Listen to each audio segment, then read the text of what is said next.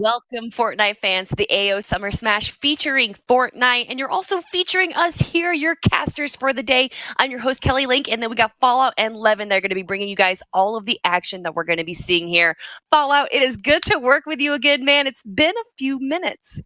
Absolutely. Been way too long. And it's so good to be working the Australian Open Summer Smash again. This is one of my favorite events and favorite times of the year. One of the best collaborations, in my opinion, across sports and esports. The fact that AO supports Fortnite every single year with this event is absolutely amazing. You know, I remember the LAN tournaments back in 2019 and 2020. We got some of the same players participating again. Here we are 2 years later, or 3 years later, almost in 2023. It's great to be back. Levin, how you feeling?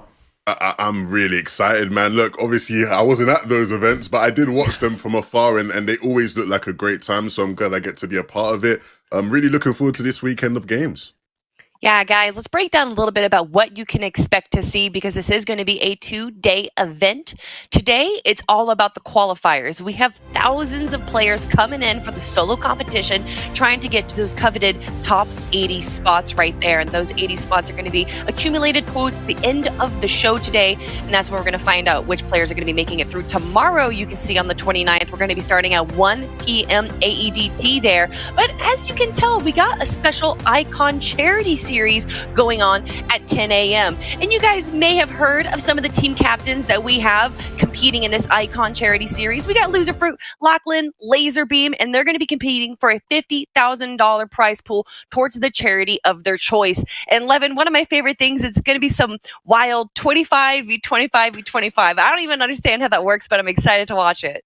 I don't know what to expect either, but like you said, it will definitely be a lot of fun, very hectic. And when you got those big names involved, right, amazing creators and amazing calls as well. So yeah, I'm looking forward to it. Yeah, I mean, look, last time that we had Lachlan, we had Laserbeam and Loserfruit live in Melbourne at the event, the Australian Open. There were hundreds of people swarming them. It was insane. So if you're local to the Melbourne area, make sure to head over to the Australian Open and check it out in person. Of course, you better tune into the stream. It's going to be an absolute bonkers stream. It's going to be a lot of fun to watch, Kelly. And also, maybe, you know, there's some people here, obviously, they play Fortnite, but they don't know much about the AO, the Australian Open. Maybe you guys aren't a big fan of tennis, but you will be now. Fallout, what are your thoughts on the event we got going on? Oh my gosh, yeah, absolutely. Look, I wasn't a huge tennis person, you know, before going to that tournament in 2019. That changed completely. The Australian Open is a party. Look, at all the other tournaments, nothing against, you know, Wimbledon, you know, my friend Levin in the UK and others. A little bit more kind of posh. The Australian Open is an absolute festival. There's concerts and music and esports events and all sorts of things going on. It's an amazing time. So if you're in the Oceania or Australian area, make sure to make it to the Australian Open to experience any of the above. It's a really good time, Kelly. Yeah, it's an incredible competition, and so is the competition that we're going to be watching here today. So let's actually break down the format, what we can expect to see today, because it's going to be an interesting tournament format that we've seen in the past, but not recently. Open entry, so that means that there is an infinite amount of players that could be competing here right now, and it's going to be random lobbies. But yeah, I'm looking forward to it, right? This is a format that we have seen at times in the past. You know, it's somewhat tried and tested. And I think one of the benefits of it is that, you know, there is a lot of gamesmanship there in that, you know, if you do go down, right, because it is open entry, there's going to be so many different lobbies, so many different players. If you do go down or spawn in your first couple of games, you don't have to panic, right? Because that game most likely won't be the one that counts as long as you don't have too many of them bad games, right? So there is that bit of leeway. Let's say, Fallout, you get one bad game. Would you rather it be at the start of the competition so you just get it out of the way, or at the very end of the competition where you may already be confident that you've made it through? Oh, 100% at the beginning of the competition. I want to get it out of the way as early as possible so it's not like third or fourth game killing your momentum, and then you could just be a snowball after that, gaining momentum, getting bigger and stronger, and growing from there. So 100% the first game of the day, you want to get out of the way as your kind of stinky game, if you will. Well, of course, to gain that momentum, you're going to have to gain some points. And Levin here is going to be breaking down the point system that we're going to be watching today. Yes, indeed. I'm very much looking forward to seeing how this plays out because, of course, it is solos, and with 1 point per elimination and 30 points for a victory, it's not the most elim-heavy format, but I don't think that's going to stop anybody, right? It's an open competition. We have some of the best players in the region and players who maybe are, you know, at the beginning stages of their career. You will start getting points, you know, at 75th, so when there's 75 players left in the lobby, and I can tell you we're going to get that to that mark quite quickly in some of these lobbies. So, yeah, definitely a lot of points to be accrued. I cannot wait to start watching these games to see where everyone is going to be dropping. But yeah, 30 points for VR. You're going to have to get 30 eliminations to get that. And the difference between first and second place being 5 points right there. That's, I mean, once you get one VR, that's kind of setting you up for success. What do you think, Fallout? Do you think we're going to be seeing some W key plays, or is everyone going to be playing safe for those final points? Yeah, I mean, the point system definitely would make you think it's going to be more kind of crazy late game finishes, but I think we'll see a lot of early aggression for the point that Levin made. You know, you have a wide range of players. This is such an inclusive event, open to everybody of all skill levels, people at the beginning of their competitive Fortnite career. We're going to have pro players, some of the best in the world competing. So I think you're going to see a lot of early game aggression for that reason. And, you know, unlike a lot of Fortnite tournaments we see where there's claimed POIs, people are posting in Discord, I'm dropping here, and it's kind of like a real estate battle. No one's going to be doing that in these early qualifiers. It's going to be kind of hectic and mayhem for early game POI fights, especially today in the qualifiers before we get to the finals tomorrow, Kelly.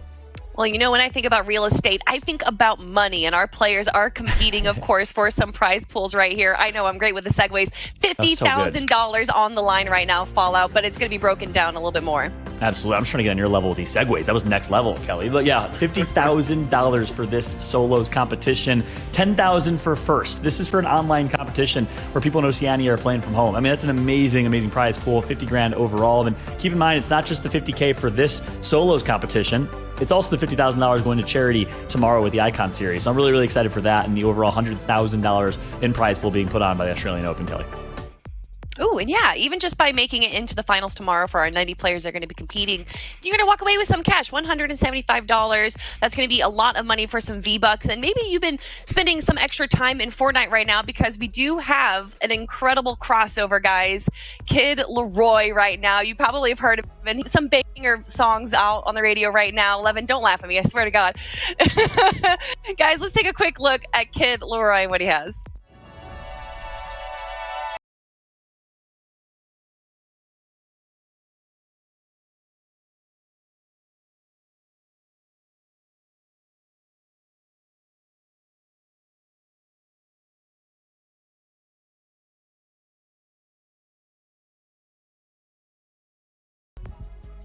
What'd you think of the experience, Levin?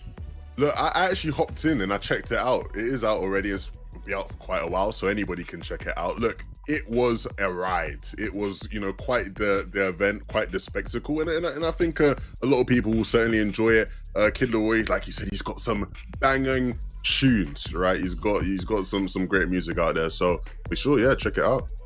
Yeah, definitely get checking out. It's in Fortnite right now, so you guys can just hop on and take a look at it right now. But obviously, you're probably going to want to pay attention to the stream as well because we have some incredible competitors from the OCE region that are going to be competing here today.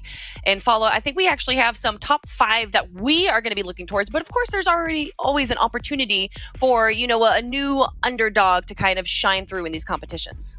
Yeah, that's right. You know, we got 5 that we kind of picked as players to watch, but like you said, who knows who's going to show up. That's what's exciting about this open qualifier. Anyone can compete tournament. But, you know, the couple that I'm going to point out here, and then Levin, would love to hear your thoughts on who you're looking out for. But for me, it's some of the OGs in the Oceania region. Looter, having gotten second place at this last LAN event in 2020. Looter got second right behind Brezzo, the controller player who won that event. He's obviously been doing it for quite some time. And, you know, competed in that tournament against Benji Fishy and Nyrox and a lot of other, you know, greats at the time. So really, really big shout out to Looter. He's been doing it for a very, very long time. Volks obviously is Volks. You know, he's one that qualified for World Cup and has been competing for a very long time. So we all know. Just recently got signed by BFG. Congratulations to Volks on that. Those are the 2 that I'm looking out for. Some of the OGs. Levin, who you got? Yeah, for me, I look at all these names with great respect, right? Regardless of where you are in the world, if you pay attention to Fortnite, these names will be names you recognize. For me, though, the 2 I have my eye on the most, last but not least on the list, right? Oatly, also known as Goatly, right? You know, can he live up to that name today? I really just like him because of his nickname, but he does have some skills in the server as well. And then for me, Vortex is someone who I'm really interested in, right? Vortex spent a season in EU, which was a ride for sure. And while he was here, I actually spent a lot of time speaking with him, actually playing with him as well. So I know how hard he works. I know how much he tries to, you know, be at the best of his game. So looking forward to seeing what you can do in this competition as well. Well, we're not going to have to wait too much longer to see how they're going to be doing in the tournaments because our game 1 is ready to go. I'm going to take a step back and watch the action, but Levin, Fallout, take it away. Thank you so much, Kelly. And that is right. We got 11 and Fallout back to be cast in the action here. I'm excited for this one. Kelly, it's always a pleasure working alongside you as well as we get ready for game number 1. One player we didn't talk about, though, is we kind of highlighted was Alex on that screen. And the winningest player in terms of first place finishes and cash cups and other tournaments in 2022. So you got to put a lot of respect on Alex's name as well, Evan. Yeah, for sure. I think, when you have such a great year, it's always going to be a matter of, can you come into the next one and match that level, right? Can you do it again, right? So, big expectations on him, but not expectations he can't live up to, right? And I'm sure, he'll be working towards, being at the big competitions towards the back end of the year and, starting off how he needs to finish here in today's competition. I think I got a little too excited. I thought I heard the battle bus getting ready to go, but actually that was the planes. I'm right next to an airport, everyone. But I'm super excited to start the competition. This actually might be one of the first solo tournaments that I've gotten to watch on a competitive level. Obviously, there has been plenty of them, but there we go. I was just a little premature, guys. Let's get into the action. Kelly, that's how excited you were to start watching game number 1. I feel you on that. That is for sure. But no, jokes aside, Fallout here alongside Levin. Good to be casting alongside you once again, my friend. Been a while since the DreamHack days. And, here we are with our first of 7 games here. And, for those that don't really understand the format, can you break it down one more time? Obviously, top 6 matches are the ones that matter. Yeah, so players will get 7 opportunities to hop off the battle bus, but only their best 6 games will count to the leaderboard standings. And so that makes for definitely, a wild ride, especially towards that back end, trying to, count up the points and see how well people have done. Of course, we will do our best to break you down with all of that as we go along throughout the day. But yeah, Fallout is going to be a fun time in this game. That's right. And, we saw early on the map there, a lot of people going over to Faulty. It's obviously one of the better POIs. And one general kind of note about this, and you see, power already lighting it up. Warthog, as you see on the top of your screen there, taking out Riz. And a lot of early game action, but one general note, not a whole lot of metal on this map. So there's only certain POIs that do better in that category. And, we'll keep a close eye on mats and resources and economy, but a lot of early game aggression. This is what we talked about in the pre-show, Levin. A lot of early fights because of the diversity of skill that we see in these lobbies. Yeah, I think one of the big things to watch out for in solo competition, right, is just going to be, how people sort of maneuver in early game with, such a vast map, but not necessarily the most in terms of POIs. And so definitely you're going to have to fight for what you want, especially right with lack of resources in terms of things like metal. So yeah, we will see some very, very interesting fights. I wonder if we do see any sort of rivalry build. I know we do have like random sort of lobbies, right? And so with so many people competing, we can't guarantee we'll get the same players in every single game. But I would love to see any, sort of repetitive fights and ongoing battles between people throughout the day. Yeah, that'll make it fun. And if we don't get it today, don't worry, Levin, rest assured, we will see it tomorrow. I think we'll see some ego shouts, some 50-50 drops as players will obviously try and claim POIs tomorrow, but, it's not always that easy, especially when you have POIs like Faulty Splits and Slimy Shores that are so powerful. Snork going to pick up an elimination in the feed at the top left here as we jump on board with Jot. It's always so hard reading gamer tags with X's because it's an A. What is it? Well, thankfully, he's back in the lobby now, so we won't have that crisis. He gets taken out by Citadel. You made your job easy for you there, didn't he? Yeah, he did Jod, baby? Like, Jode? Yeah, well, maybe we'll see him again later towards today. Casual. Causal. I just don't even speak I would think casual too, though. You never know. Maybe it's like a twist on casual. Maybe. I doubt it, though. Over to Citadel. That's one that I can handle. And at the moment, right, does have the better position in this fight and the better HP advantage and a big shot to close things out. Citadel looking comfy early on. That's right. You see Citadel with a few eliminations already. As we switch on over to bottom 10, quite literally has to just breathe on this individual. In fact, she's going to pop a mini and will heal back up with a small potion. And boy, can he pull something out of nowhere? Yes, he may, with a huge shot right there on bottom 10. And suddenly we have ourselves a fight. Yeah, he tried to play sort of the right-hand peak there, but I think he got a bit too overzealous, right? Exposed himself just that bit too much, and now he's paying for it. No materials, not much to work with in terms of HP. He's going to have to regroup, hit the drawing board, and try go again. And it's up Ethan, top left of your screen, taking out Yash. Meanwhile, Trippin finds himself in a 1v1 against Breakaway. See you later with the shotgun finish. And oh my goodness, this is one of the most aggressive early games we've seen, which is exactly what we said. Despite it only being 1 point per elimination, a very aggressive early game. And we're already down to 65 players left in this lobby. Storm Surge may or may not even be as big of a factor as we're used to seeing in these games. Yeah, for sure. You know, I think that will be the trend throughout all of these games, and it's something that I've always sort of associated with like solo open competition like this with this region. So no surprises there. We got some, you know, crazy skill level in terms of the mechanics and people sort of going at each other. The interesting thing here with this fight with Trippin was just how sort of awkward it was, right? Sort of fighting on this building, right, with the weird sort of corner, you know, shooting through windows and whatnot. Those kind of battles are the ones that really get you.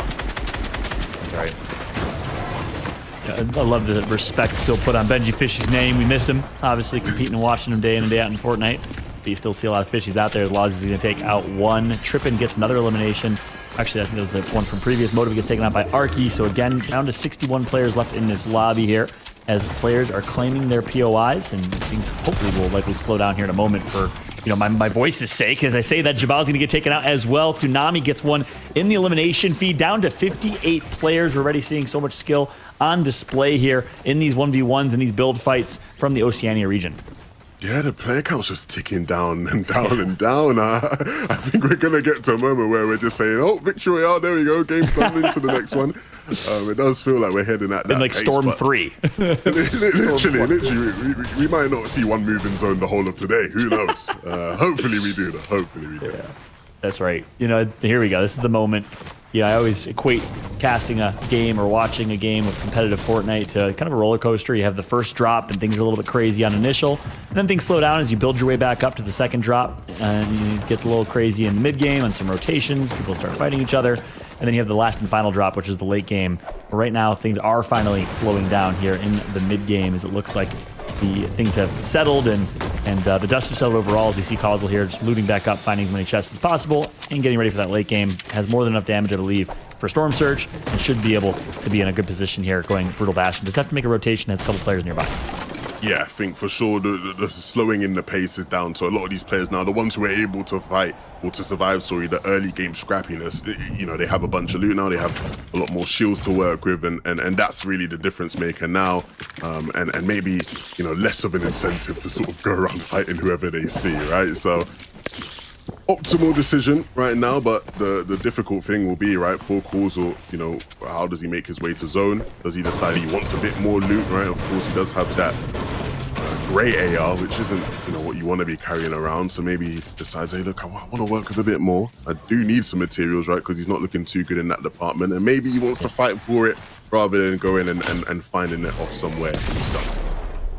That's a good point. Shock Ortega going to get caught off guard, down to 59 HP. Has enough shield to heal back up if they can hit reset. It's a big if, though, as they have enough mats to make it to back up. We need to be careful because Calaberry's nearby, and I believe they're getting hunted here. And that's it. Goodbye and good night to Ortega as Ducky gets the elimination.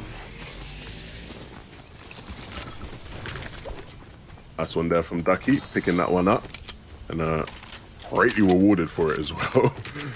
Not too bad on the upgrades there. Materials are looking splendid. A bunch of shields to work with as well, so not too shabby of a start for Ducky. I guess the question will be is how long can that continue? Right? We know how things can be quite hectic, even in some of the mid games of solos where it's a lot slower paced than the beginning and the end, right? Where you just have players like we have here on our screen with Alan, you know, sitting in bushes, making things awkward for people. Trying to get a cheeky elimination as someone just cruises past, as you saw moments ago. Meanwhile, Oil Seals find themselves with Bathan nearby. Gotta be careful. And Sand Monkey right above. It slinks. Oil Seals got to be a little bit cautious in this 1v. Currently on low ground and not dealing with a great situation in terms of mats, but does have a pretty solid inventory and loadout right now in this 1 versus 1. Meanwhile, Causal finds himself actually in Storm. So despite a good early start, Causal, sneaky. Gonna miss the shots on Darksy there.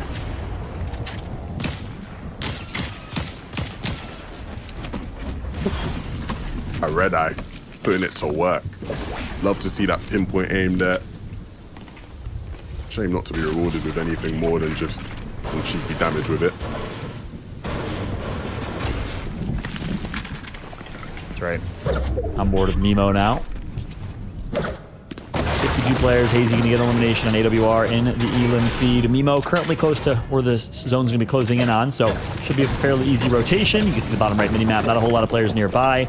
So just going to loot up, get some more shields to work with. Chug Splash, as you see, in inventory. And obviously, everyone, going for the Chug Splash augment. That is pretty helpful. We obviously don't have a lot of the UI on screen to be able to kind of understand which augments each player has, but we'll try and assume and understand as the game kind of continues. But talk to me a little bit about that, Levin. Obviously, you a lot of changes. I'm sure you talk about every broadcast, but for those that maybe haven't played Fortnite in a couple of months, talk to us about some of the changes here in Chapter 4. Yeah, really, really interesting change. Something that almost sort of completely changed the dynamics of sort of how the game works. In that the augments added, you sort of get these little perks at different intervals throughout the game that you can choose from. It's sort of like you got to roll the dice, right? Like a bit of a slot machine where you just sort of, fingers crossed you'll get the ones you want. And some of them are incredibly strong and incredibly impactful to how these games play out.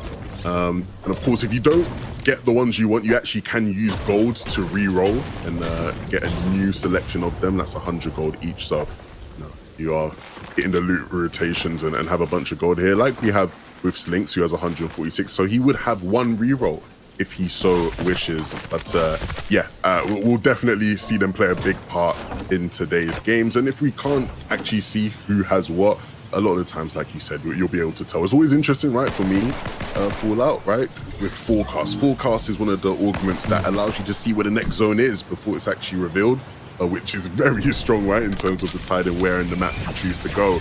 And it's always funny when you can almost tell a team has it just because they just start randomly dot into a very specific location in the map that seems to make no sense, but it's because they know where that next zone is, right? So definitely having a lot of fun with the augments in the game, and we'll see how they go today. Of course, another addition to this season and to this chapter was that shockwave hammer that we see here with Tega, and he'll be able to make use of that at different intervals throughout the game as well.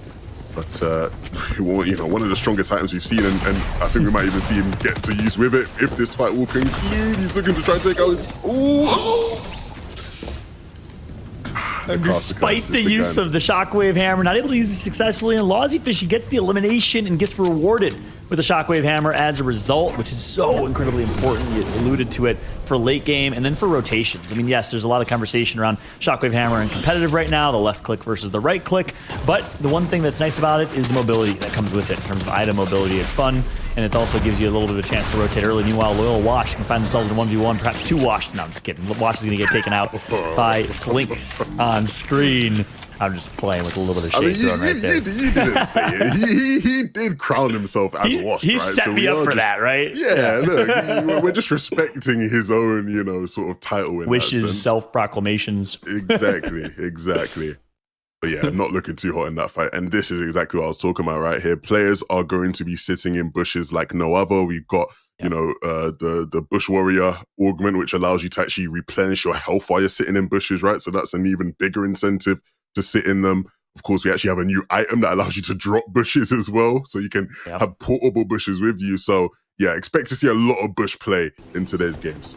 Yeah, that's right. A lot of conversation on that topic around, controller versus keyboard and mouse, and it's obviously a big help for the keyboard and mouse players playing in today's competition because you don't get the same aim assist shooting through bushes. So that's a big topic of conversation throughout and a lot of these changes that we've seen, but you hit the nail on the head with kind of the augment description. Some a little more powerful than others. One thing that's just really cool about it shakes things up quite a bit, and it allows players to theory craft. You have coaches that are going to get super creative. I know Boop and others have been kind of theory crafting since it's come out. And what type of gameplay, what type of early game weapons do you want to play for to hopefully get certain augments.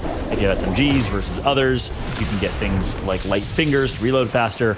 So we'll continue that discussion and keep you all up to speed on the different augments. Again, if you're new to Chapter 4, we'll let you know all the changes and all the things that came into effect here just a few months ago, or when the changes came through in competitive Fortnite. It's one of the first kind of big tournaments we've had a chance to watch and enjoy in Oceania. So I'm excited to dig into the action here as we find Reza on screen right now, finding themselves in a 1v1 against Cryptics. Oof. Okay, we're going to see, just sort of trying to dance around the angles, can't get out of the box, and so just going to have to fight, and then the pickaxe will come out. Oh, he's gone out, Reza, for a second. I thought he was going to be able to do it. But then the third party will get some shots in, and Klaus is now going to look to try and finish off the job on Cryptics as well. Or maybe he'll just choose to get the loot. Of course, there is a shockwave hammer that will be of great use to him if he so chooses. the launch pad as well to place down. That was such a weird fight there, Fallout. Pickaxe just coming out. What was going on there? Yeah, exactly. Always interesting to say the least. You see Seals right now with Chocolate Hammer in hand, absolutely flying and trying to chase another player, but gonna find a way to box back up. 39 players with this late circle. So again, a really, really aggressive early and mid game here, and we'll find players just coexisting. And it's gonna be a fun late game as Seals needs to rotate, find some chug splashes, and is sitting pretty right now with 8 chug splashes total in inventory. Yeah, not doing too bad. I think we've seen how strong chug splashes are in terms of competitive. I think, you know, it doesn't get talked about often, but I don't think there's many items that have had such a great impact in terms of just they are so key and integral into many people's playstyles, especially when it comes to these later stages of the game. Of course, you can see the zones are closing in. Players are having to sort of get packed in with each other, and so sometimes you need to tank a couple ticks of the storm just to get about somewhere. Chug splashes, not a bad item to have at your disposal. Yeah, that's right. We've seen so many different heal metas, from the heal offs back in the day, watching, you know, some of the players early on, to you know, tanking storm damage and popping fish for quick heals, to now, of course, chug splashes in storm is kind of the current meta, especially if you do get your hands on Splash Medic, which is the augment I was speaking to earlier. You can really stock up on chug splashes earlier. Any container that you open has a chance to grant you 1 chug splash, and you can just stack up by finding containers and chests throughout the map. And that meta kind of currently, with the heal meta currently stands in, is taking some of that storm damage with chug splashes in hand, as we see a nice little picture-in-picture here. Spiker Claws and Bathan nearby, and this is the moment where things are settling down before the very, very late game. Final drop. It's going to be absolutely bonkers here in this late game. You know, when that full zone pops, that's when every single decision you make in terms of your position will have a massive impact on the way the rest of your game goes. And as you see pulling towards the north, that will mean more here on our screen is going to have to make a very long rotation, the longest rotation of anybody in the lobby. And one of the big problems with this is that if he's one of the last people to make his way into the zone, there's going to be everybody waiting and watching for him to enter. The big thing about them, though, is that they have, you know, great loadout, and so they'll definitely wish they can stay in the game, and they've got plenty of materials that they can use. So hopefully not too many people are going to be watching. I can't pronounce this name, apologies. I wish I could. But, Me too. I wish I had my scope. Yeah. Or maybe I wish I couldn't, depending if it's appropriate or not. Sometimes you get caught off guard there. You're right, though. Those rotations, if you're the last one, typically not going to work out well for you as you become the chosen one, not in a good way. Everyone chooses to focus you and kind of gatekeeps you, but we'll see if those players can make the rotate through. You see Worthy on screen. So we got some heavy hitters in this early game. You like to see a lot of the OGs, players like Worthy and others competing. You got players like Maw, Vex. You see them competing against other players. M-Bomb, C-Knight, Venality, Leaf, all alive on screen right now with 37 remaining in this lobby. And all of them have successfully rotated. Yeah, the good thing is, there wasn't really anybody that was a big loser out of that situation, even with the distances certain people had to travel. So good to see people keeping the peace for now. I don't think we'll see that much more in this lobby. And you mentioned Worthy still alive in this lobby on Team Power, placed 9th at the last Australian Open, live on land, playing against players like Zexro and Nyrox and Symmetrical, who recently retired, I believe, for competitive Fortnite. A heck of a career. Yeah, CLG's very own. Heck of a weight loss journey as well. And if you saw from Symmetrical, he's been killing it. I'm really proud of him. But yeah, that was awesome to see. He got 3rd place behind Looter and Brezzo. So two Aussies. I believe Looter's also from Australia, and as well as Brezzo. I can't remember if he's from New Zealand or Australia, but nonetheless, 2 players from the Oceania region actually won that competition against such a stacked lobby. You know, I'd like to see that against lobbies with Geomock and Benji Fishy and Epic Whale and a lot of the OGs.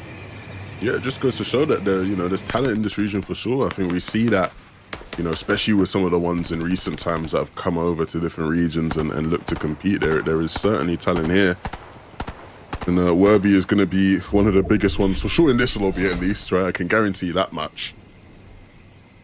And he will have a ways to go to get to zone, but with that Shockwave Hammer, shouldn't be too difficult of a task for him to cross that river. We'll see if he's worthy, you know what I'm saying? Nah, the amount of times that has been done. Had to hit it at least once. We got to get a count of how many times we say. Yeah, how many times that's been done. Yep. before everyone spams cringe in the chat. It was a joke, I promise. We're jumping on board with Worthy here. Played a lot alongside Jinx and Alec in a few FNCS Oceania Grand Finals. Won the Chapter 2 Season 4 FNCS Grand Finals with that roster. Always fun to watch Jinx, Alec, and Worthy competing back then. The trio and playing with Jinx as a duo many times in 2022. We're taking a look at Allen, Seals, switching around here for the last remaining players. Still 37 players in this lobby. So again, this is that common for the storm we mentioned before that last and final drop here over the roller coaster.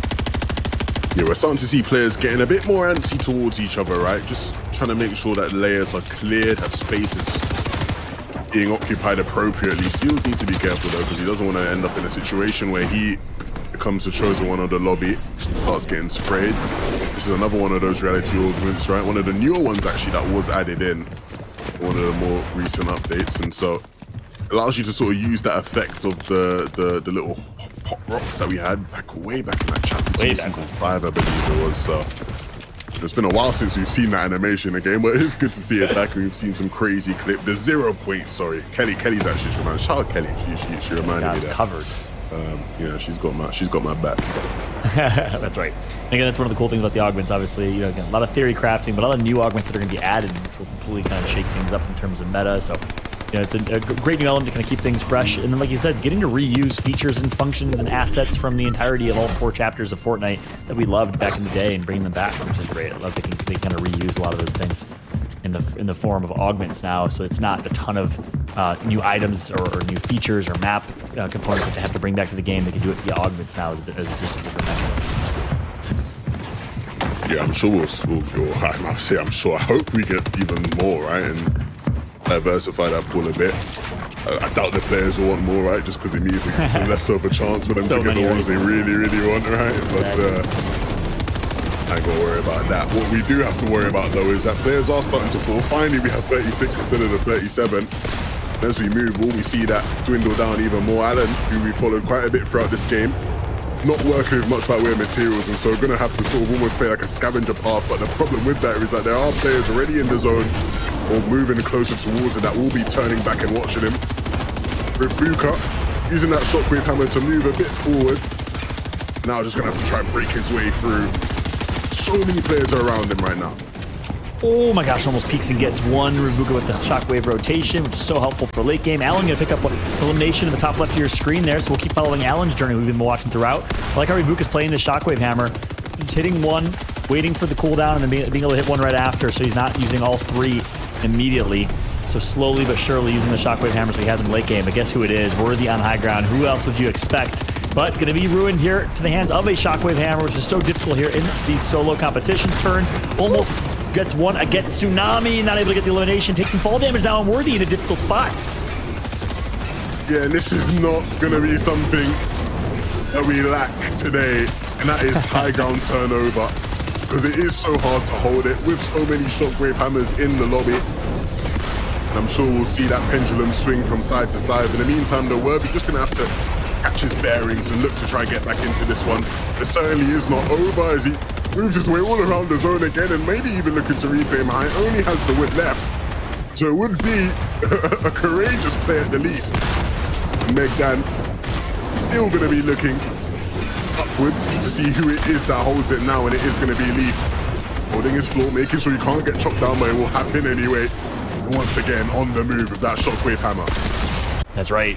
Leaf currently holds high ground. Mega trying to get some eliminations here on mid ground. Worthy down to no shield. I believe out of chug splashes as well, as Leaf maintains high ground for now. How long can they do it for? A lot of materials sitting pretty good in terms of mats. Is Leaf, can he hold on to it with all the shockwaves below? Ducky right below him in his sights. Cryptics as well, as we're going to jump on board here with Bathan.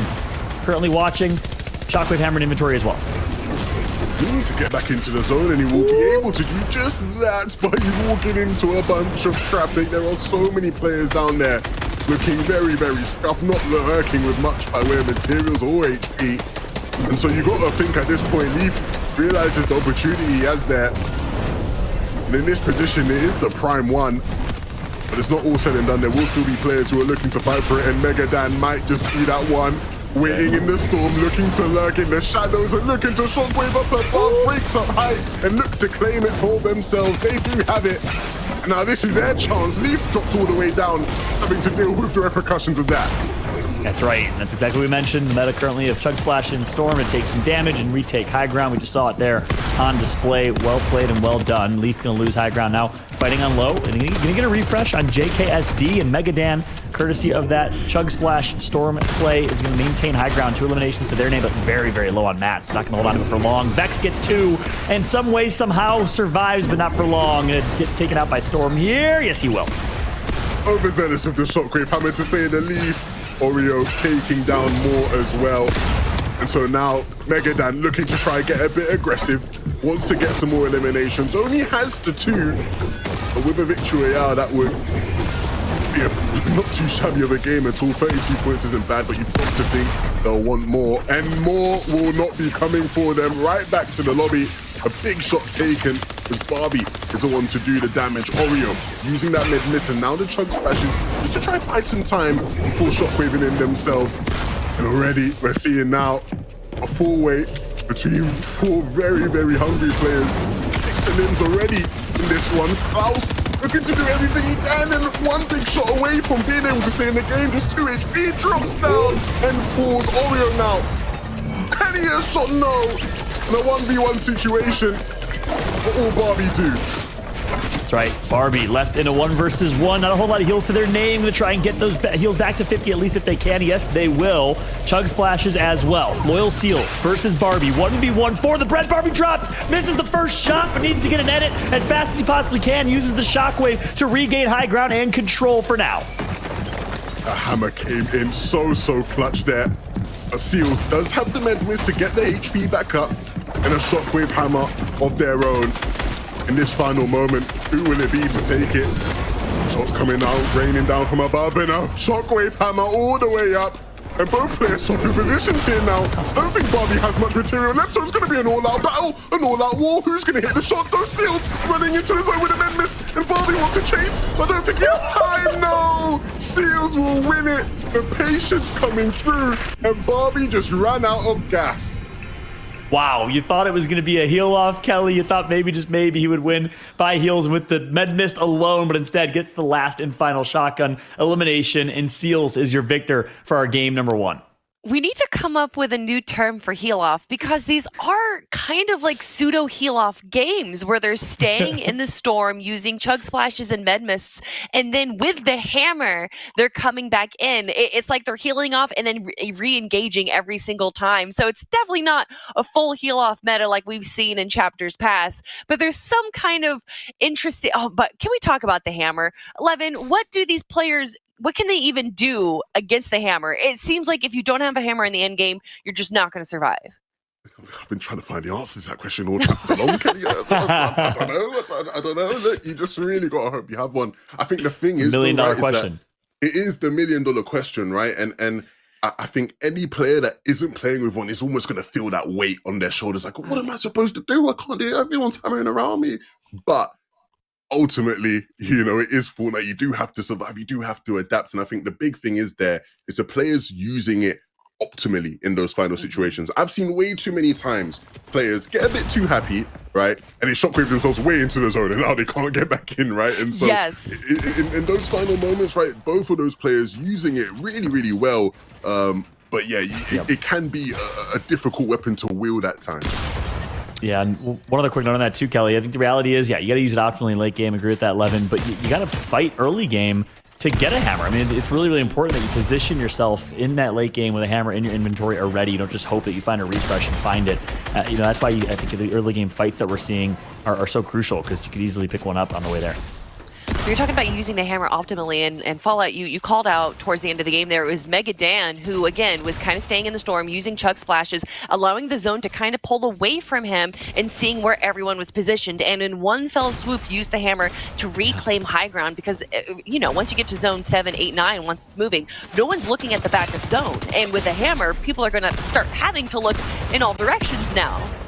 Yeah, that's a great point, and that was the perfect example, you know, and great segue once again, Kelly, you're on point with these, of, you know, Levin's point to using it optimally, and that was the best example we could possibly see of that. And not only did he hit the hammer execution perfectly, but was able to heal up in Storm and retake high ground, and that got him a couple other extra placements and a few more eliminations as well, Levin. I think that was a really, really good use of it.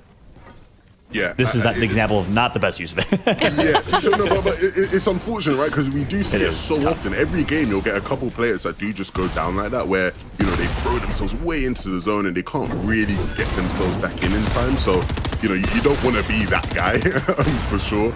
Here was this was a lot going on here. Close going down in that fashion, just falling to their doom. It's one of those ones you hate to see. To be fair to Barbie, of course, not winning the game, but did really well, right?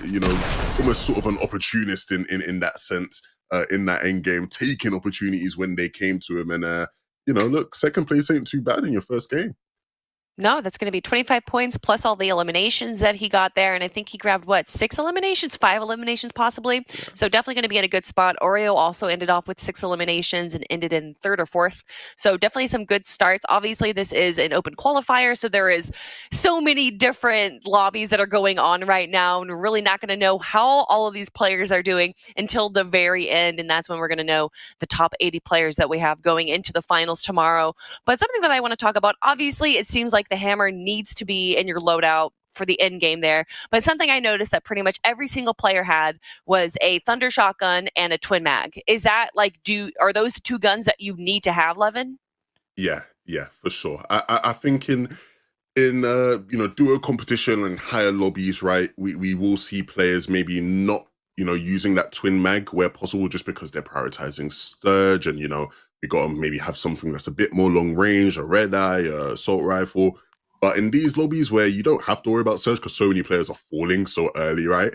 I'm taking the twin mag and I am W keying everybody I see with it. It is so strong. And of course, the thunder shotgun is, a very, very strong shotgun. We've seen some crazy shots already today. So yeah, those are the 2 weapons you definitely want to be having.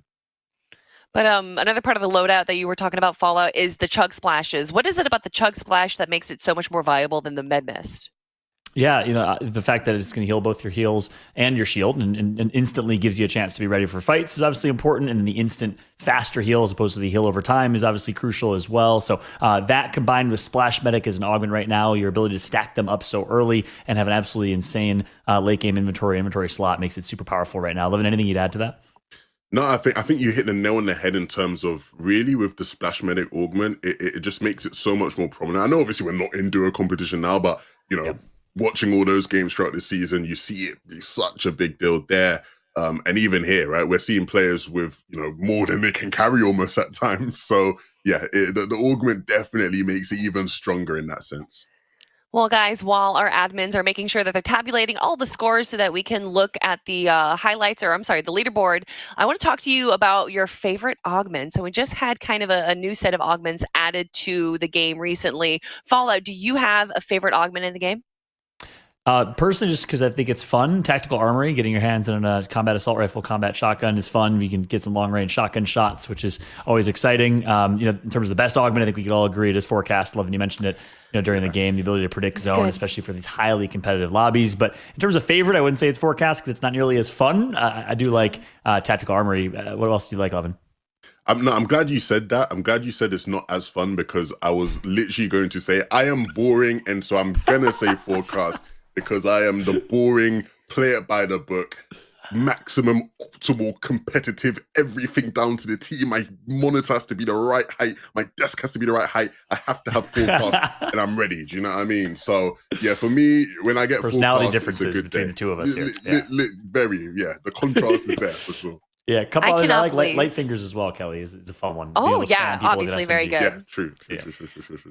How are you guys not going to pick Peely? The new treasure map. You get to go searching for treasure. I feel like I'm in One Piece. All right, never mind. That's the most Kelly answer I've ever heard. Literally, we just define personalities with the answer to this. Augments are now, favorite augments are indications of personality here. This is great.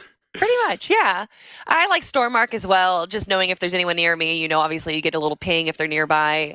There's a lot of great augments, and it does add a level of variables because as we saw towards the end game there, everyone had a thunder, everyone had twin mag, everyone had a hammer. And really the only variables that we're getting now is what loot you get out of chests and these new augments, and that does add some new stuff to it. Aerialist used to be my favorite. Obviously, that's not really a thing anymore, unfortunately, but it was way too strong, so I get why they took it out. Levin, did you think that it was a little OP? Kelly's begging for it back. Please bring it back. I want it back in the game. No, it was for sure. I think that's one of the things that definitely is interesting about the augments, because there are, I talked about how some of them were added recently, right? We obviously had the one with the 0 point. We've got the names actually escaping right now, but even in that round where some were added, not all of them added to competitive, right? So clearly there are some where it's like, have fun in non-competitive modes, but competitive, you got to reel it in a bit. We know we can't put that in, and I think that is good that we have that, because otherwise it almost becomes a game of like, who's just luckier, right? Because you do have to, you're not guaranteed to get an augment, right? Which I think some people maybe don't quite understand. So you have to sort of hope that you get it. Make sure you have a bunch of gold so you can re-roll if you need to.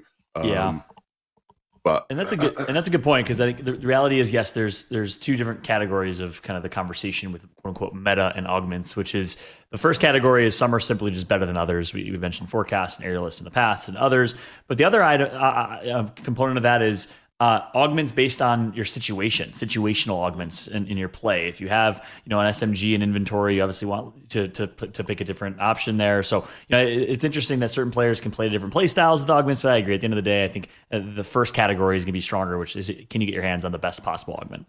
Yeah, without a doubt. And there's obviously a tier list out there. But speaking of lists, we're going to be looking at our player list right now, our leaderboard. Let's see how our players are doing in there. We have Power Alex with 40 points. That means that they grabbed a VR plus 10 eliminations. But as you can see, few of the names that we mentioned at the top of the show, Fallout, representing here in our top 10.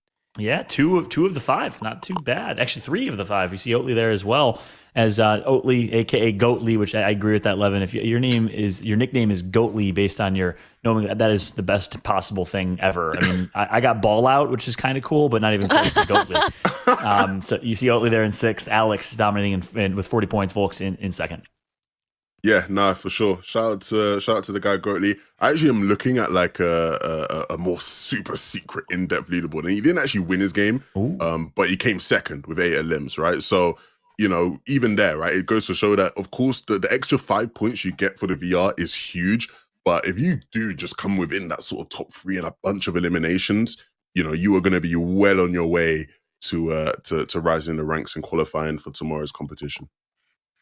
Love to see it. And obviously, guys, this is going to be changing up a lot. And if you're wondering, wait, Alex, how did he get 40 points? I didn't even see him in that game. There are dozens of lobbies that are going on right now with thousands of players. So obviously, a lot of these teams or a lot of these games we're not going to be able to watch, but we're just going to be jumping into hopefully player relevant games, but it's a little bit hard to time it all because everything is just kind of happening randomly. But yeah, Alex, right now at the top of the leaderboard, it is going to be the top 80 players after 7 games. And if you're just joining us right now, you might be asking, 7 games? I thought it was 6. They're going to be competing in 7 games, but only their top 6 count. So again, at the very end of the day, that leaderboard is going to drastically change as we take out all of those, what'd you call 11 stinky games? The stinkers, Stinkers. Sorry. I don't know why that makes me laugh. All right, guys, we're going to get ready for game number 2 in just a few short moments.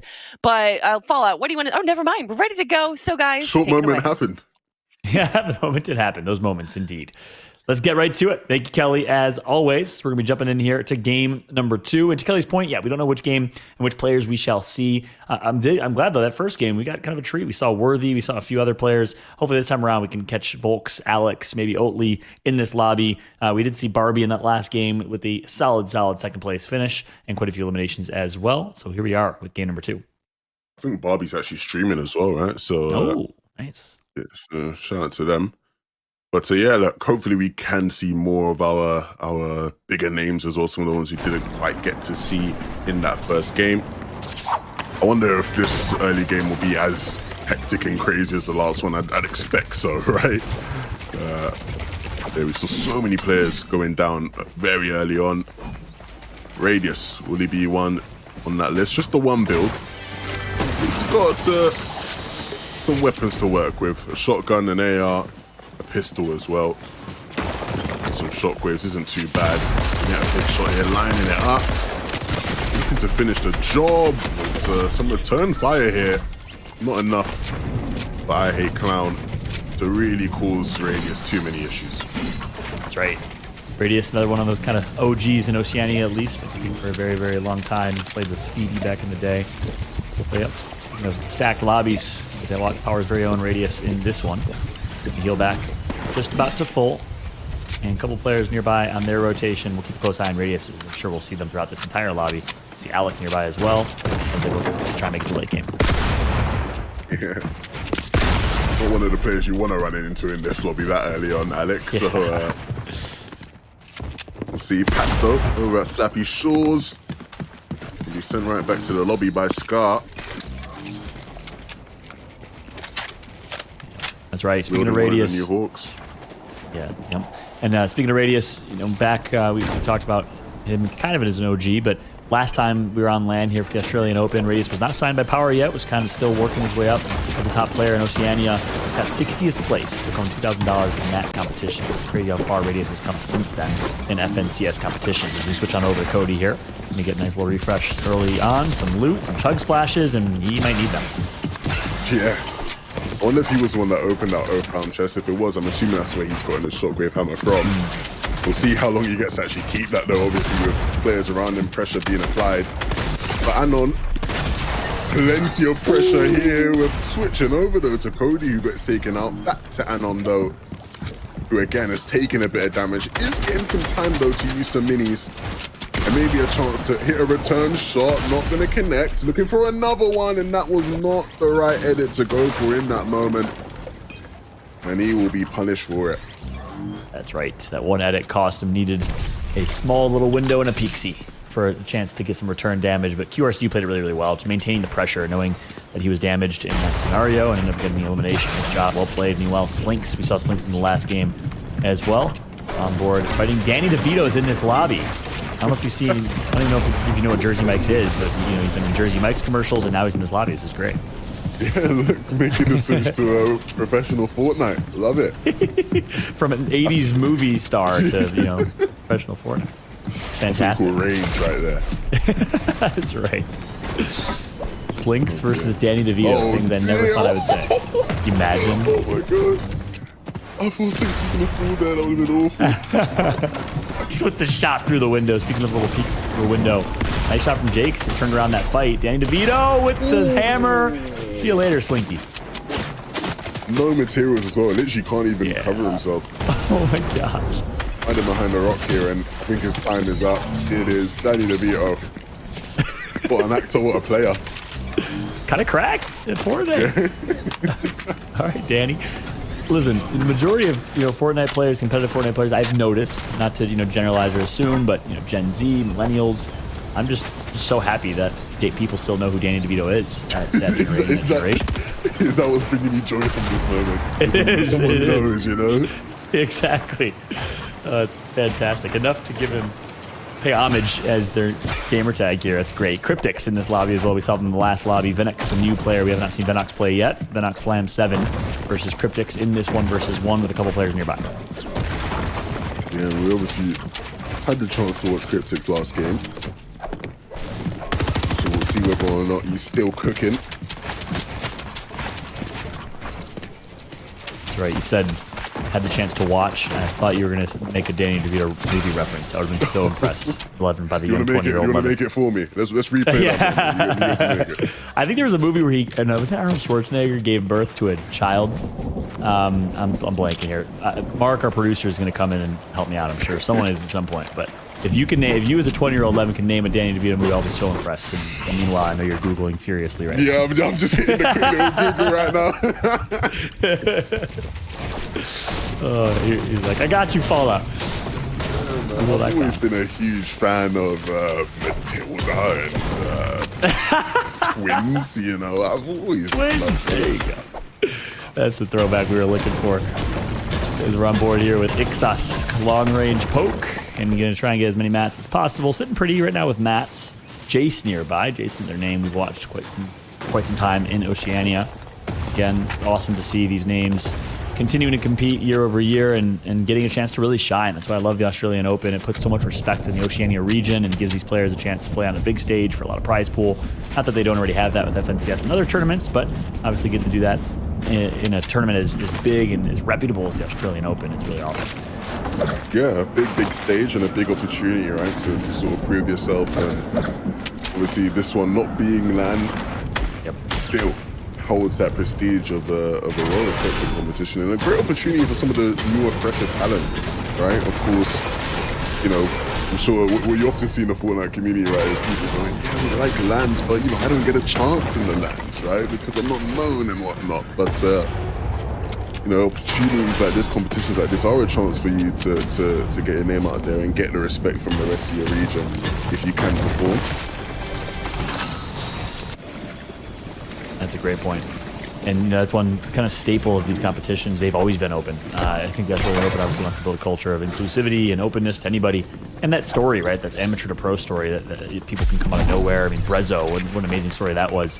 He was not, you know, considered by many a contender to win that competition against Benji Fishy, Zexro, and World Cup, you know, finalists and great contenders, Nyrox and others, and won it. And that was the best moment of his life, I'm guessing he would say. It was just a remarkable moment, remarkable experience. He was almost in tears when he won. So, again, you're spot on.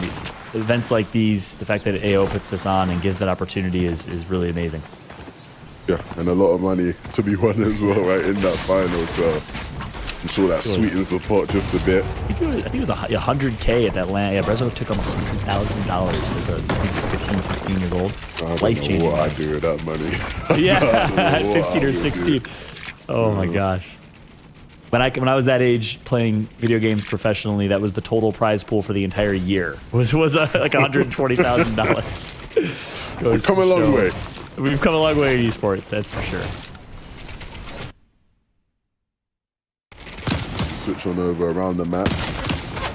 Not as much chaos as we saw in that first game. Of course, there are a lot of players who have gone down, right? But players playing it a bit slower this one, feeling each other out just a bit more. That first game is always a bit of a wild card, right? A bit of a question mark.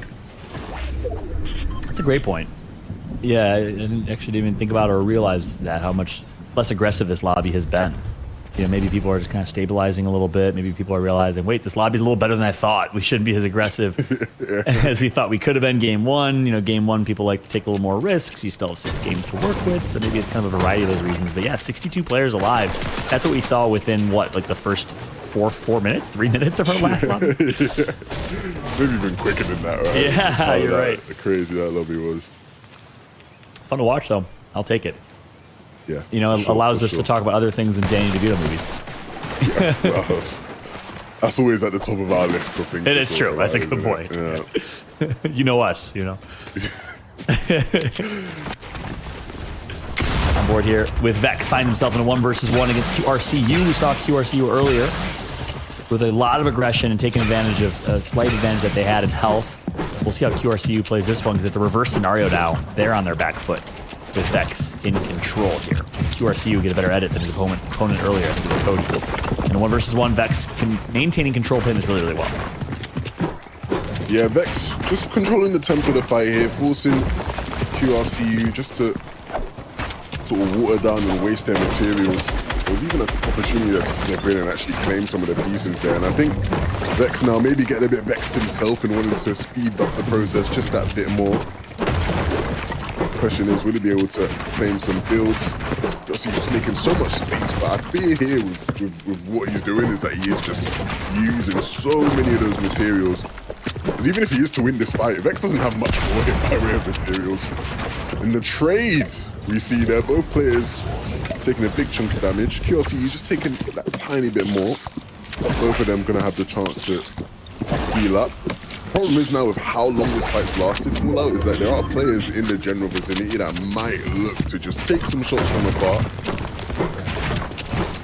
Yep. And Vex doing everything he can now just to force the issue. Baiting QRCU into the fight.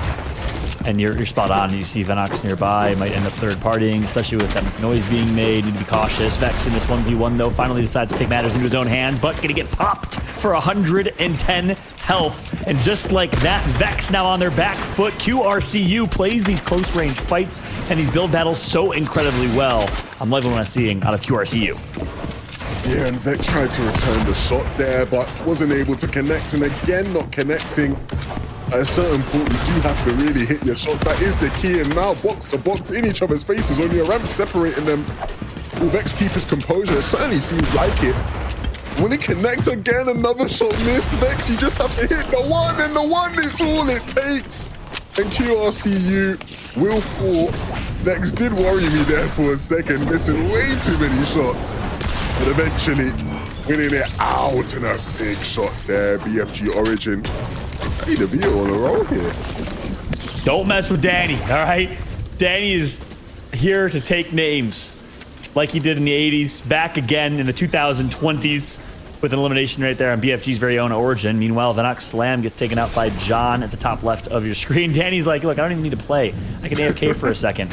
I can Alt-Tab and, you know, also, look, watch my own movies, if I will. I think he's literally AFK right now.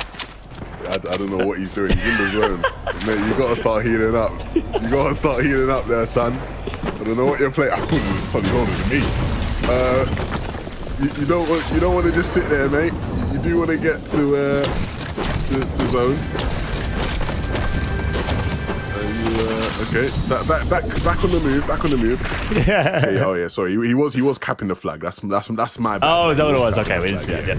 He was capping. Just had to confuse us by standing still while doing it. Yeah.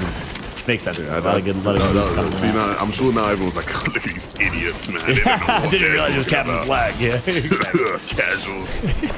All right, guys, we get it. Well, it's like a tiny little box on my screen. I'm not full screen. All right, sometimes you miss those things. Production just got us good, man. What is this? Oh, I just got trolled by the production team. Oh, it's real life. Nobody respects us anymore. That's right. He's going on the treasure hunt in zone.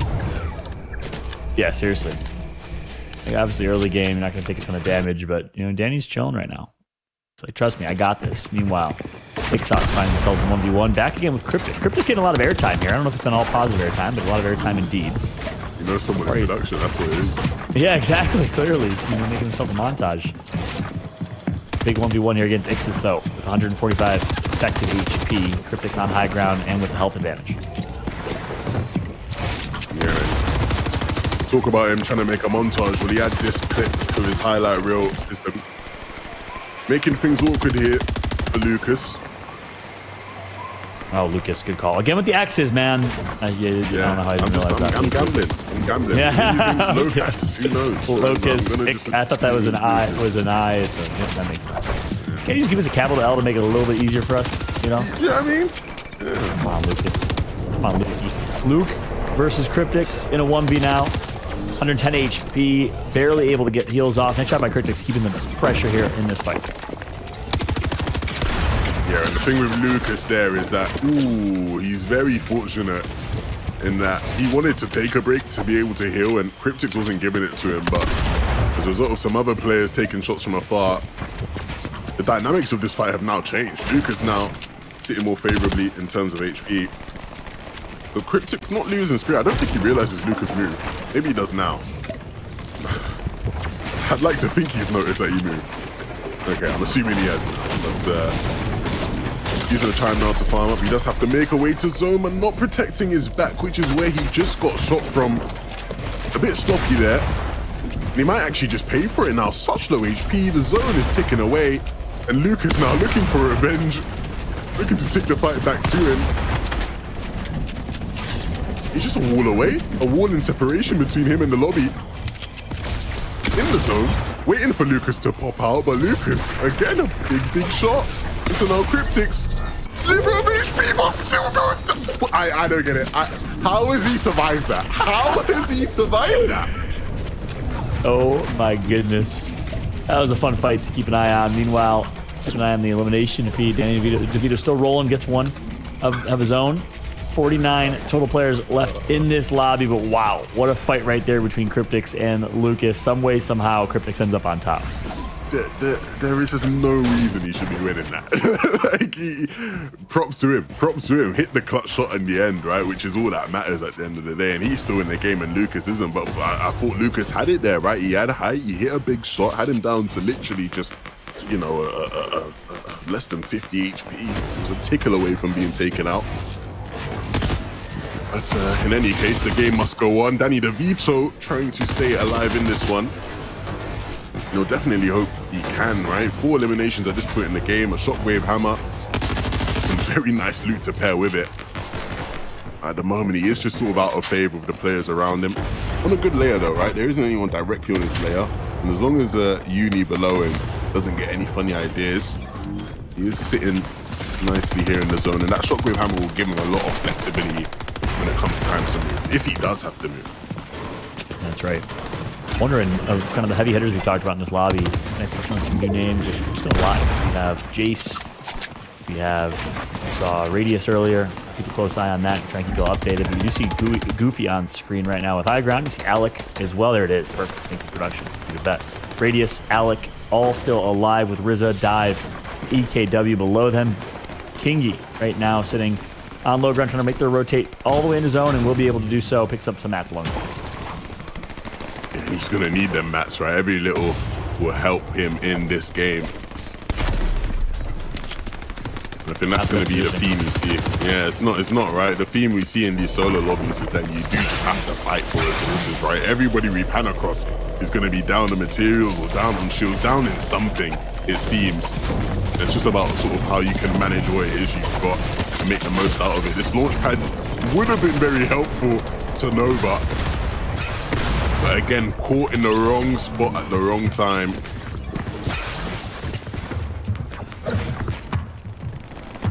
See if Goofy can have some better luck. One chug splash, some decent heals in their inventory. Pistol and a thunder shotgun on display here for Goofy. Meanwhile, a couple eliminations can be picked up in the elim feed at the top left. But look how well positioned Goofy is. Again, not having necessarily the best inventory. Could use a refresh, certainly, in terms of mats as well. But well positioned, gets the zone pull. Very, very fortunate right now. Kengo currently sitting on open high ground. We know that will certainly change with the shockwave hammer here in a moment as we get ready for this late game. Things are starting to heat up all around the lobby. Players are going to start to have to get a bit personal with each other, right? As the zone and the space in the lobby closes around you. Can't afford to let anybody claim what's yours. Ken, just outside the zone, I believe here, or just in, sorry, actually. Just on that edge of it. Again. I ain't got the range to handle this one. But good to see our friends here in this game once again. Making his way on in. Oh, our friends, yes. Our friends. That's what they're referred to as. Yerm find themselves in 1v in a build battle against Vex. Back on display with Vex. We saw them earlier in a tense 1v1. This one can't last even a 16th of as long as that one did. Zone will be pushing them out and forcing the fight here. Yerm takes a big shot, but chug splashes will allow them to heal back up pretty quick. And they will be focused by everyone in the lobby. Who got the elimination? It was EKW, I believe. Maybe someone else, actually. It was Tikabra. As we're jumping on board here with Duck Meister, currently rotated and well-positioned. One of the people that's trying to be the benefactor of a free elimination point. Yeah, that was such an awkward zone to try to rotate, right? When you don't have any mobility, you literally just have to try swim your way across or build across. You're always going to get caught out in that situation in this meta. So, unfortunate tied for there, but for the players who have made it into zone, they will begin to move even further towards the south as the zone does pull there. And who will be the players zealous enough to go for high grounds? That seems to be the story. But even more pressing is who will be the players with the shockwave hammers to break it all down. That's max distance pull there. No mobility. This is awkward. Yeah, that is rough. And a gray SMG. Blue shotgun fit into their name. But somehow finding a way. I don't know how. Vex needs a refresh really bad. Needs a shockwave hammer really bad. Needs a whole lot really bad as he's going to get tagged up for quite a bit here. Patrick with some damage and ends up getting Storm Surge elimination. Vex well above Storm Surge. Finds Cryptics. Talk about a refresh. Talk about exactly what they needed. Can Vex stay alive and make it to this late game? No. Goofy says, goodbye. See you later. Goofy there, sneaking up on in when we thought Vex had done a brilliant job of staying in the game and maybe raising his chances. Snatched away at him in a moment's notice. And Goofy now maybe even going to be able to claim it from the backside. T. Johnson can get one See Alex still alive in this lobby. Teammates of Jinx and Worthy as they made their run back in the 2021 era. Meanwhile, on board with Koopbot, currently sitting on ultimate high ground for now. How long can they maintain it? Gold SMG in their inventory, which we know how powerful that is, especially with light rounds as an augment if they have it. We'll know in a moment if he reloads. Hedge Clan Leader going to get themselves an elimination and a much needed refresh as well, but look who has them down their scopes. Yeah, you can see Coop here. Needs to make sure he does a better job of applying the pressure to anybody that could be a threat. Moving forward in the zone. Jace just beneath him. Has to keep an eye on Jace because he will be a threat. Freedom dive though. Scurrying down below. No materials. It's all just going to be about hitting a big shot. Does have some HP that you can work with, right? The floppers and the chug splashes will allow him just to play the zone if needed. But the problem is this change in elevation does make it a bit awkward for him to time that properly. Finding some issues though, up on height and being knocked down, taking some HP damage. Of course, looking to use the shockwave hammer to go right back up. Freedom dive. Finally using those skills, and he's actually found the med mist as well now to extend that time. Cool. Hashtag blessed. Some floppers in inventory and chug splash as well. So expect them to continue to storm Warrior here and heal back up. Should be okay for now. We'll see how long though. 14 players left in this lobby. Not enough, certainly. No hammer in inventory to take high ground, and will be taken out as a result. Sanjog going to get the elimination there. Atua in a 1v1 against Patrick. Gets popped, but does some popping of his own with a big shot and maintains high ground for now. Not much materials left, but just enough to keep him going in the meantime. That has to deal with the threat of Patrick knocking down height again. And this is a pattern we see time and time again in these lobbies. Just a constant shaking up, and the fight will continue. And as the fight goes up, players will fall down. Patrick continuing to be pressurized down beneath. And Cripper moving forward. The shockwave hammer will allow Atsua to keep on going. Dropping on a bit too low there for a second, but will maintain height. And Sanjog is on an absolute spree right now. 3 straight eliminations with the SMG in hand, plus the Gold Thunder shotgun, some chug splashes. You gotta think Sanjog is in a good position to potentially win this game, but wants to do it with high ground, wants to challenge Atua, who says, this is mine, and maintains for now. You saw how Sanjog was incredibly confident. Just one look up to try and take it. But you can see what happens when you go up and you're not paying attention. Atua will fall down. Cripper the one to take him out. Will Sanjog look to try take it again, or will he continue the low ground domination? That will be the question. So many players here down on this lobby, and a big shot connecting. Coop taken out, and then Sanjog falling as well. It's all over the place. Oreo once again deep in an endgame, causing havoc at this stage and looking to try and make use of that shockwave. You've seen it go good for him, you've seen it go bad, but Yudin will be the next one to fall. And it is just an absolute domination down below from Oreo. Right, it'll be a 1 versus 1 versus T. Johnson and Oreo, as high ground will be able to just watch and maybe pick up an elimination along the way. T. Johnson down to 10 HP. Oreo just needs a shot, and it's going to be him who gets it. And he says, I'm content with the second place. Crippa maintains high ground, but we'll see if he can turn that second into a first some way, somehow. Needs a miracle. A build battle taking place in the final stages. Oreo just coned off, forced to stay below, and using this time to use those heals, get his HP back up. Will Cripper be able to capitalize though? And when it comes out, Cripper dodging it wisely. The stare came in clutch, and pressure now continuing to be applied. Cripper just needs to stay patient. Unfortunately, taking a bit of damage there, but with Oreo with no materials left, it is just a matter of time. You've got to think before Cripper connects, and he will. A victory out coming through. Well executed from Cripper in the final stages of that game fallout.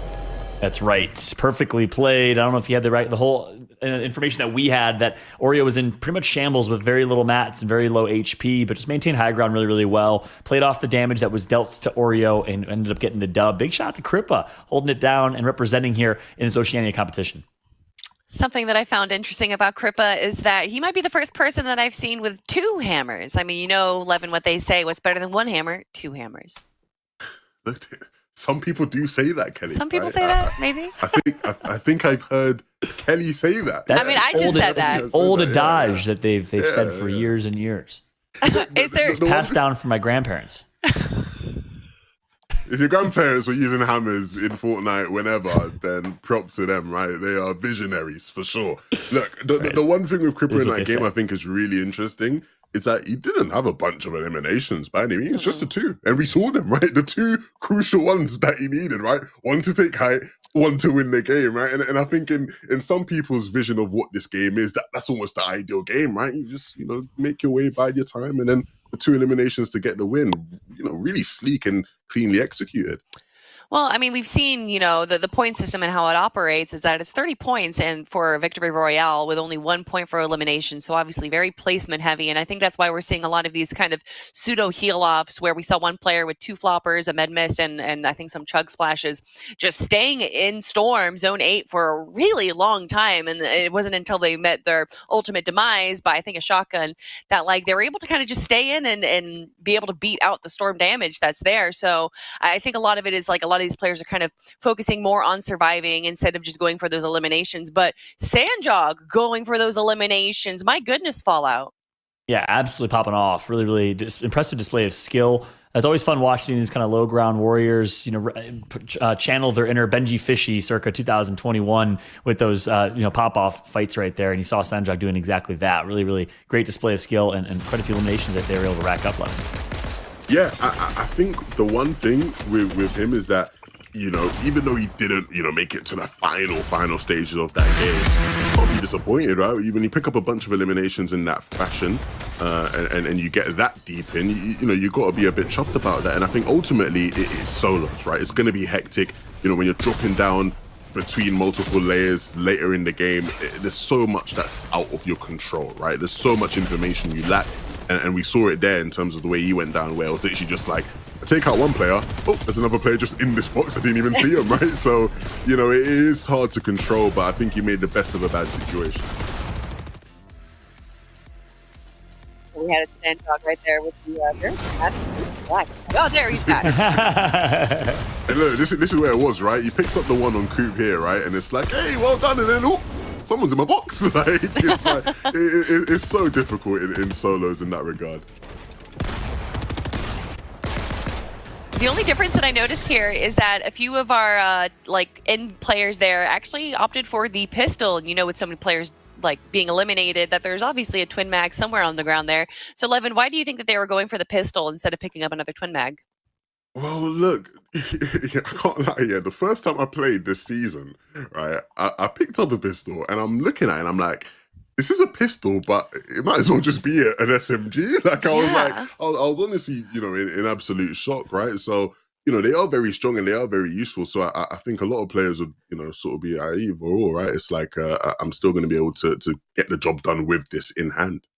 I've noticed Fallout that the pistol has some range to it too. I've seen players kind of what they would usually use a mid-range weapon, be able to kind of beam players with the pistol. Exactly. Yeah, it's kind of all around in a lot of ways, whereas the SMG, obviously very, very good at close range, assault rifle, mid to long range, pistol can do a little bit of both. And you're seeing a lot of players in those late games drop their assault rifle and their red eye, which they're using in early game to maybe pick up storm surge damage or whatever else, and opting for, either a pistol or an SMG in these close range fights, Kelly. And just to let players know, we are not going to be looking at standings this round. We are running a little bit behind, so we want to make sure that we jump into those games as quickly as possible, but we will be looking at them later on. Fallout, as far as long-range weapons go, are you a Red Eye fan or are you a DMR fan? I do like me some Red Eye, personally. Not the biggest fan of the DMR and bullet drop. I've always preferred the hit scan weapon if I can use it. And obviously with the Red Eye sight and good accuracy, long range, really good, especially in competitive lobbies. How about you, Levin? You like the DMR? I'm the same, man. Trying to calculate the bullet travel and the dropper, it's just not, it's way too technical for me. I'd rather just know point, click, damage. You know what I mean? A lot more convenient for me. But if I'm being honest, right, with the Red Eye, it can be really good, right, when you're on it. When you're on it and you're hitting your shots, it is insane at times, right, especially from longer ranges. But if I'm just being honest with you guys, I'm not that guy anymore in the lobby. I don't hit shots like that. You know what I mean? So most of the time I see the Red Eye and I'm like, I'll leave you there. Not for me. So are you going to add washed to your gamer tag, Levin? Is that I might need to. I might need to. Wow. No, look, there comes a time in a gamer's career where they just have to accept that their best days are behind them. And Levin, you're 20 years old, man. You're 20 years old. Your best days are well ahead of you as a gamer. I'm an old soul. Don't say that. I'm an old soul. Listen, you know what they say? If you're not good enough to be a pro, you be a coach. And if you're not good enough to be a coach, you be a commentator. And that's why we're all here, okay? I think we can understand why players are good. We just can't replicate what it takes to be on that level now. Any highlight players for you, Fallen, that we've seen so far? Oreo showing up on both games so far. That's right. Yeah, Oreos looked really, really solid. Currently, obviously, we mentioned we're not going to show standings overall, but we can still keep you updated. As Levin said, we do have access to a tracker here behind the scenes. But Alex in first place with 70 points, Kripa in second with 66. A nice job to Kripa holding it down. Oatly in third. So Oatly stays consistent. Levin has a really good game number 2. Doesn't get a win. Again, the trend of not winning a game continues. He's doing it all with eliminations and just solid top 3, top 5 finishes, Levin. Yeah, second place, 7 elims in that game, right? So, yeah, I know we told people, right? We were like, yeah, it's random lobbies, so, you know, we might see random people and all. I'm sure people will be thinking, guys, we saw like all the same people from game 1, right? So there were a lot of familiar faces. A lot of familiar faces in that game. When a lobby ends, you know, usually it's the same people that queue up for the next lobby. No, naturally, but the point I was trying to get over to, if you would have let me land, Kelly. No, I'm joking. What the point I was trying to get to is that a lot of those people, like, it wasn't just like first game really good and then like people drop off. Like a lot of those, like the Oreos of the world, like clearly are going to be mainstays in this competition. You know, a bit of consistency early on is really good for your run, right? So hopefully we get to see that again. Another Oreo masterclass in endgame. I wouldn't mind that myself, not gonna lie. It's quite possible we also might see a new player rise and shine a little bit and climb up their way into the leaderboard. Just reminding everyone that we are going to be watching 7 games today. Out of those 7, the top 6 games for the players are going to be accumulating their scores, and that is going to be the final accumulation for what we're going to be looking at for our top 80 players going into the finals tomorrow, joining the 10 kind of mystery players. But everyone, we don't have any mysteries anymore because the game is ready to go, so let's head right into it. Thank you so much, Kelly. And that is right. Game number 3 here, jumping right into it, of 7 total games that we'll be watching in today's competition. If you're just tuning in, welcome to the Australian Open Summer Smash featuring Fortnite. This is the 5th annual. If I'm doing my math correctly. Gosh, it's insane to think that AO has been hosting this and supporting the competitive Fortnite scene in the Oceania region for so long now. But every single year, it's a treat. It's fun to watch. Levin, your first time casting in AO. How are you liking it so far? It's fun. It's fun. I don't really get the chance to dip into OCE much as a region, right? You know, I'm just sort of landlocked in EU. And that takes a lot of my time. But, you know, like I said at the top of the show, I'm familiar with a lot of names, you know, here. And so it's good to actually see them in action, see what they can do. You know, differences to EU in some aspects and in others, very, very similar. So we'll see sort of how it goes. I'm more so excited, right, for tomorrow, right, when it's that set lobby. All the players who have earned their spot through that qualification. I think that's where it really gets exciting for me. Yeah, it's a great point. Tomorrow's going to be a blast. Obviously, yeah, today's just kind of setting things up. A little more casual. We can get a little more goofy and hang out with y'all in chat. Speaking of which, thanks to every single one of you in chat for hanging out with us and representing. And big shout out to everyone that's holding it down. I see Scoobs representing AU, EKW, Kripa with the dub, coming through after a dub and posting in chat. That's how you know you're legit. As we're watching Tsunami here get taken out to Sambo on screen. Not a bad start. Ethan, we've seen a bit of a pickle here, it seems. Just the one build remaining. A player who is eagerly looking to put that countdown to 0. Playing it pretty patiently. I think both players are trying to sort of scope each other out. Bathan is from New Zealand, quite a staple in the Oceania region, has been competing for quite some time, since back in 2020 in FNCS, played for a while with Zedox as kind of a core duo with CO and a few others, and more recently with Rel and a few others as well. So we can go Zion Bathan in this lobby, taking a look right now at Blink, and oh my goodness, Blink gets the elimination on Paka. Paka gets taken out, jumping on over to a nice view of some pumpkins here. Pumpkin, not an ideal spot there, doesn't have the optimal angle if Patrick was to peek down, and Patrick is just going to be relentless in his attempt to just break down. But Pumpkin is waiting ever so patiently, but Patrick making sure to claim the pieces, create that space, but Pumpkin will not give up and taking a stare of his own. Doesn't get the shot he would have wanted to. And now just looking to shockwave his way out. Needs to be careful that it doesn't get shot in the back in the air. Looking to just land as quickly as possible, not giving opportunity, and some good mat knowledge, knowing that there are some barrels there. Always love to see that. Pumpkin's put some reps in this chapter so far. Nice job escaping just a tough situation there. You're going to live to fight another day. Meanwhile, switching over to Oatly, we get to watch our first display of Oatly. And yeah, speaking of that pistol, Kelly called it perfectly. Oatly putting it to work and showcasing how good it can truly be mid-range, and that'll be an easy elimination for Oatly, a.k.a. Goatly, a.k.a. running through these lobbies. Lee. You gotta get the Lee on the end, innit? That confirms it's him. Yeah. Not done yet. Yeah, maybe, honestly, Obs, we could just keep watching Oatly. Something tells me he's not going to stop holding down W and flying at people here. It's really impressive seeing Oatly on display. I'm glad we finally have a chance to watch him. Yeah, he's been on a roll so far. 2 second places in the games prior to this one. Will he be able to keep the trend going? If he's able to play how he's played so far in this lobby, then no doubts in my mind he will.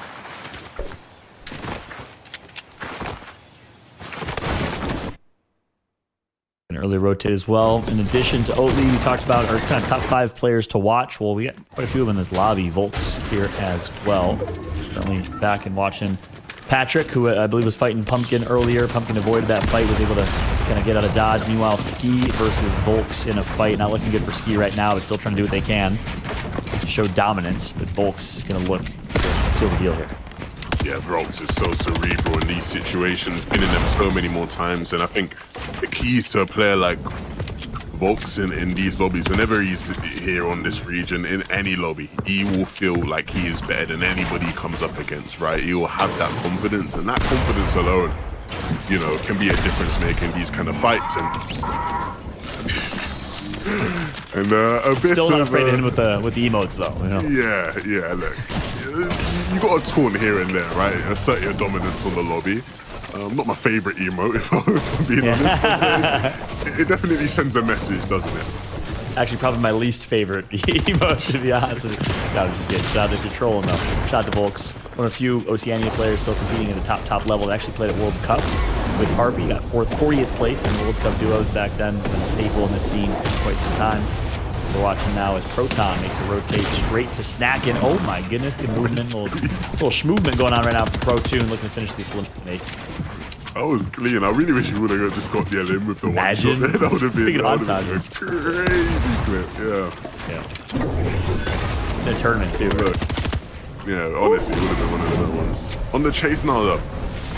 Snacking, not much HP, almost getting a repeat. Yeah, did it again. Situation, yeah. They got to run that back here for a second. But he needs to be careful, though. He's playing with a lot of confidence right now, as he should be. But the third-party risk is growing as every second continues in this fight. Proton! Oh, my gosh! They're going to look at each other and decide to not shoot for a second as both players get caught in a bit of an animation. But ultimately, Proton's going to get the elim on Snackin' and gets the refresh and maintains control. Yeah, Snackin' had that danger here at Auckland, right? Which is why when he took damage, he replenished a bit. Which is, I think why there was a bit of confusion. I think Proton was thinking, hold on a minute, am I not just why is he not? Yeah, like, how are you still here? But that's what caused a bit of delay. All good, though. Get the elimination. Jumping on board to Zest. 3 elims to their name. And now we're back to what we saw the first game. Super fast-paced action. 58 players already. And just a few minutes in, still in zone 1 for another minute and 25 seconds. So hyper-aggressive lobby, which is what you'd expect when you have players like Volks and Oatly and others in this lobby already just eating up kills. Zest on screen right now with 3, speaking of which, is Nerd going to be sitting on high ground above aggro. We'll see here how this one plays out. I think Nerg wants to drop down maybe, but maybe just trying to secure some sort of advantage right before he dives right on in there. Aggro though, making use of, look to be a shield keg. Sync though. Maybe on the receiving end of some Patrick shotgun pellets. Oof. Those are the most awkward engagements you get, right? Both stuck under like a weird little elevation, crouched down, just spraying at each other. I'd love to jump back over to the Sync fight if we can, or at least keep an eye on the elimination feed, because Sync was in a really tough spot, and that'd be a big loss early for one of the kind of top players and top contenders in this competition. We'll keep a close eye on that elim feed, unless I already maybe missed something, but Sync Was not in the best position in that fight. Wanhida, though, with 2 eliminations to their name. D9 Terror just across the mountain here. Might be rotating right into Terror themselves. Yeah, Wanida's looking very good. 2 elims so far in the game. Near perfect loadout. Max materials. But with the zone pulling away, we'll have a ways to go. He's way on the less congested side of the zone, right? He can rotate that side if he wants. He's not really moving in that direction right now, but he's getting there. He's getting there. Love the picture-in-picture right now. We need on their rotation. And Blink in a 1v. Meanwhile, Nerg and Aggro still continuing this fight here. Looks like Nerg on their back foot, down to 10 HP, down to no HP as Aggro gets the elim. Well played, and way to put on the gas pedal to pick up that one. Meanwhile, back on board of Blink. Yeah, we know Blink likes to get aggressive in these sort of fights. Very, very eager. We'll see what you can do with that Excalibur as well. That's exactly what he's going to look to do. Just try and sneak in shots with it wherever you can. Keep applying that pressure. Bit of a trade here, and one that actually isn't even favorable for him. And yeah, I think just that realization is going to force him to slow down a bit. Actually, yeah, there was some spare chugs there that he needed to get. Surprised he's not using the big pot there, but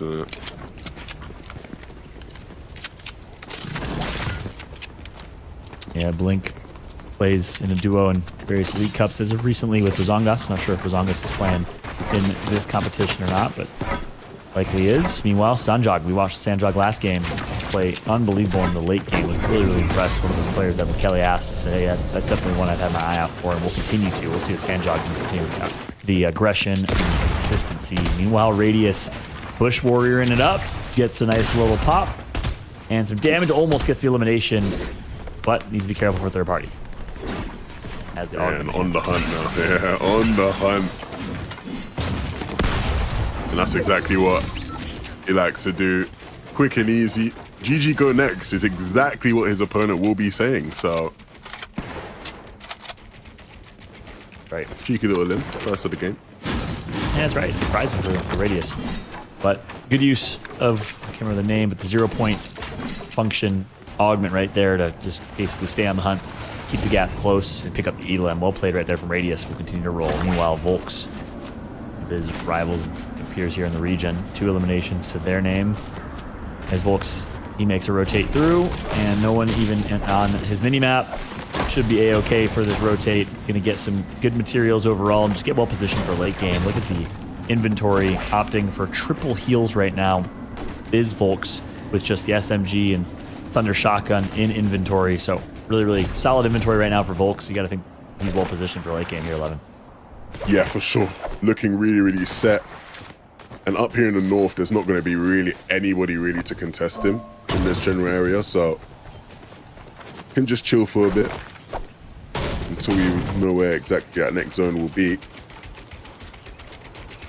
But on the flip side, right, if you are nearer to the center of the zone, you will be surrounded by plenty of players. And so keeping it a lot slower there, not making any sudden movements.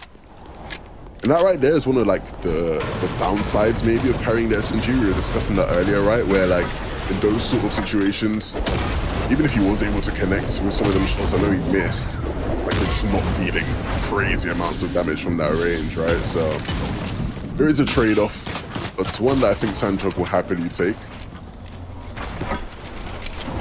Exactly. This could be a tough rotate though for Sanjog. Love to see him make late game once again. Here are these fights that he's so good at, but it's going to be so difficult with 4 players all nearby. You got to think only 1 or 2, maybe 3 maximum will make it. This 1v1. It's Sanjog again, though. The cheeky movement. Wow, he's nasty with it.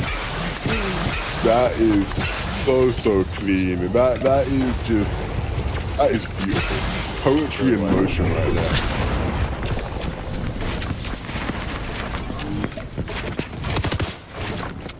Absolutely was. Well played from Sanjog, but ProTune edits himself right to a pump shotgun to the face. Nice job from Blink. Picks up another elimination here.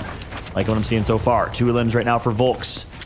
and in zone, but 4 players nearby, and has to rotate out of zone for now just to try and survive and find a place, some respite to heal, and picks up some more heals on the way. A chug splash here on the ground, or in inventory at least, and we'll be in a great spot is Volks with the chug keg, getting him back to full. That was a blessing in disguise, or not even in disguise, blessing in sight, in plain sight. Blessing. Just a blessing. A blessing. Right? That's it. Period. No, for sure. He'll be very, very chuffed about that one. And a nice little jog into the zone as well. Nobody really spotting him as he goes over that hill. So, oh, M-Bob in that bush.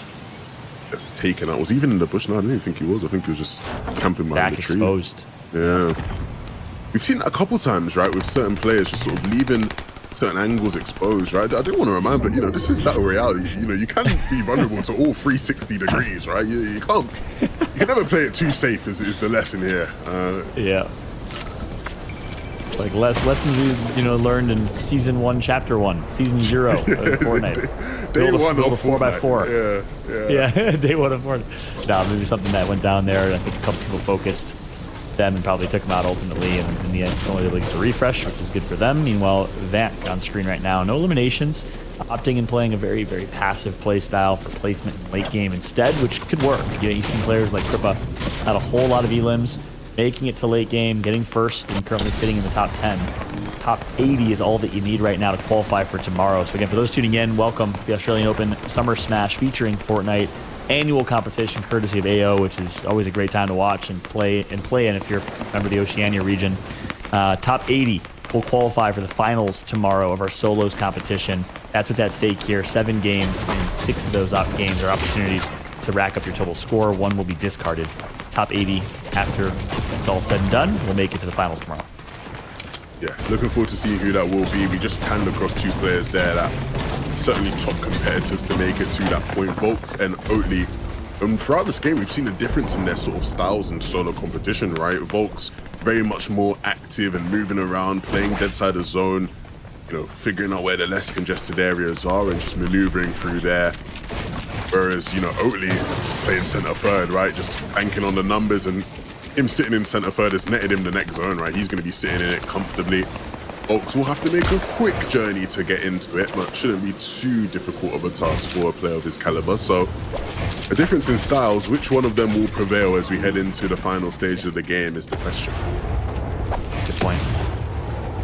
Love the picture-in-picture plus map overview. We'll show you just about half the lobby already rotated, half the lobby yet to do so. And we'll obviously have to traverse their way in and make those rotations, likely with Shockwave hammers to help if they have it in this late game. We've seen now, I think every game winner has had a Shockwave hammer in hand, as we all agreed in the pregame. Absolutely crucial, as meta currently stands, to have one for late game, or get blessed with one if you're able to get a refresh, pick up an Elan. Meanwhile, Blink with the redeploy finds a way in, and he's going to be well positioned here on low ground, but might get chosen here. Builds a 2-buy just to make himself look big, and Blink will make it to late game with 4 eliminations. And look what I'm seeing out of this game from Blink. Yeah, I like the reactions there, right? That's a player who's dealt with that situation before. As soon as he's gliding in and he starts taking some damage from players shooting him, instantly switches to metal, right? Just for those couple of seconds, just to let them know, look, I got metal to spend. You can shoot me all you want. I'll be building. And then quickly switching back to brick, right? So sitting comfortably in that position and already reaping the rewards of that, right? Picking up an elim there on a player who was looking to make their way on in. Maybe even looking to pick up another one onto Lothbrok, who is going to try and take the loot from that, and Lothbrok will be successful in stealing that loot away. A cheeky little in and out situation. I say in and out, he's trying to get back in, and that might cost him if he's a bit too greedy.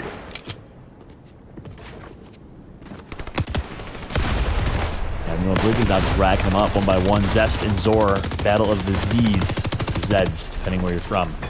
Zest's going to get the elimination here. Juanita is going to be right nearby. May have actually stolen it. We'll see the elim feed here in a moment. Who ended up getting it. Terror also nearby. Terror's going to come and try and get the refresh. Maybe needed it. Got a little desperate or got flanked by Sanjog. Sanjog may have gotten the elimination there as well. So it's overhead views showing you quite a bit of action. Volk's only 2 eliminations. Kind of unpicked for this lobby and obviously his tenure. But he's going to light it up here in this late game, as you're all used to seeing. Yeah, and you can see he spotted a vulnerability, right? That player sitting in there in the wood, and I can tell he was tempted, but opted not to. Zone was closing in, and now He's actually not really got to move anywhere at all, right? He is in the zone. I wonder if he'll change elevation, though, maybe look to try and get a bit higher up to stay where he is. I think that player being there, Fazgod, is going to maybe prompt him to just stay at the layer he's at and not build up too much more. And I love it. It's almost foreshadowing. Yeah, Yeah. Volks is well positioned, good inventory, good situation. I also was going to say, I love the foreshadowing from earlier. We watching Pumpkin escape that fight. Well, we just saw Pumpkin on screen. Wise decision, and now makes it to late game. That's why it's sometimes wise to not necessarily just flex your muscles or ego those fights and recognize if you're at a disadvantage and just say, see you later. I'm going to make it to late game. It's exactly what Pumpkin did, and now Pumpkin is here with an opportunity to potentially get a dub. 39 players left in this lobby. Arrest going to get an elimination on Tika Bra, and they're going to continue to rack them up. Yeah, and they will come to you, right? If you are patient enough. Enough, using that shockwave hammer to get in. Ooh, that's not what you want to see there. For Gerardo. Blink, though, still on the hunt. And when opportunities arise to pick up the limbs, you always know Blink will always be just around the corner. Clinical, though. Doing what we've seen many people do, rotating late and being punished as a result of it. Is at risk of being held, needs to use his metal yaz wisely, otherwise he will probably go down. And again, the struggles of not having that movement pull out, the struggles of being one of the last ones to rotate in. Yeah, that's right. Without the shockwave hammer, not a whole lot of mobility items right now and mobility opportunities, and we're seeing a lot of players get caught with that as a result. Meanwhile, Lisette is going to get an elimination on Yugi. Blink, though, still in a good spot, but does get tagged up. Radius gets an elimination on Ruin at the top left of your screen, and this zone's going to pull pretty far. Shockwave hammer players will certainly prevail with this next zone and this next rotate. Let him. And even though Clinical has survived, right, just look what he's working with, right? Just 13 builds, not in the best of positions, being lobby sprayed right now by the players around him. Doesn't have any spare shields. It's just not looking good at all. Oh dearie me, yeah, that's going to be the end. That is going to be the end.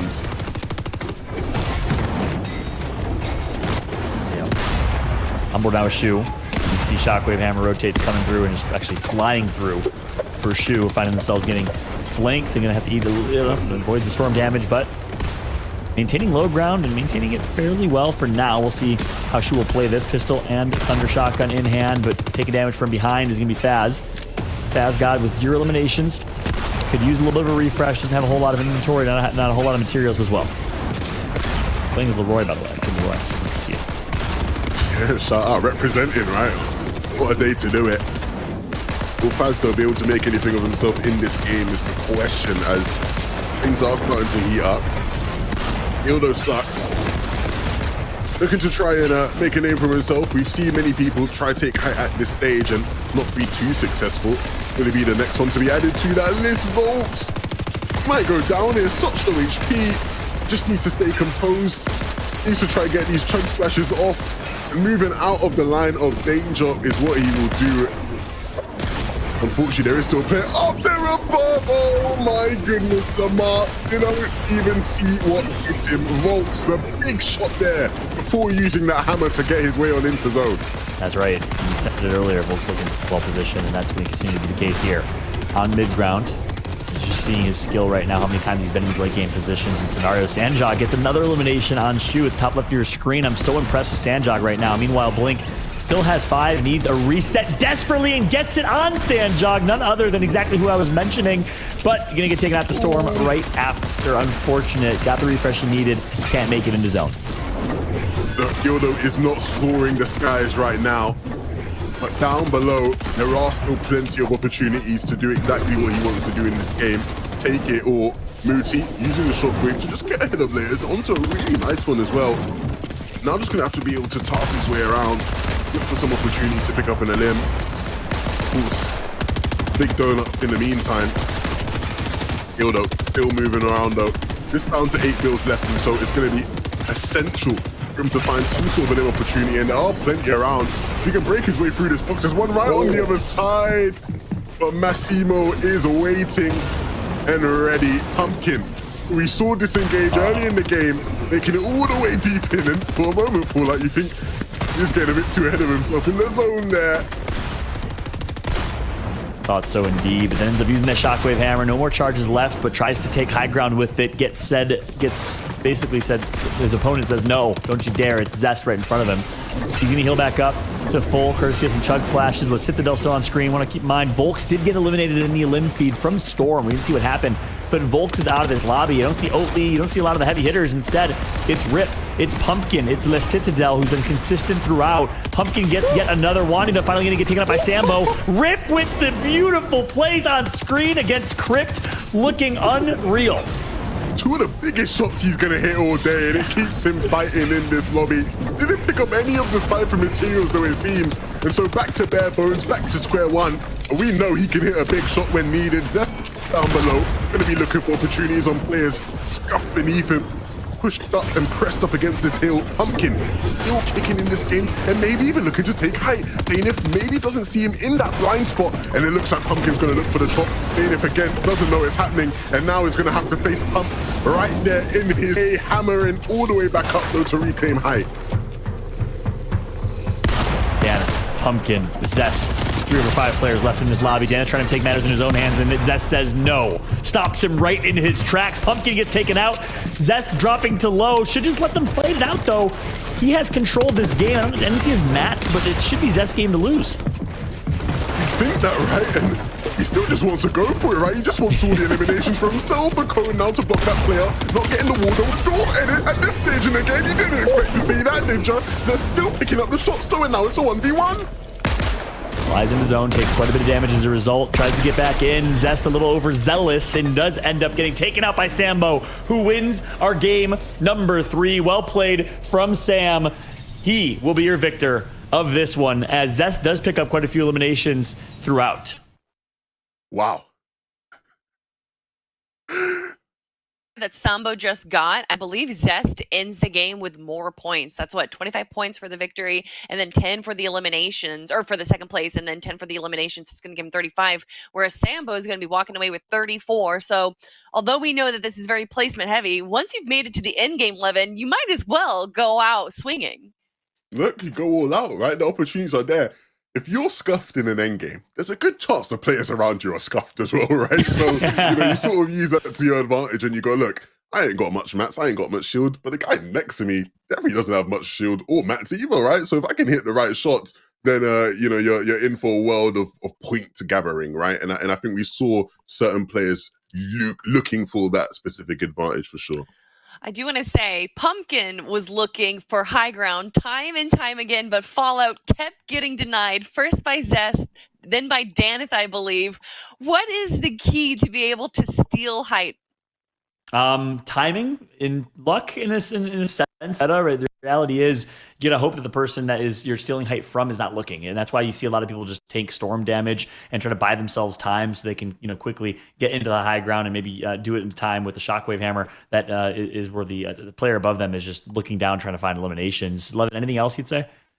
You weren't really. You saw you tried to go for with the shockwave hammer, right? You weren't getting the right reach, right? The right length on them shockwave hammer attempts.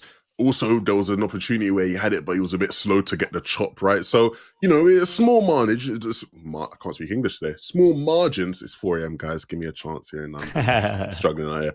But I think for sure, right, the opportunities were there. I think the good thing is, though, it didn't completely derail his game. It's always painful, right, when you see a player really, gunning for height, and it's like their tunnel vision just gets them completely taken out of it. Still a really, really solid game for Pumpkin.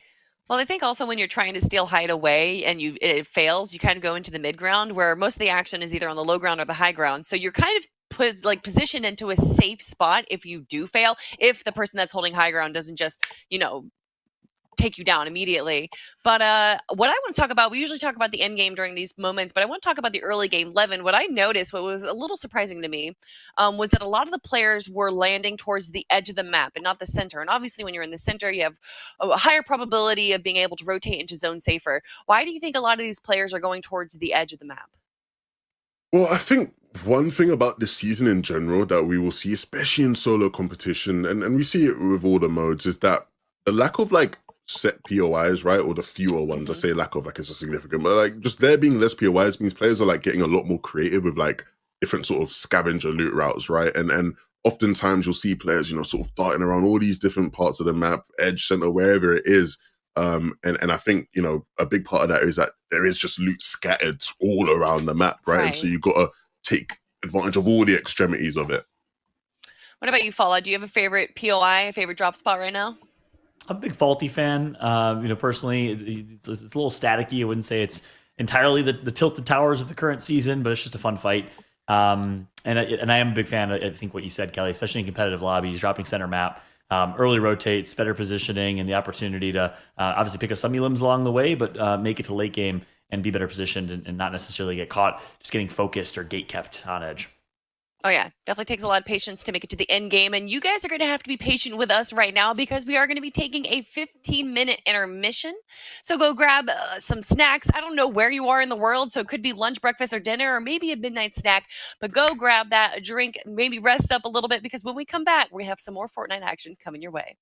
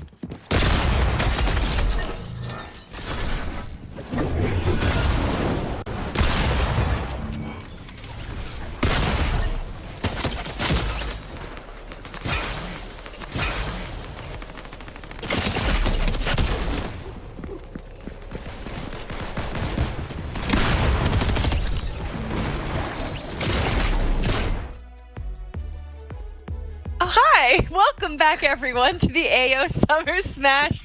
I know, we were just so excited to get back to all the Fortnite action that we just spontaneously appeared in front of you all. I hope you guys enjoyed your break. You got to watch some incredible highlights from some of the games that we already had, but we still have 3 or 4 more matches to go. We have 7 full matches that we're going to be watching, and the top 6 is what is going to be counted for the players that are competing right now. Just the top 80 out of all the players we have competing today are going to be moving forward to the finals that are going to be joining 10 special guests that we have. So everyone, it's going to be absolutely incredible. And just to remind you all, the finals start 1 p.m. AEDT. I don't know what that means for your time zone if you're not from the Oceania region, but you can just Google that and figure it all out. Levin, Fallout still joining me here. Fallout, how has the competition been so far? It's been fun to watch. I mean, it's really cool. You have kind of tell of two tales, right? You have the veterans and the big names that we had a chance to watch. We've seen, Looter and Oatley and quite a few others perform very, very well. But then you have a lot of new names. Sandjog, Pumpkin, we've had a chance to keep an eye on. Crippa and so many others that have performed and have made a big statement against these top players. And then, players like Blink that have been competing for a long time, but haven't necessarily risen to that S tier that have also shown up in a big way. So a little bit of everything here. Levin, what are you enjoying so far the most? I think for me, it's all of these late game shockwave hammer madnesses, right? Where we're just seeing players just gunning for height, not getting it, but in the process actually just destroying height, right? And then it just creates this whole power vacuum where someone has to take it now. It's madness. It's hard to keep track of, but it's also fun to commentate over with you. So yeah, looking forward to more of that for sure.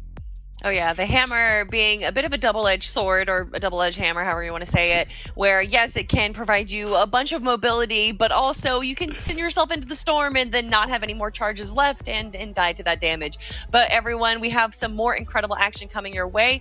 We are going to just kind of actually, never mind. I was about to say we're going to forgo looking at the leaderboard, but we have an updated leaderboard for you all right now just to see which players are competing at the top. And of course, Power Alex, 101 points, Levin. My goodness. This guy is on one. Every single time we've checked the leaderboards now, he's just still first. Yeah, I'm not moving. I'm not going anywhere. I'm comfy on top. And now the gap that he's putting between people is insane. He's had 2 double-digit elimination games in this competition. Yeah. 29 total eliminations. Just to put in perspective, the second most elims behind him is 16. It's Oatley with 16. He's playing out of his mind. I mentioned it at the top of the show, Kelly, but he is the winningest player in 2022 for Cash Cups and the like, and it's definitely showing today. He's playing out of his mind. Oh yeah, I mean, that's what you guys nicknamed him, the Goatly, right? And he definitely is a fan favorite in the Fortnite OC community there. And it looks like, you know what? Let's not talk. Let's jump into the action. That's right. Thanks so much, Kelly. Gameplay is ready. Crippa, one of our top performers and top 20 players overall in standings. And I say top 20 actually in 4th place overall on screen right now with no shields to name. But we'll find some slips along the way. And gets also a nice DMR in hand. And we'll be able to heal and maybe try and fight and take control of the Citadel here. Yeah, we've seen Crippa do incredibly well in these games so far today. So finally, though, yeah, an Oathbound chest will not give him a hammer, unfortunately, but I'm sure at some point he will be able to pick one up if the lobby sees fit. But I'm super excited to see how he does, because he's just been tearing it up in the standings, and now we get the chance to actually see him do it live and direct. Yeah, meanwhile, take a look at this. A couple of crouching players, sneaky. Ramble gets the good early damage and has the shockwave hammer already to be able to close the gap. Oh my goodness, too clean for Ram. Those kind of limbs are just so satisfying. He didn't even take damage. You know what I mean? He didn't even take damage. Wow. What a couple of seconds it was there for him. He made that look really easy. And I think this is one of the things we talked about, right? Where the nature of an open competition is that the range is just so wide, right? In terms of player quality. And so you will just get fights like that where it just doesn't even look like the player's on an even ground whatsoever. Jasho, he's in a fight here that isn't too great for him. Yeah, good to build around him. Being so high up, so out in the open, that could have went pretty badly if he hadn't protected himself, especially with his HP right now. Meanwhile, nearby, best gamer tag I've seen so far in this competition, CEO Ollie. CEO's coming, ready to take over. Meanwhile, Ram finds himself, he's the boss, exactly. Ram finds himself another fight. I agree, that kill was so clean, and it feels so good when you have those moments. It's kind of the equivalent of like an ace in the serve in tennis. I saw a couple of those from Tsitsipas yesterday in the semifinal, just those one clean shot that of course make you want to continue to come back and keep playing. Ram right now, though, gonna just back out of this situation, reset, recognizing the third party is nearby, so smart, and immediately beams with the red dot. I love it. It's just like a laser. You know what I mean? Yeah. I really wish I could hit shots like that, man. Honestly. Back to your washed commentary. Yeah, Listen, no, I'm gonna help you gain confidence. If it's the last thing I do in this broadcast, I will be your life coach from now on. Honestly, I just watch these games with envy, man. Yeah, it's true. Marveling at the level. Oh look, my friend Vortex here. One of the, I think Vortex is actually the only OC player I've ever played for level. It's crazy to think about, right? It's random, but yeah. And it's because he moved to EU, competed in EU for quite some time, right? Yeah. Yeah. Didn't quite have the time he would have wanted to have in EU, right? And was only here for the season. You know, I think if he was able to stay, it would have been great for him in terms of just being able to, get that experience. He was learning from the best, sitting in calls all day with the best players. Not me, I'm not including myself in that list, but, constantly, bashing heads with some of the top EU talent. And, yeah, the likes. So it'll be interesting to see, right, in terms of this year, how he's able to push forward. Obviously, having had that experience and learning from some of the best players in the world. It's a really, really, really nice guy. So I'd love to see him do well. Made a fan of you, huh? Sounds like it. Yeah, no, for sure. Really, really made a great impression on me. So. Things you love to see. Radius on high ground as well. One elimination already. I thought this game was Little Ben. I was like, oh, Radius can try and prove ace Little Ben. Nice shot. Nice confidence from LMT Ben, not Little Ben. Ben gets taken out by Radius, and Radius lets him know right after. Also, I'm noticing a trend here amongst like the bigger named OC players, right? where it's toxic. It's almost bullying. Actually, honestly, like it's funny, right? But it's like it's so intimidating the way they do that. Okay. Yeah, a lot of EU players are so automatic. It's like another day in the office, no time to boast. That's why I love. Listen, that's why I love these events. That's why in any esport, it's not just Fortnite, but for 15 years. I've actually, my first ever event I casted in 2011, my first time commentating was an Australian tournament. The Australian players have personalities, like the best personalities. Aussies, Kiwis, is so much fun interacting with them and watching them. Every single Australian event I've had a chance to go to, including two Australian Open, Fortnite, Summer Smash events, they're just full of personalities. Yeah, and we're going to get a hint of that personality here, right? The best player in the tournament so far. What can he do in this fight? Ooh, a bit awkward for him there, just forcing him to box up, but you will get time to use that big pot. Zor, making him work for it at least. Yeah, and Zor just does not want any of that. Gonna back out.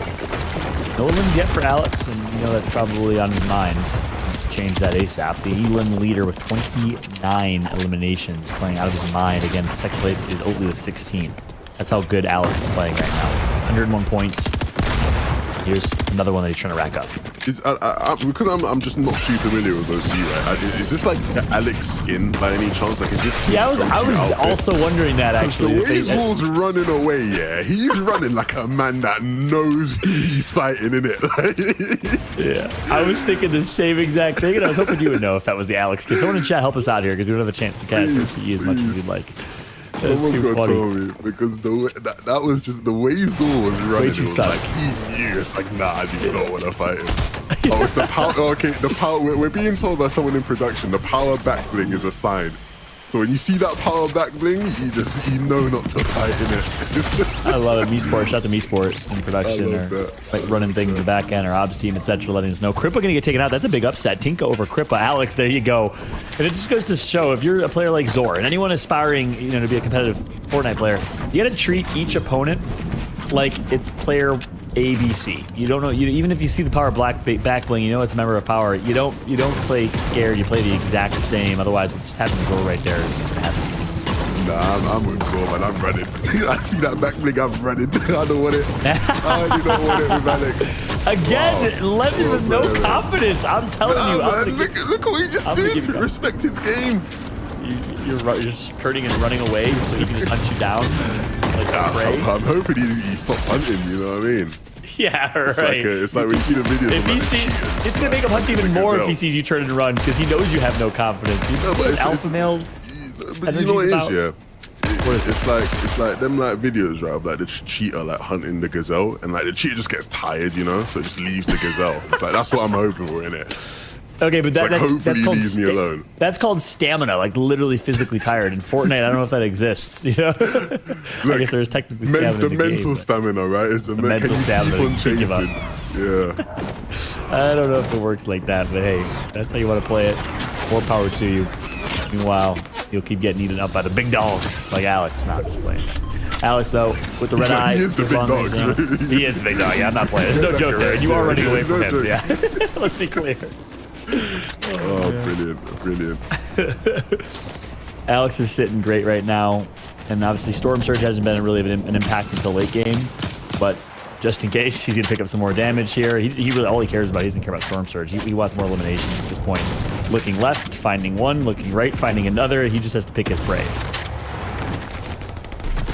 Yeah, there will be players as he rotates in, like all by his side, right? And like you said, he can just sort of pick off whoever he wants almost. I think the key will be just to get to zone, right? Not rushing the deal. And I love that cone hammer phase. We see that every once in a while, but when you pull it off, it is brilliant. A nice use of the mechanics in the game, right? Players always looking for cheeky little ways to get an advantage, getting up in the hands. That certainly is one of them. Alex finding an opportunity to third party this battle. Just dancing around that cone, looking for the right angle, looking for one of them to overexpose themselves. And I love how he's playing this too. He's actually not showing himself, and he's not shooting too early, waiting for the opportune moment to third party. Because you know, as soon as these players recognize that third party's there, they're going to play the fight way differently. They're going to burrow up. One might run away. So wait for Alex to get that perfect moment to 3-2-1 in his own mental head, and he thinks it's then gets the damage he wanted, but not the elimination. So now it's interesting to see how he plays it. Wisely get it back out. Oh my gosh. Remember. 3 HP just surviving. Wow. Very, very lucky. Very, very lucky, but will shockwave out, and even as he's getting on the way out, struggling there, Alex hunting him down. Oh my, look at this guy, just so relentless, so relentless. Look at the piece. Look at the piece. Look at the piece. Remember. Oh my gosh, how's Member going out there? 8 HP. Alex. He's not Alex is going to be so mad if he doesn't get this elim. If someone steals it, he will be so angry. He's done everything, and this person is on a sliver of HP right now. Imagine someone just looks across the map, shoots once, gets the free elim. It's a possibility with how low Member is. He's got an opportunity to use some mini to get back up. But look at the piece. Look at the piece. Alex, man. That shouldn't even be fair. He is too good, and now we are seeing why he's in first place by 27 points, why he has 29 eliminations, make it 31 to the second place players, Oakley's 16. Alex is a force to be reckoned with right now, an absolute bowling ball, and finds his way right to the next pin. It's Toast R2, and he's not done yet. Finds another one, immediately gonna jump pad with the ground, jump pad out, and look for his next opponent. Nah. Stop the count. He's won. Just we can won the tournament? Yeah, nah, he's won. Look, you want my prediction for tomorrow? Yeah, Alex. Is it Alex already locking it in? You're locking it in like that? I'm locking it in. What more did you see? Look, he's doing it again. He's doing it again.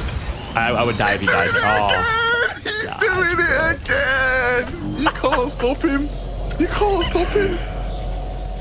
Oh my goodness. Nah, I got to look into him spots right now. The way he's performing, the way he's just pushing every fight with confidence. He doesn't care who it is. Yeah, this is just next level. There's something to be said though about when you are feeling it, when you're feeling yourself, when you're in these moments where you are just not missing. And that's Alex right now. If he can keep that up to tomorrow, I gotta agree. And again, another one. What? Every time we throw it back to him, he's picking up an elim. How? Are we watching an arena game? Are we in the right lobby? Because this guy is making it look so easy. We can't even keep track of his limbs anymore. Yeah, I lost count. Oh, high ground king. What's that? Just like that. Man. I kind of, maybe I caster cursed him because I said, watch he gets taken out right now. He didn't to that person. But foreshadowing, high ground king gets the elim. Finally puts an end to the madness, the rampage, the hit list that Alex had right there. One after another after another. I don't know if high ground realizes who he just took out and the significance of that elimination. But boy, oh boy, that was a big one. I was enjoying watching Alex just run around. I was too, yeah. You get Vortex though, don't worry. He's watching boy. Yeah. Shout out to High Ground though, right? Because after what we just saw Alex do to the rest of the lobby, for him to just take him out like that, rather impressive on his behalf. So hopefully we can see High Ground carry the torch and continue in the path that Alex laid out for him. But those couple of minutes, I will always cherish those minutes in my heart that Alex gave to us. Wow. You'll never forget them. Unreal. I will never forget it. You're going to dream about it tonight. Relive it. Vortex, that's a big elim. I want to point out the significance of the elim he just got. It wasn't on anybody. It was on Eshes. Eshes has played and competed at the top level in Oceania for a long time alongside Sorif and Raikou and Repulse and others. So a big pick on Eshes right there. Meanwhile, Vortex now finds another opportunity in front of him.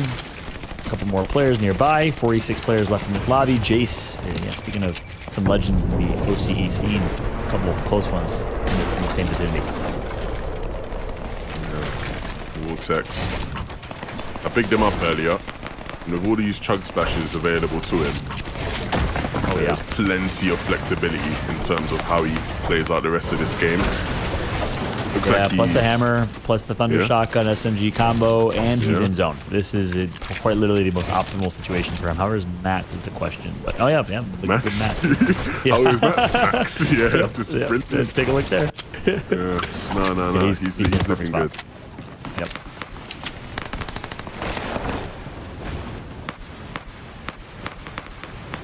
Meanwhile, picture-in-picture going to show us Kazi on screen. No elims for Kazi, but equally great loadout is what we see there.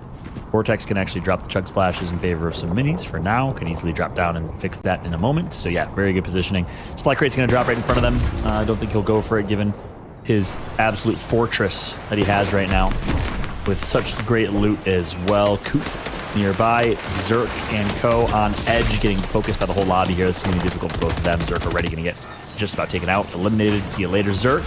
Barry, Yerm, and Skits all within a stone's throw. Back over to High Ground King. Would you call High Ground King the sort of the David of the lobby, taking down Goliath? Is that his role in this lobby right now? I'm down to roll with that analogy for now, at least. Given he does call himself the High Ground King, so maybe he wouldn't like us rolling with that analogy. Maybe, he's the Goliath, but we'll roll with it for now. I like that one. Keep a close eye on him. As the David already defeats Goliath, will that be the end of his saga, or will he find a chance to continue his redemption, his journey, like Odysseus right now on board High Ground King? Great loadout, great inventory, as he's going to try and pick up a third elimination right in front of Radius. If he can do it again, imagine another Goliath fight here for him. Gets the first shot on the Cyclops that is Radius, as Odysseus is going to continue to roll. 166 total HP for him, but going to use that chug splash to try and reset and regain control. High Ground King clearly feeling confident, and I guess you got to be somewhat confident to take out the best player in the competition so far. He's putting pressure on anyone he possibly can. Is that Oreo over there? Yeah, it was Oreo, who we've seen be very, very good in these games. Again, on the receiving end of some pressure from High Ground King. That's right. Keep a close eye on High Ground King and the rest of his journey here. We're taking a look at others in this lobby. You see Worthy on screen. We have Radius on screen. We already saw Alex get taken out. So again, a really stacked lobby here. We got some cheeky dancing going on right now. Jace and Loyal Nubatoon. What's up, Nubatoon? Default skin. Say what's up to Jace, yeah. Yeah, exactly.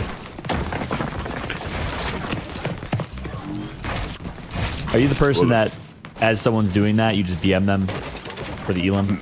No, I'll do it back. I'm the guy that dances back. You'll do it back. Let's have a good time. Yeah, let's have a good time. I say thank goodness, but I am totally the guy that will take the free one. I'm not gonna lie. Okay, this is another instance where we're just polar opposites, isn't it? Yeah, exactly. Why make a good team, perhaps? I'm bored of Radius right now, and unlike some others we've seen, Vortex and others, not the best loadout. So green weapon, not a whole lot of ammo to work with, and in absolute shambles with mats. So Radius could really use a refresh here, but gonna get blessed with zone. That's one thing that he has going for him. Yeah, that's gonna give him some more time if he does want to sort of, play around here, right? Because he hasn't got to worry about when to run in and get into zone. Well, he needs to be careful here.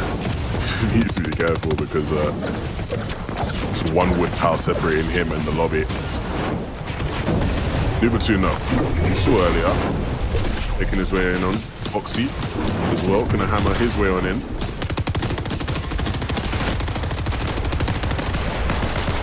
Foxy's can do captain elimination. Jake gets taken out to Arky at the top left of your screen. High ground King takes cat route right after, continues to roll. We saw Vortex in a really good spot with great loot and of course great mats, great positioning, and we'll see if he'll be able to take that advantage and capitalize. Meanwhile, Coop across screen, Boop also across screen. Alliteration going on here. Some rhyme is Pesky Pelican. Speaking of alliteration, gonna get taken out at the hands of Bobble.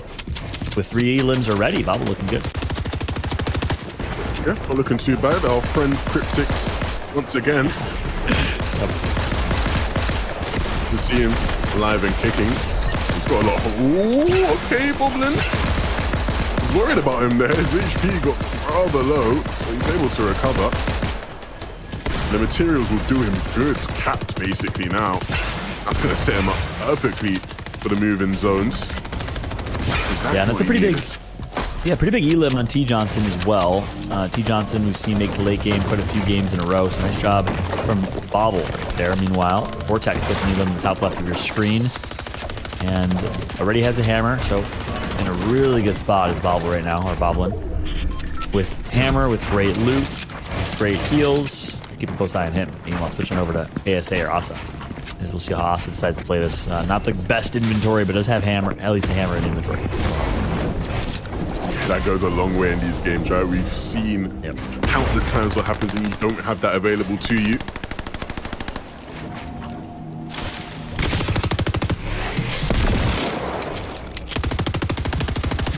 Boblin.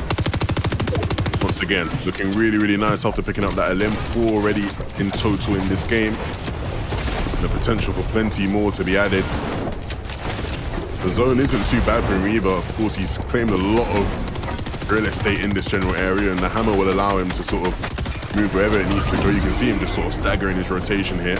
High ground King, who we actually know his sons, right? Who is a very prolific player on this region, and so to be fair, knowing that this is sons, it makes sense why he was able to deal with, definitely not David. With Alex. Yeah, definitely not David. Thank you. I guess in chat was giving me the intel there. Thank you, chat, for the heads up. That's Goliath versus Goliath right there. Yeah, that's right. That's right. We'll keep a close eye on Sun. Meanwhile, Duckmeister. Yeah, Sun's always playing a different gamer tag. Just throwing me off. He did last year, a few years ago, as well. My casting. Vortex getting another elim on Barry. Our friend got taken out with the Asian letters. Meanwhile, Duckmeister trying to get a nice little quick SMG elim if he possibly can. We need to make him to get another late game with Worthy, Vortex, and others still alive in this lobby. It is a stacked late game. It's going to all come down to these close range fights. Chase. Just sort of playing it slow here, biding his time. He does have that hammer, and so when the time comes, quick rotation will be made. Sun's though playing towards that front side of the zone, just sort of popping his way, but his layer isn't most comfy right now, and airing the effects of that, but willing to just hold on as he did know. Look, I'm moving out of here rather soon. That's exactly what the hammer will allow him to do. Vortex though, very high in terms of elevation, and he does have a lot of mats, right? But again, just being quite conservative, not getting in over their heads. It's going to be the key for a lot of these players right now. Staying cool, calm, and collected, and for Suns, maybe just getting into a box or two is what is going to pay off. Needs to reload, and so won't be able to pick up that LM, but he's going to continue to chase it down. He wants it. He's worked hard for it. I don't know if he'll be able to claim it.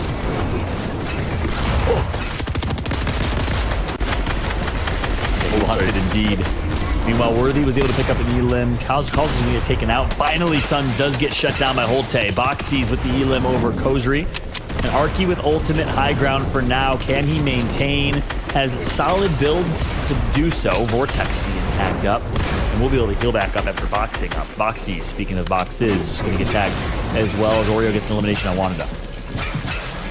Jace now, we've seen this kind of play a couple of times, right? Way in the back of the zone, but with the HP to work with, and you can see height being absolutely annihilated. That's what these hammers will do. Players flying into zone. Jace with a player in his box. He has to hit the shots. He gets saved by another player. That's still a player right next to him. He needs to get out of that box, and he will. Looks now to try and get back in. There's actually Cryptics who was knocking on the door. Will Jace have the answer? That is the question. Another player looking to push their way on in, and it's so awkward. He's struggling to hit a big shot, but no, somebody walks on through. So that will be the end of the road for Jace. We're just seeing how hectic it is down there. And that is going to be such a rough way to go up. But nevertheless, the game must go on, and the builds will continue to be destroyed. This hammer is so destructive in these games. Yeah, these late games are absolutely insane. We saw Jason get taken out here by Worthy. Now we have 7 players remaining. Worthy needs to do something insane to get the elimination. Oh my goodness, the tracking right there from Worthy over Kazi. Not done yet. 6 players left. Arky is one of them, lost high ground. Vortex, Worthy's peer, alive as well. I can't believe it. Worthy, oh my God, causing absolute chaos with this hammer. But he's not got many materials left, and so that will be the end of his game. Holte taking him out. Vortex now, he has a chance. He's looking to try and use the cone slide to get in with the hammer, and it does sort of work somewhat, but he's such low HP. He needs to connect to the shot. He needs to be careful. Here is a player right above the stair on his head. And even though he holds low right now, how long will that last? With his materials, Holte will fall to Oreo up above. And so now the 1v1 that Oreo will win. We've seen him in so many of these end games, but he wasn't able to pick up a victory out until now. 6 elims as well. What a game for Oreo. That is what I wanted to see. The storyline of Oreo making it to the end game every single time. And then the final moment of game 4, you know, it's a lot of games going on right now. But to us, match 4, grabbing that VR Fallout. Absolutely incredible. That's right. And he said 1v1. It was 1v1 in the end, but really it was a pretty quick 1v2 two-piece that he was able to pick up and rode the momentum right away from picking up the first elim into that last one against Vortex, by the way. Not necessarily an easy opponent. Really impressive stuff from Oreo right there, Kelly, across the board. I didn't see how many elims he ended up with, but I think it was a high elim game. It was definitely good, and we just got word from our production that he ended the first game that we watched in 3rd, then 2nd, and now 1st. What a climb! My goodness, King Levin. Oreo. I mean, obviously, having mentality is a big part of it, but it definitely seems to get the mechanics down as well. What is a key component to being able to like grab a VR against so many great players?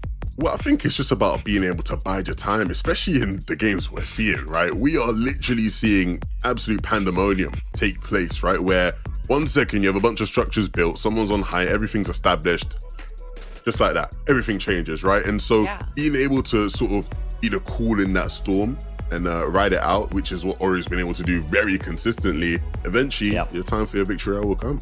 And can I be honest, we saw a gamer tag in that lobby by the name of CEO Ali. CEO Ali? It's CE Oreo, baby. There's been a coup. Oreo's taken over. He's the new boss of this competition. I know you're gassing up Alex, but you know, I'm not gonna be crazy like you, Levin, and say he's gonna win the whole tournament. But I'm like what I'm seeing right now from Oreo. I mean, we definitely can't say that he's not going to win the whole tournament, though. That's true. He's playing well. True. He is. Look, honestly, mate, shout out to our boy, Coach Timmy. He's getting married this weekend, I believe. So big up to him. He is the manager of Power. I think I need to hit him up, mate. They got to get me on the payroll because I am the Power hype man right now. I've been bigging up all the Power boys. They have been to living up. Your team Oreo. Power. And actually, we're getting some good intel here. Listen, might be a little 11 versus Fallout thing because Oreo came in 2nd place in the FNCS that Alex recently won. So it's obviously a big rivalry between the two of them. You're gonna rock with Alex and Power. I'm gonna rock with Oreo here. CE Oreo taking over. And you know, in the FNCS, that might be the highest echelon of competitive Fortnite, but it's also a duos competition. You could always, you know, kind of barter with the reason of, oh, well, maybe it was their partner. This is a solo competition, Fallout. This has more weight as an individual player of who is the best in the OC region. Yeah, that's a great point. And, right now, it's clearly Alex on top, at least in terms of standings. You can't lie with stats. So I'll give you that, Levin, all right? But Oreo's right behind. I can't wait for these updated standings because it's certainly an interesting one. Alex is doing it with elims, as we saw. He's not afraid to get 38th place or whatever, but with 8-9 elims a game, that's going to be the trick. Oreo's doing it a completely opposite way. Not super high elims, but high placement. Oof. Another player that we have to talk about that we just watched a little bit of the highlights for there is Worthy. My goodness. Levin, I'm not sure, I don't know how low he got. Definitely sub 10 HP, but that incredible siphon in the end game there, definitely going to be getting him some much needed points.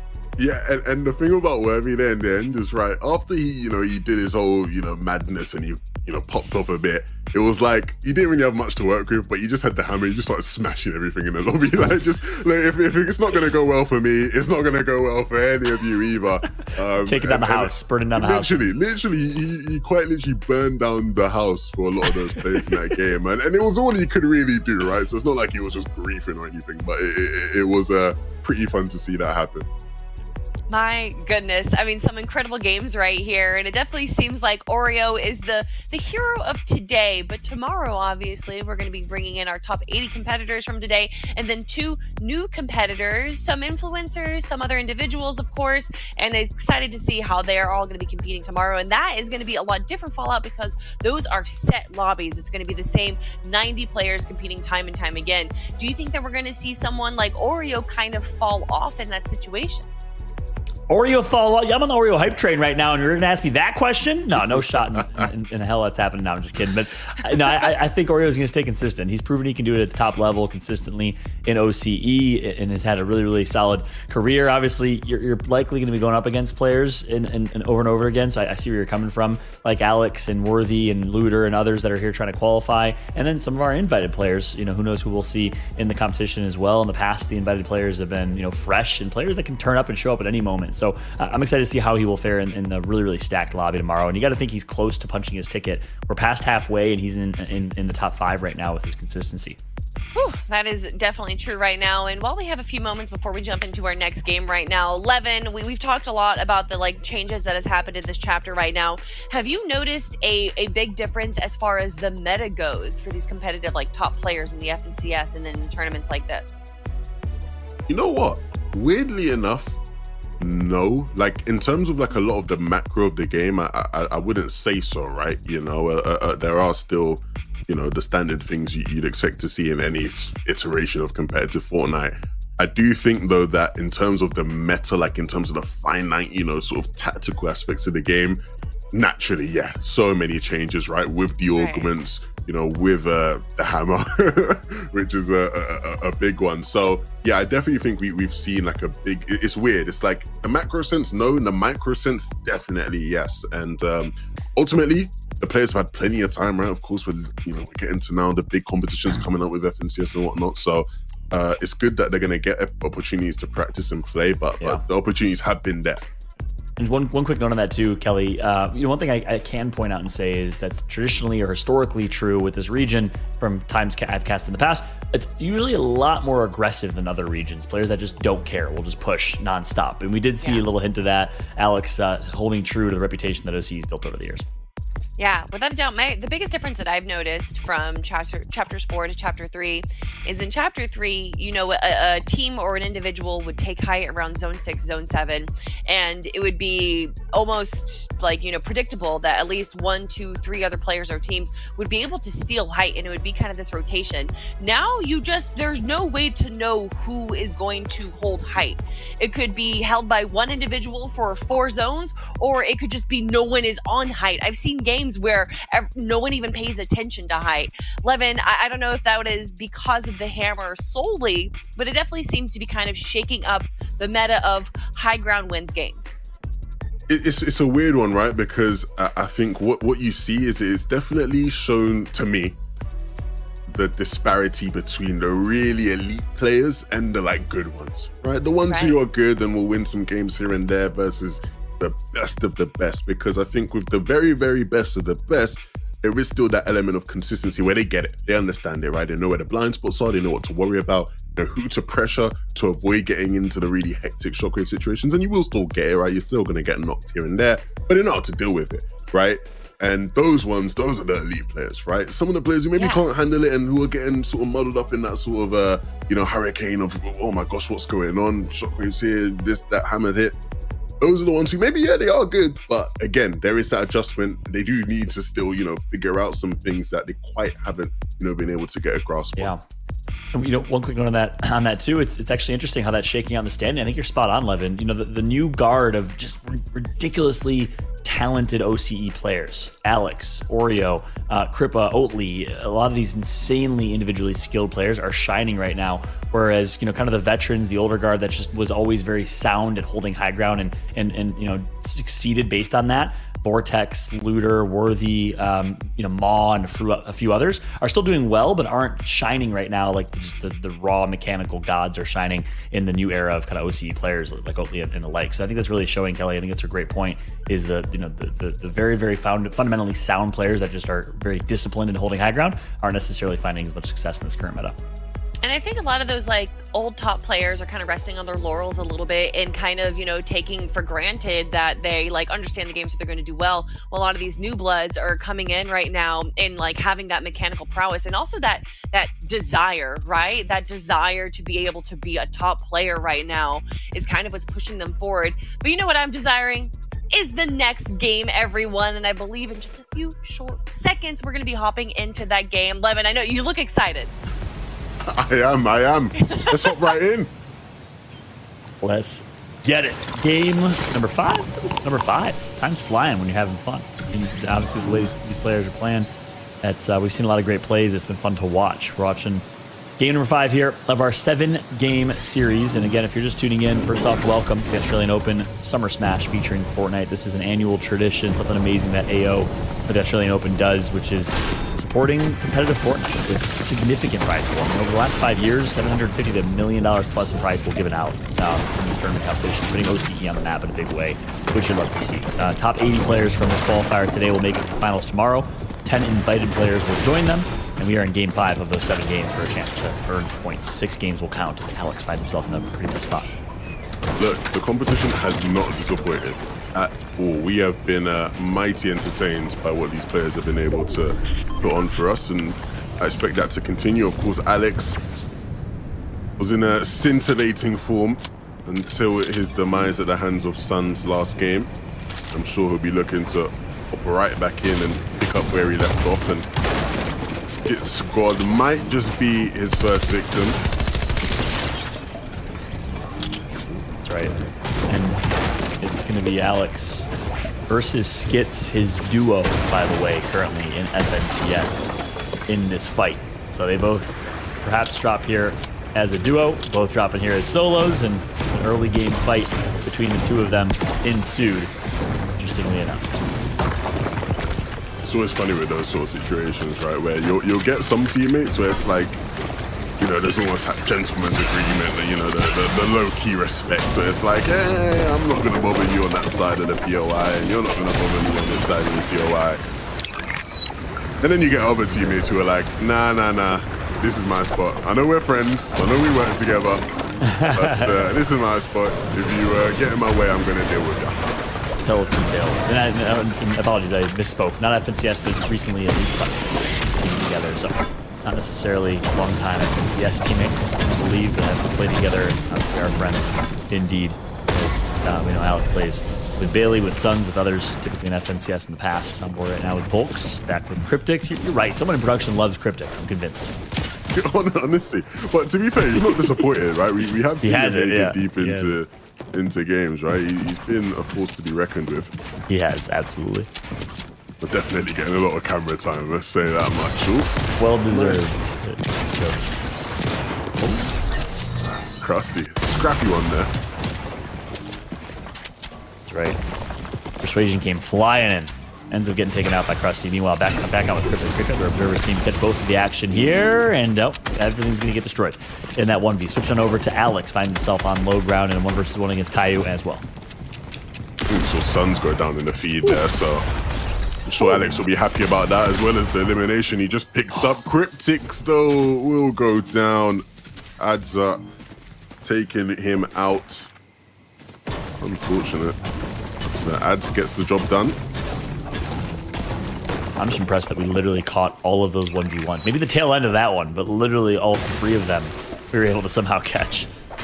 Things you like to see in these early games. Adzer wins that one. We saw Alex win his 1v on board right now with Scooby-Doo. Second best gamer tag I've seen today behind Danny DeVito. These 80s, 90s references are just getting me so excited. I know how to impress you. Yeah, exactly. Pretty easy. Please tell me you know what Scooby-Doo is. Okay. Nah, I never heard of it, mate. No idea. Imagine. I saw that Alex was born in 2008. And I literally, that's Alex like, he's 14. That's insane, right? Insane. Think about, we talk about young blood. 2008, 14 years old, and the best player in OC in my opinion right now. Winningest player in 2022. What a player. What a player. A bright future ahead of him too. Signed by Power at 14 years old. Blackland and the crew supporting this young star. Excited to see what his future looks like. Yeah, for sure. We got Sorif here, who's definitely a well-known name in this region. Someone who's earned his accolades for sure. And Ads not wanting to take the fight, not prepared to. No leftover shields in the reserve, so with now losing that as well, mid-air, he's genuinely not working with much at all. And if he runs too far ahead, he might run into Protoon, who we've seen pack a punch in some of these games. Oh my gosh.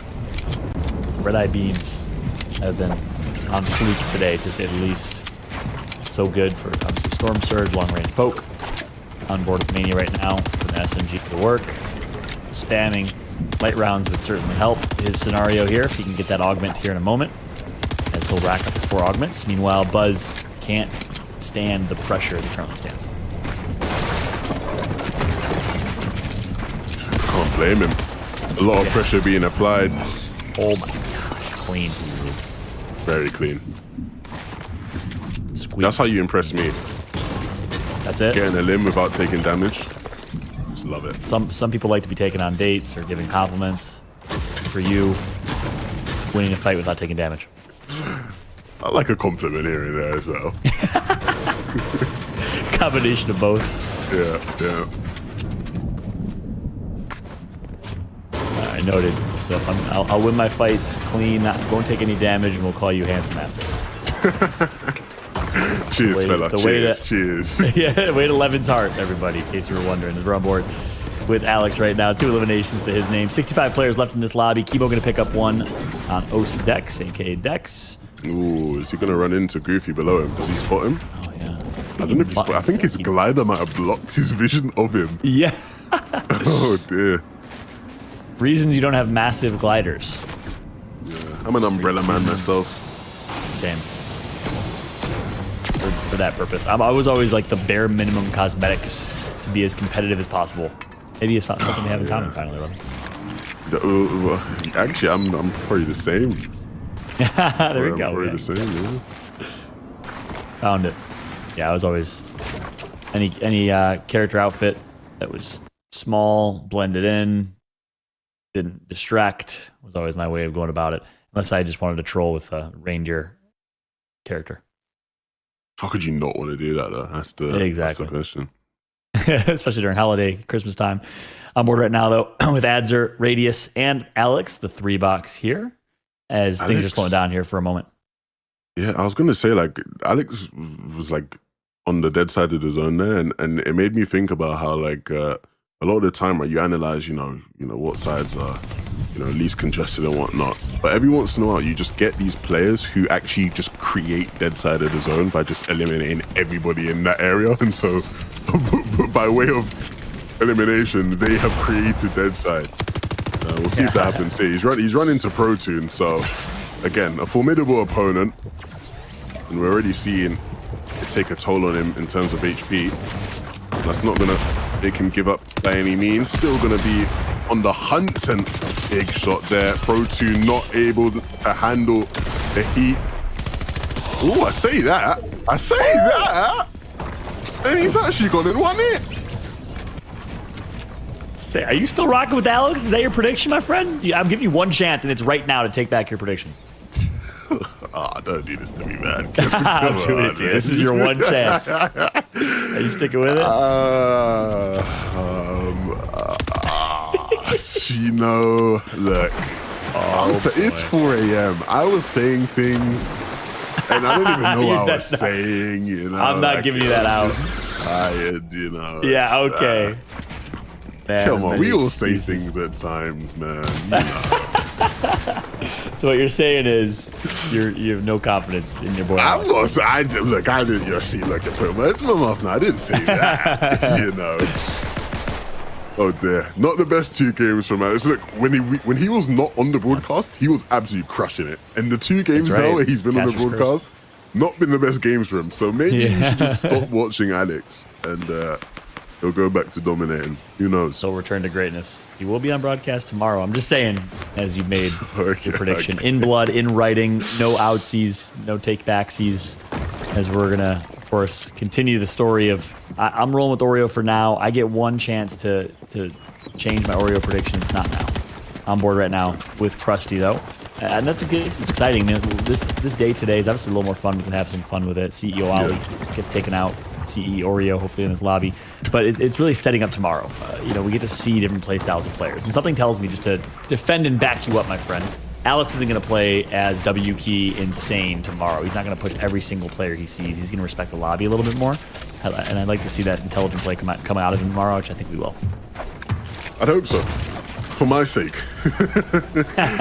For my prediction's sake. Yes. Yeah. For now, yeah. You often do get players who play to the lobby in that respect. And I think him, starting off so hot would have definitely gave him that bit of an extra confidence boost, which has made him maybe play a bit more gunner, especially since, like you sort of alluded to, reality is, of course, we don't have the exact point calculations and whatnot, but he realistically probably has qualified already, if we're being real. So I'm sure that is playing in his mind a bit. In any case, we would still like to see him performing at his peak level, and, picking up some dubs. That's a good point. Right now, as it currently stands, the threshold in 80th place is 32 points after 4 games. So you got to think, assuming that doubles to game 7, game 6 actually, it's going to be 60 or so points, and he has 105. So I mean, yeah, absolutely likely locked in. So at the end of the day, it's really hard to kind of take a look right now and use his gameplay the last 2 games as a prediction. I think he's just having a little bit of fun, pushing some players. Exactly. I'm playing a little more gunner heavy. Oh, George. What's up, George? 45 HP to George's name. He's doing what he can. I hope the 09 in his name is not the year he was born, because that's going to make me feel old. You and I both. You and I both. You're 20 years old and even started. I've said that 17 times, bro. I'm just exposing your age on this podcast. Just telling everyone everything about me, name, address, everything, birth, everything. Security, coming soon. Whatever you call that in the UK. Same. George finally going to get taken out by Adzer here. Nice pickup from Adzer. 2 eliminations to their name. 55 players left in this lobby. So again, really aggressive early game here. Will find himself a cheeky little chest, some good loot. And I'm liking the loadout right now. Could use a little bit more in the heals category, though.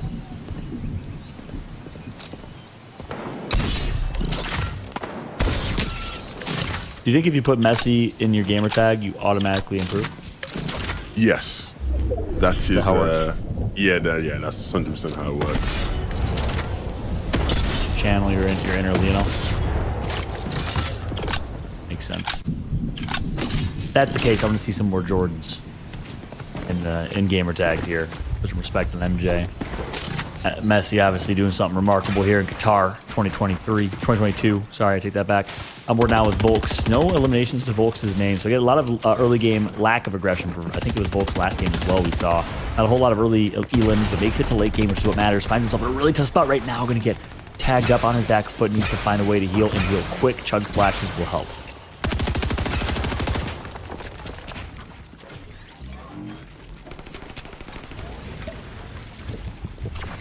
On board, continuing to watch this fight ensue. Volks Gonna get back to full, basically. Has good mats, and I don't know who his opponent is. I'm not sure why they let him basically completely reset and refresh that fight. We'll see if Volks will now turn things up, turn things on, and play with aggression. Decides instead to back out. Yeah. Volks currently actually the highest point player in this lobby.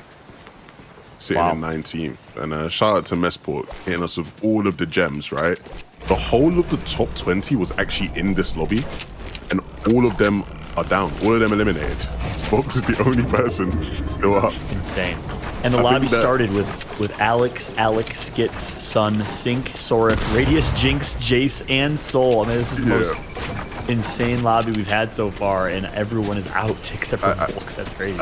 I think it probably just goes along that conversation we were just having in regards to Alex, where a lot of them probably feel like, yeah, I'm quad, like I'm just gonna run around, have some fun, and in that sort of overconfidence, maybe just getting picked apart. So not ideal. It would have been a fun game to see them all in the end game, but look, Volk still holding the torch for the top 20 right now, and a chance for him to move up in the standings, right? With all of his competition ahead of him falling. Oh, Radius could be a great opportunity. That's interesting. The Radius is in the top 20. So yeah, this is a big game for Radius, and big game for all these players because a lot of the top 20 standings players are taken out. So yeah, if you're Radius, if you're Mars, if you're Jason, you see on screen, Volks, Jace really needed a big game here. Alec still alive in this game. Really good opportunity for them.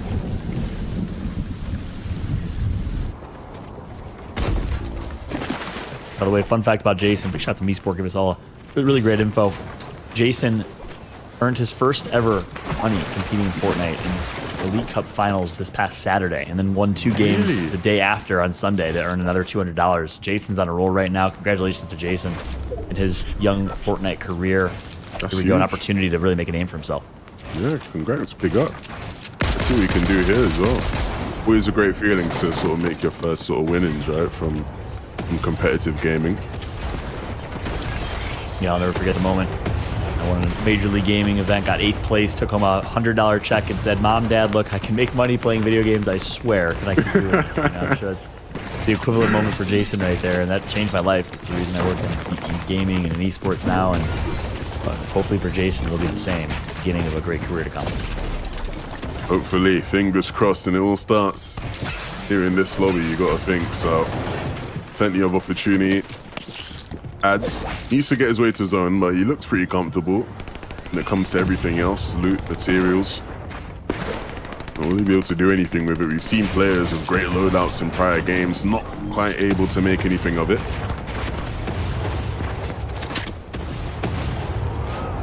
Yeah, that's the worst feeling when you know you're set up for success and you kind of get in your own head a little bit. That's just the reality about pressure, right? If you talk to a kind of great sports psychologist, they'll say the ones that are the best, the champions, the Olympic athletes that perform, find a way not to be at a 10 out of 10 when they're in these tight moments. You think people want to, exert all energy. No, you want to be at like a 6 or a 7 out of 10. You want to stay kind of calm, cool, and collected. And that you can find a way to do that and find success. When you have that great loot and you think, this is the game, I got to go big. Those are the games you don't necessarily do that. Yeah, sure. Or just keep your mind on ice, right? Stay cool. Right. Yerm in this game. I saw Yerm actually in the Twitch chat earlier after not having the best of games. Yeah, shout out to Yerm. I think he typed something like, I just got absolutely demolished. So hopefully he's been having a better time since then. That's right. Hey, every single one of y'all that are, playing in these lobbies, competing against the best players, arguably in the world in many cases, in an OCE, respect to you. And then coming to chat and acknowledging when you get rolled, even more respect. I love it. And shout out to the OCE community. It's a fun community. Twitch chat, we've been keeping an eye on it. Appreciate every single one of y'all for hanging out. I know it's a great opportunity for everyone for OCE to really get some respect put on their name. Jason here continues his confidence and continues the great week he's had with an elimination over Ads. Meanwhile, SMG abuser Torp. It's Torp right now on low ground with Vank. Oh, definitely playing to his name, right? We saw what he was trying to do with the SMG. He didn't quite come off. I'm sure we'll see more of him in this game. 3 elims already at this stage. Right? Gotta be a controller player to be a self-proclaimed SMG abuser. Hey, look, with how strong the SMGs are this season. Yeah, it's true. Anybody could could try claim that title, right? So you never even know. That's a good point. They start sitting 44 pretty. players left. Yeah. That's right. Sitting pretty indeed. We have great loot. Look at that. 12 chug splashes, another 6 minis, and then the perfect loadout you want for these late games with the SMG Thunder Shotgun combo. Could use some more builds, but has kind of open high right now in a good position is Jace. We'll keep a close eye on him. Meanwhile, Volks, the other top contender, still alive in this lobby. Not even close to as good of a position right now. Finds himself with his back against the wall once again. Yeah, still just really struggling to just get some breathing room in this game right now. It ain't easy. Everyone spam a worm for Yerm, please, in the chat. Oof. Spam a worm to save Yerm. He needs it. Folks right now, though, are in front of him. Gonna gatekeep. A big challenge in front of him. Listen, I'm on Team Yerm right now. I don't know about you. No, I'm with you. I am with you on Team Yerm. Shout out to Yerm. Torp actually went down, so no SMG abuse in this game, it seems.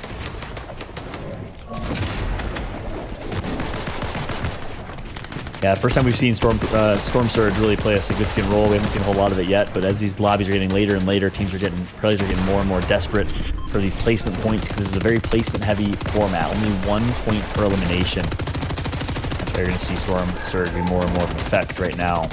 Jabao needs to find himself some damage. Not a whole lot, though. 43 players left in the lobby.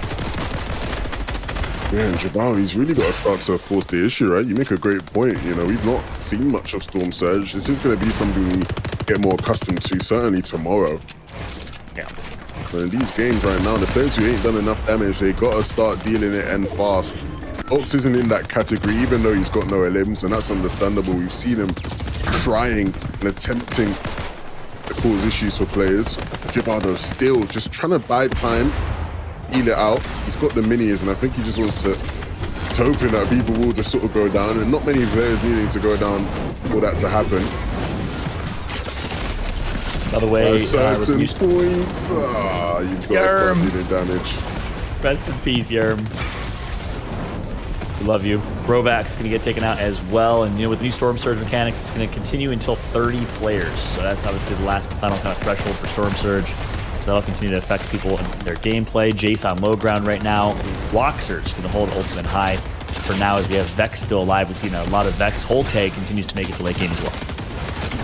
Yeah, and Bank now using that hammer to try get in, but with such low HP, anybody looking at him could easily pick up an limb right now, and nobody was alert.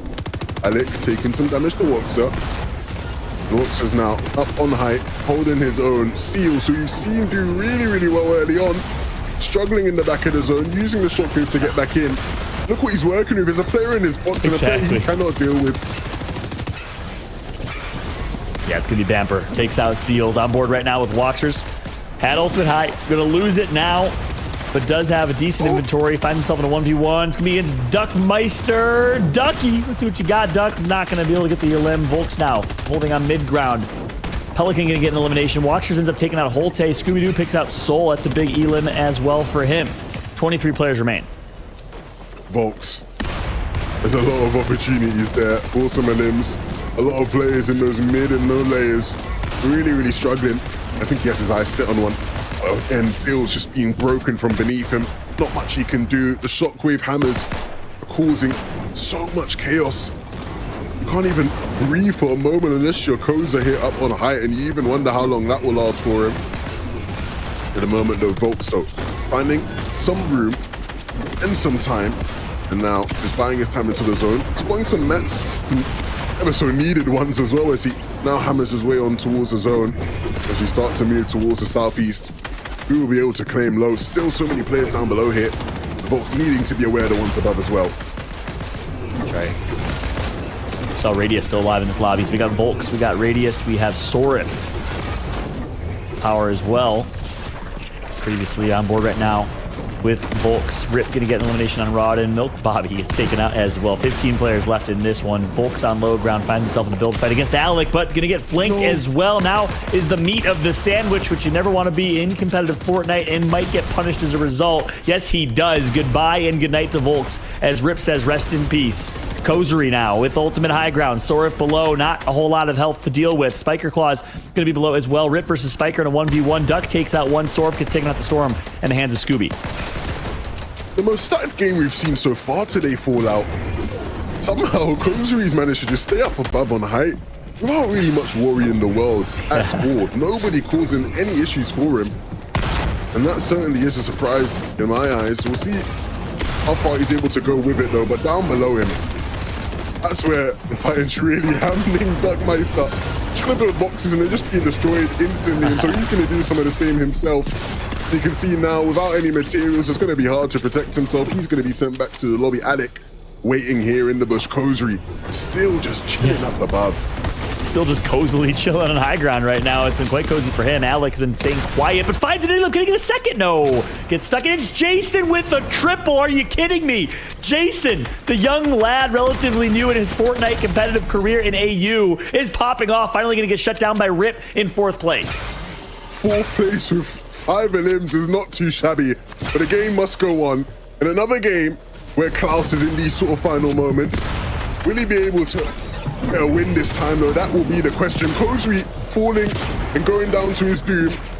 And so it's going to be SR Rip versus Klaus. Who will be victorious? The Shockwave Hammer will come out as an attempt. It's not going to be effective. So now with no materials left, will Klaus be able to clutch up? Rip with 45 HP, and that's going to be it. Spiker Klaus is going to do it. Oh my gosh, that was beautiful as well. What a finish. 5 elims for Klaus. Takes out Rip, who had quite a few as well. Kelly, what a game right there in game number 5. Klaus on top with 5 in a VR. I feel like we're going to have to start calling him Santa Claus because Christmas came early for that player right there. My goodness, a VR as well as a few eliminations. Levin, you seem dismayed, befuddled? He's wondering What's about going the on? metaphor. Honestly, I blinked and I missed it. I don't know what just happened. I don't know what just happened. I blinked and I missed it. I'm not even kidding. I'm so confused that I thought for a moment, it was going to be one of those slower paced, everyone taking their time, we're going to wait for the zone to even fully close kind of thing. No, Klaus just said, nah. Yeah, I want height and I want it now. Well, Santa Claus comes down from into the chimney and in a blink of a second, gives a million kids presents. So it's very appropriate for his namesake Fallout. But now we're going to be taking a quick look at some of the highlights from that game. Yeah, Alex always part of the highlight reel in the early game, but in mid-game continues to get taken out in the last 2 games we've seen at least. Mania with really clean fights right here, and this is the moment where Alex had complete control, had so much confidence in this fight, played it so well, and got some extra damage, and got Protoon down to 10 HP, and Protoon somehow wins this fight? Yeah, no idea how he did it. It was one of those ones where, Alex sort of he was in an awkward situation there, right? Where it was the window left-hand angle and it's just so awkward. And you expect him to hit the shots there because he's him. But Protoon, really giving him a challenge and, paying off. Wow, usually we're given a highlight reel, but I feel like this is kind of a low light reel going on right now. 7, 8 eliminations back to back. It really shows you, the fragility of life, Levin.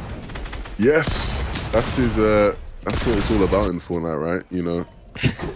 Reflecting life through builds and some edits. That's all it really is. I don't know why we're getting philosophical right now, but yeah, that's Fortnite for you.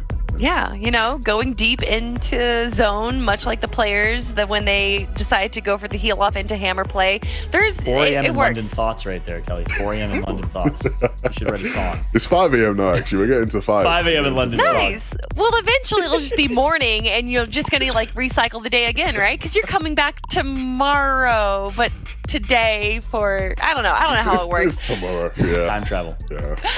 But everyone, if you're just joining us for the first time, this is the AO Summer Smash. AO standing for the Australian Open. If you guys don't know, that's a tennis competition, and you guys should definitely be checking it out right now. Fava, I believe there is the women's finals going on soon.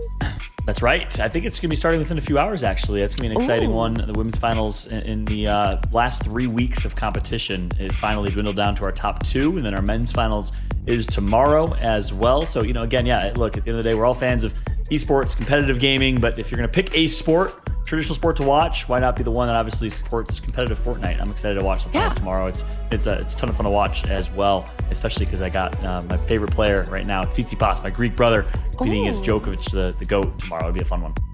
Well said. And you know what? Maybe tennis isn't your thing, but you're here for some Fortnite. Not only are we finishing up the qualifiers right now, but tomorrow at 1 p.m. AEDT, we're also going to be having the finals with the 90 best players that OCE has to offer, competing for a $50,000 prize pool. First place walking away with $10K. But that's not the only money that we're going to be giving away. At 10 a.m., we're also going to be having 3 incredible creators with 25 players each for their team, competing for another $50,000 prize pool, which goes to the charity of their choice. So some of the best Fortnite action coming your way, everyone, tomorrow. Make sure to set your calendars, an alarm, whatever it is, so that you do not miss it. But Levin, we got a few more games to go before we wrap things up right here. At this stage of the game, how are players going to be changing up their play style to make sure that they get enough points? Because this is obviously a very placement-heavy game. Yeah, and I'm happy you asked me that question, because I think the biggest takeaway from that game there is that it's getting serious now. The games are getting stacked. We're seeing Storm Surge. We're seeing people so, I don't want to use the word nervous, right? But so almost in their heads about how to play the game perfectly that nobody's even going for, crazy hype plays the way we saw earlier, right? Kozuri for such a long time was able to just chill up on height and he actually just ran out of mats, which was why he eventually fell and couldn't keep it anymore. But that's not something we've seen all day long, right? So these games the dynamics of them are changing now in the back end. Yeah, that's definitely something that we see in tournaments where there isn't just a meta for the chapter or season, but there is also a meta within the tournament itself. And that meta seems to be shifting, like a bit more to survivability, but for me, Fallout, every time I see this meta kind of shift, I see more players kind of going for the low ground, but that's where all the chaos is. That's where all the eliminations are happening in the low ground. How do you secure surviving in the end game in that kind of situation? Yeah, the reality is, chaos in the low ground. There's chaos in the high ground. Chaos is probably the one word to define this season right now at the Shockwave Hammer. It's a nightmare everywhere you go. I think the best way to go about it is, to try and find a 1x1 or a box. And you saw it right there. I think it was Alec who was some way, somehow able to just be small and be hidden and not be known and get like an extra 10 or 15 placement points or placements as a result of that. You want to try and stay on low ground and be as small as possible if you really want to try and avoid all the madness that's ensuing. Yeah, no, it almost seems counterintuitive, but I feel like a lot of players are surviving by staying in the storm and just kind of going for that pseudo heal off meta where they have, a bunch of splashes, med miss, floppers, whatever it is, and they're waiting for the rest of the lobby to kind of move forward, and then they'll wait and be like, okay, well now I can hammer in and probably get a safe spot in the mid to low ground right there.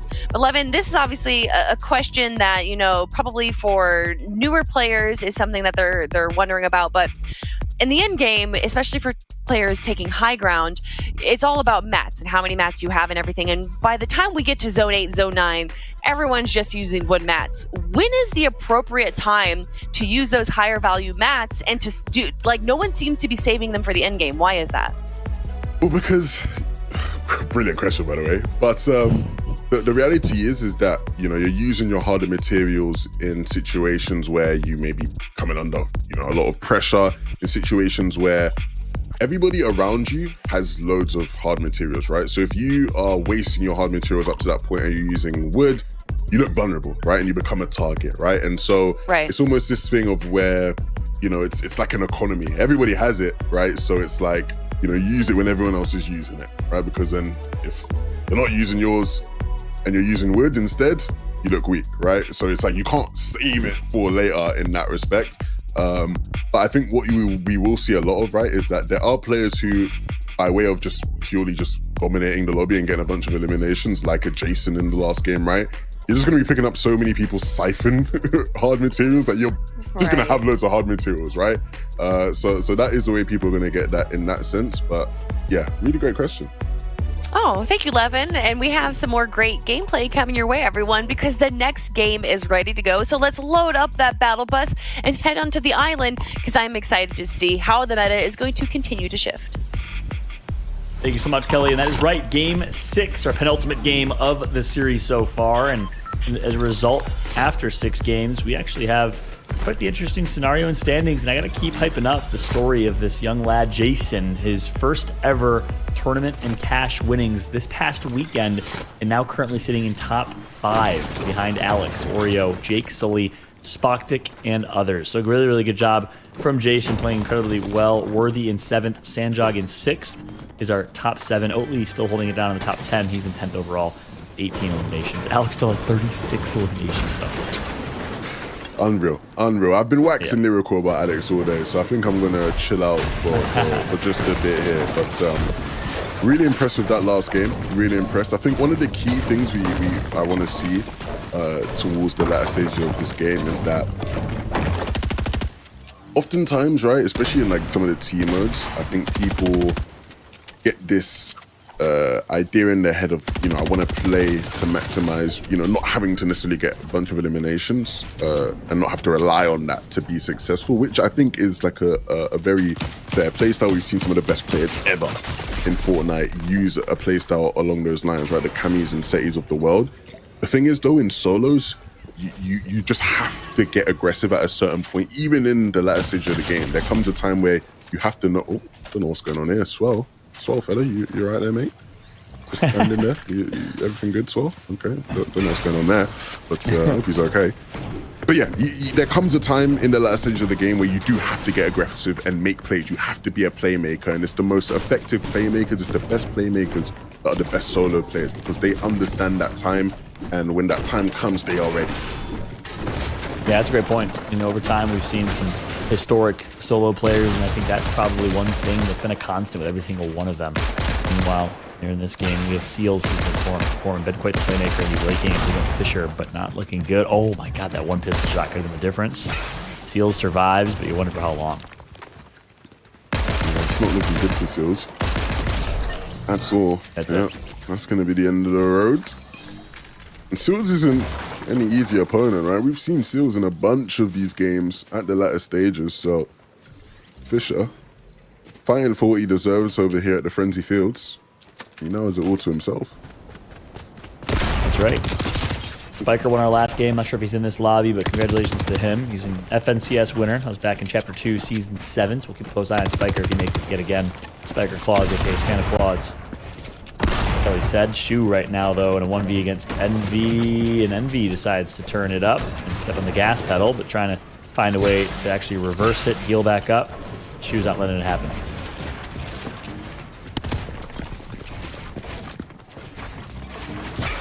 Switching on over to Muti against Kripa. Kripa, winner of one of the games we saw earlier in the top 15 right now. Shukuz finally gets that elim on Envy.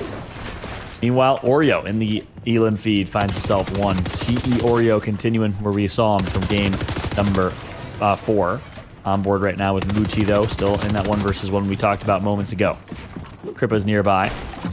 And keeping the aggression. Zor going to get a pickup on Vague in the top left in your elim feed as well.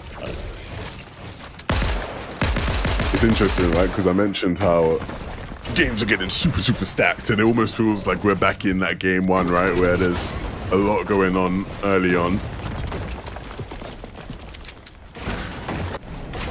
But still, a lot of the familiar faces. Yeah, it's been a weird ebb and flow. You'd think it'd be a constant pattern. There's no pattern. It's kind of random, or a weird ebb and flow of aggressive games, not aggressive games. Game 1, aggressive. Game 2, not. Game 3, aggressive. Game 4, 5, not so much. And here we are in Game 6 again. A lot of early action. Vortex, someone you're familiar with in the elim feed against Smithy Aim. I don't know what Smithy Aim is. Is that a good thing or a bad thing? Is it good? I know there's a lot of players who like to just have aim in their name. So maybe his name's just Smithy and he has aim. Or maybe Smithy means like a clean aim. I don't know. I don't know. But I'm assuming his name's just Smithy and he just has aim in his name. I could be wrong. That would make sense. Indeed. I'm gonna look up Urban Dictionary. Smithy means. I'm sure Messport will tell us. He knows everything. Exactly. Messport's got our back. I'm board with Alec now. Big name against Rapticuz. No one really seems to be in control of this fight just yet, Levin. Just yet, but we all know that changes once somebody decides to flip that switch, and it looked for a second there like Alec did.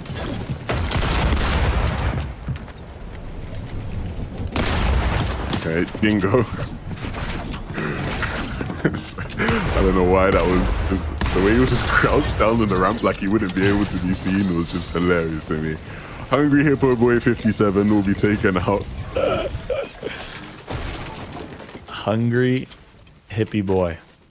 Hippo Boy, I love that. Smithy's Goku. Good info. Mesport really does have all the intel. He knows everything. And yeah, Smithy is a cute dog? Is that Aussie slang? Maybe? I've never heard of that. But apparently Smithy's like the name of their friend group. Yeah, interesting. That could be it, you know. The more you know, the intel you got here. Meanwhile, I'm glad Dingo got an elim, and I'm glad we watched Dingo, because I feel like this wouldn't be an Australian event unless this is the most American comment I'll make all day, and I promise I'm done. There was a player named Dingo. What's a dingo? I think I'm sorry. I'm clearly not cultured here on the not the cultured at all. Australian. What's the? A dingo is a dog. It's like a type of dog, right? I think it's like a type of dog in Australia. Someone educate us, please. I'm sure I've just offended so many people here. So our producer Chris said you're on Struggle Street. I'm on Struggle Street. I'm googling a dingo. Oh, look it up. A dingo is like a dog like breed. A dog, more like a wolf. Looks like a fox, more like a wolf. Yeah. You know what? Please tell me what a kangaroo is, Levin. Nah, I never heard of it, mate. What's a kangaroo? How about a koala bear? Oh, never heard of a koala bear, mate. No clue. No. We got our whole production team defining Australian animals for us now. It's like a wild dog. I appreciate y'all. There's people in the chat as well looking out for us. Ignorant Americans / Brits. On board with SMG and user Torp right now. Early game, not a whole lot going on.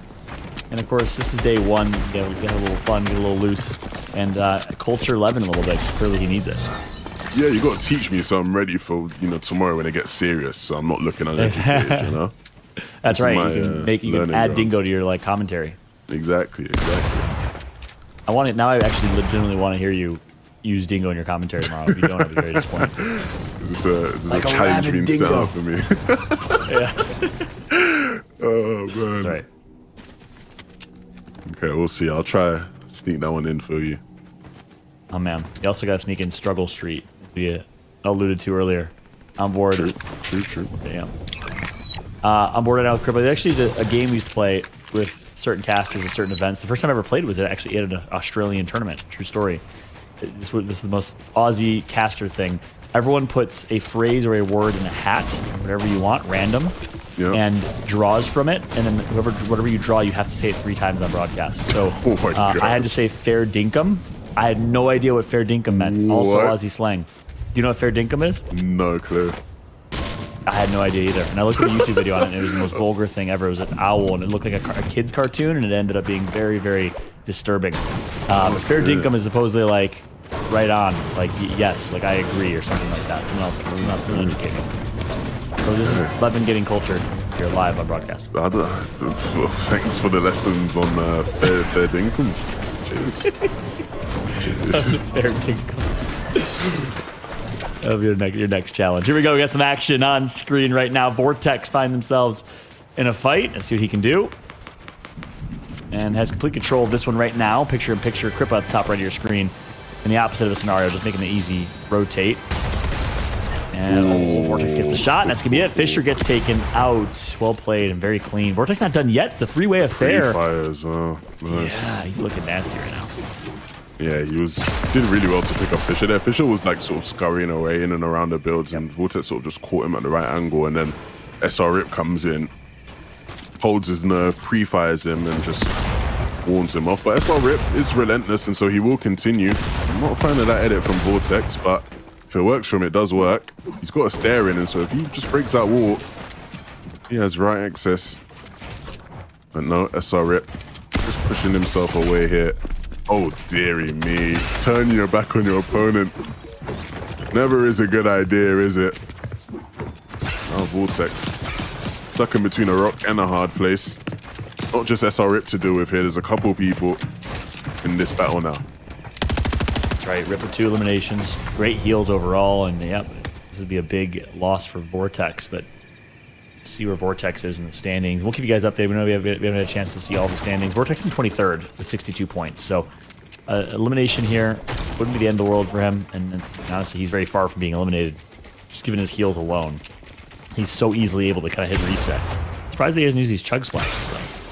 There we go.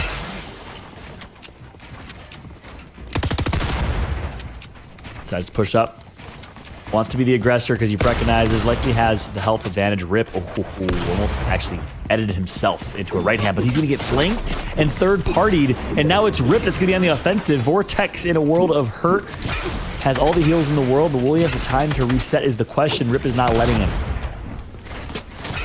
Another instance of Vortex just being caught out there by a third party. Now this fight becomes just so much more difficult with the zone ticking away at you. Of course, they do have some chug splashes, which all mean that they have some time to work with, but a very, very awkward situation, especially when you have Poop just chilling in the zone, ready to hold you once this fight concludes. This is a loss-loss situation. I mean, you hate these fights if you're these players, and as a caster, to be honest, they're just wasting all their mats deep in zone, and someone's gatekeeping. So whoever wins this fight will likely have a long and tall mountain to climb, and guess what? It's going to be Vortex. Let's see how he handles this, though. Going to get heals, going to get a bit of a refresh, which will help, but there's not a whole lot of mobility to work with right now. I'd really love to have a Rift to go or something else, but in current meta, all you really got is that Shockwave Hammer. Imagine he just spawns in a Rift to go now. That'd be perfect, isn't it? Yeah. Wow. Check this out. Skybase, game 6 to finish it. Imagine. You say that, right and it's like a funny thing, right? But today, right, I'm watching the Elite Cup, and in EU, and a French player by the name of Amexa actually, like, unironically skybases in games with the hammer, and it like works. No way. That's wild. Yeah, I know it actually. I say it to be funny, but I know it genuinely. It's the return of the skybase. As of late. Interesting. Crazy that actually is so viable as it currently stands. Kathy right now, 105 total HP, no heals at all to work with. Yeah, not looking good right now. On struggle street, trying to work his way out. Got you, Blake. Here's what he can do right now is he's going to work on a quick rotate, and that's it. Struggle street led straight to the graveyard. That's typically where it leads in Fortnite. Yeah, it is. Ooh, dingo. Raptor takes him out. Animal on animal action. Meanwhile, we got raptors, we got dingoes, and we got T. Johnson. What you got against Raptor right now? Ali. I was gonna say Oreo again. Ali's nearby. Raptor has good health overall in this fight and has some time to work with. 50 seconds till zone's gonna be closing, but 3 players. A third enters the fray here. And these are the kind of fights that just get so messy. Yep. You often end up leaving them thinking, who's the winner, right? Even if you come away with your life, oftentimes there's a lack of resource somewhere. Big chug splashes over minis there, but you don't know how many chug splashes are left. Big inventory. Oh, that's a nice angle on the Sench. Raptor to get both easy limbs and comes out clean. Yes, he does. Raptor with 3 in a row. First it was Dingo, then it was Sench, then it was T-Joe, and he's gonna let him know. He just made me eat my words because he dealt with those 2 so quickly that it is just a net positive in all aspects. Like max shields, max materials. There's an Excalibur there if he wants it. Some weapon upgrades as well, potentially. Wow. Doesn't want the Excalibur, understandably. His current loadout is fine without, especially with that hammer, so. But that was real nice from Raptor. Super well played. I'll keep following his story here, see what he can do. He's just going to walk in the rotation very easily. Worthy, Torp, Barbie, Sync, all within a vicinity, radius across the map here. So again, a lot of heavy hitters, a lot of power right now in this lobby.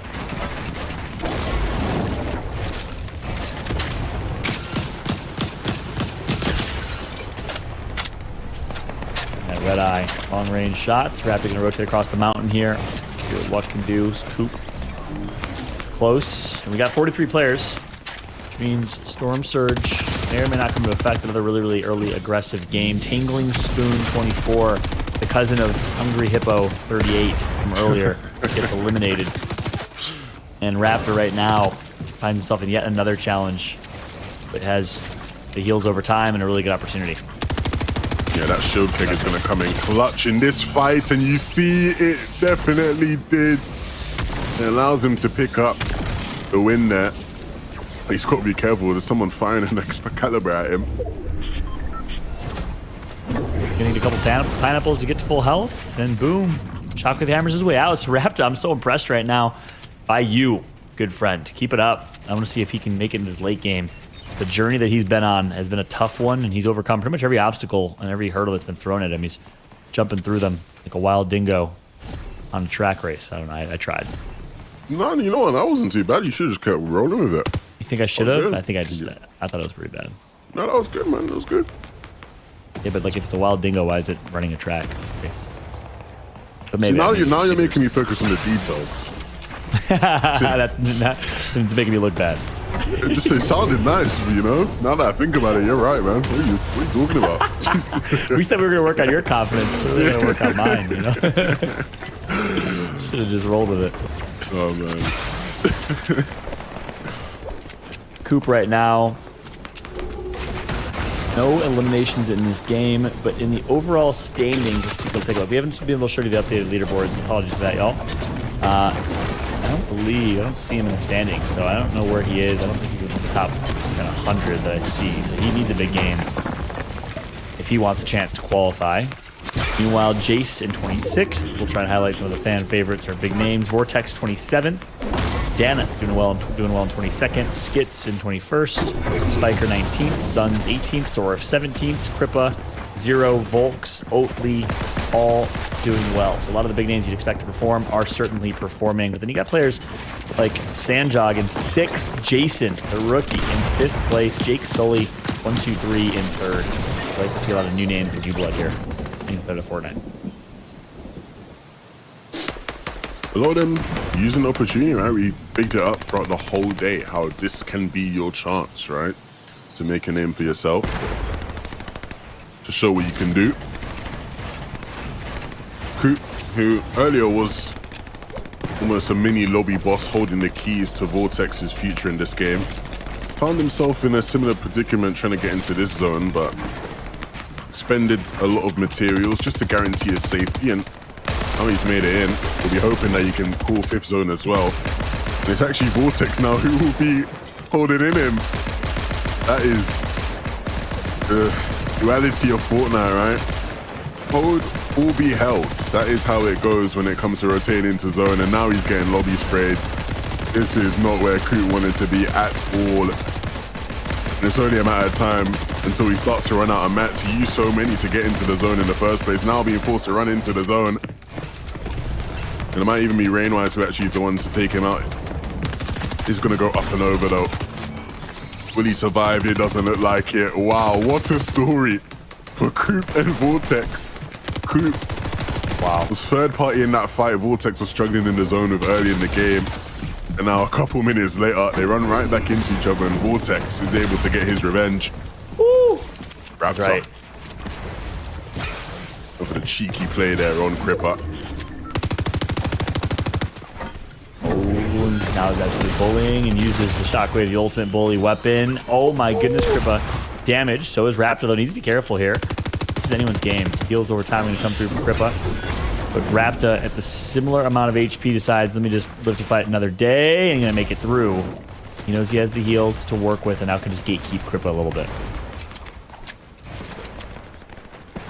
And by the way, we did get an update. Coop in 108th place. He did get taken out in this lobby with 32 points, so he needs one big game. This last game might be his last opportunity, so we'll keep a close eye on that as we jump on board with Benno. What can Benno do?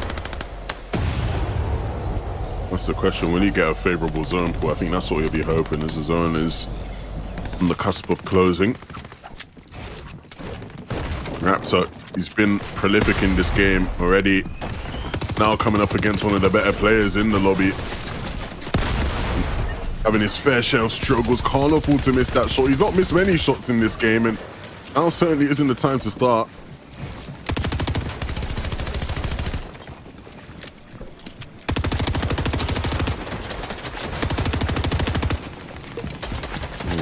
Worthy.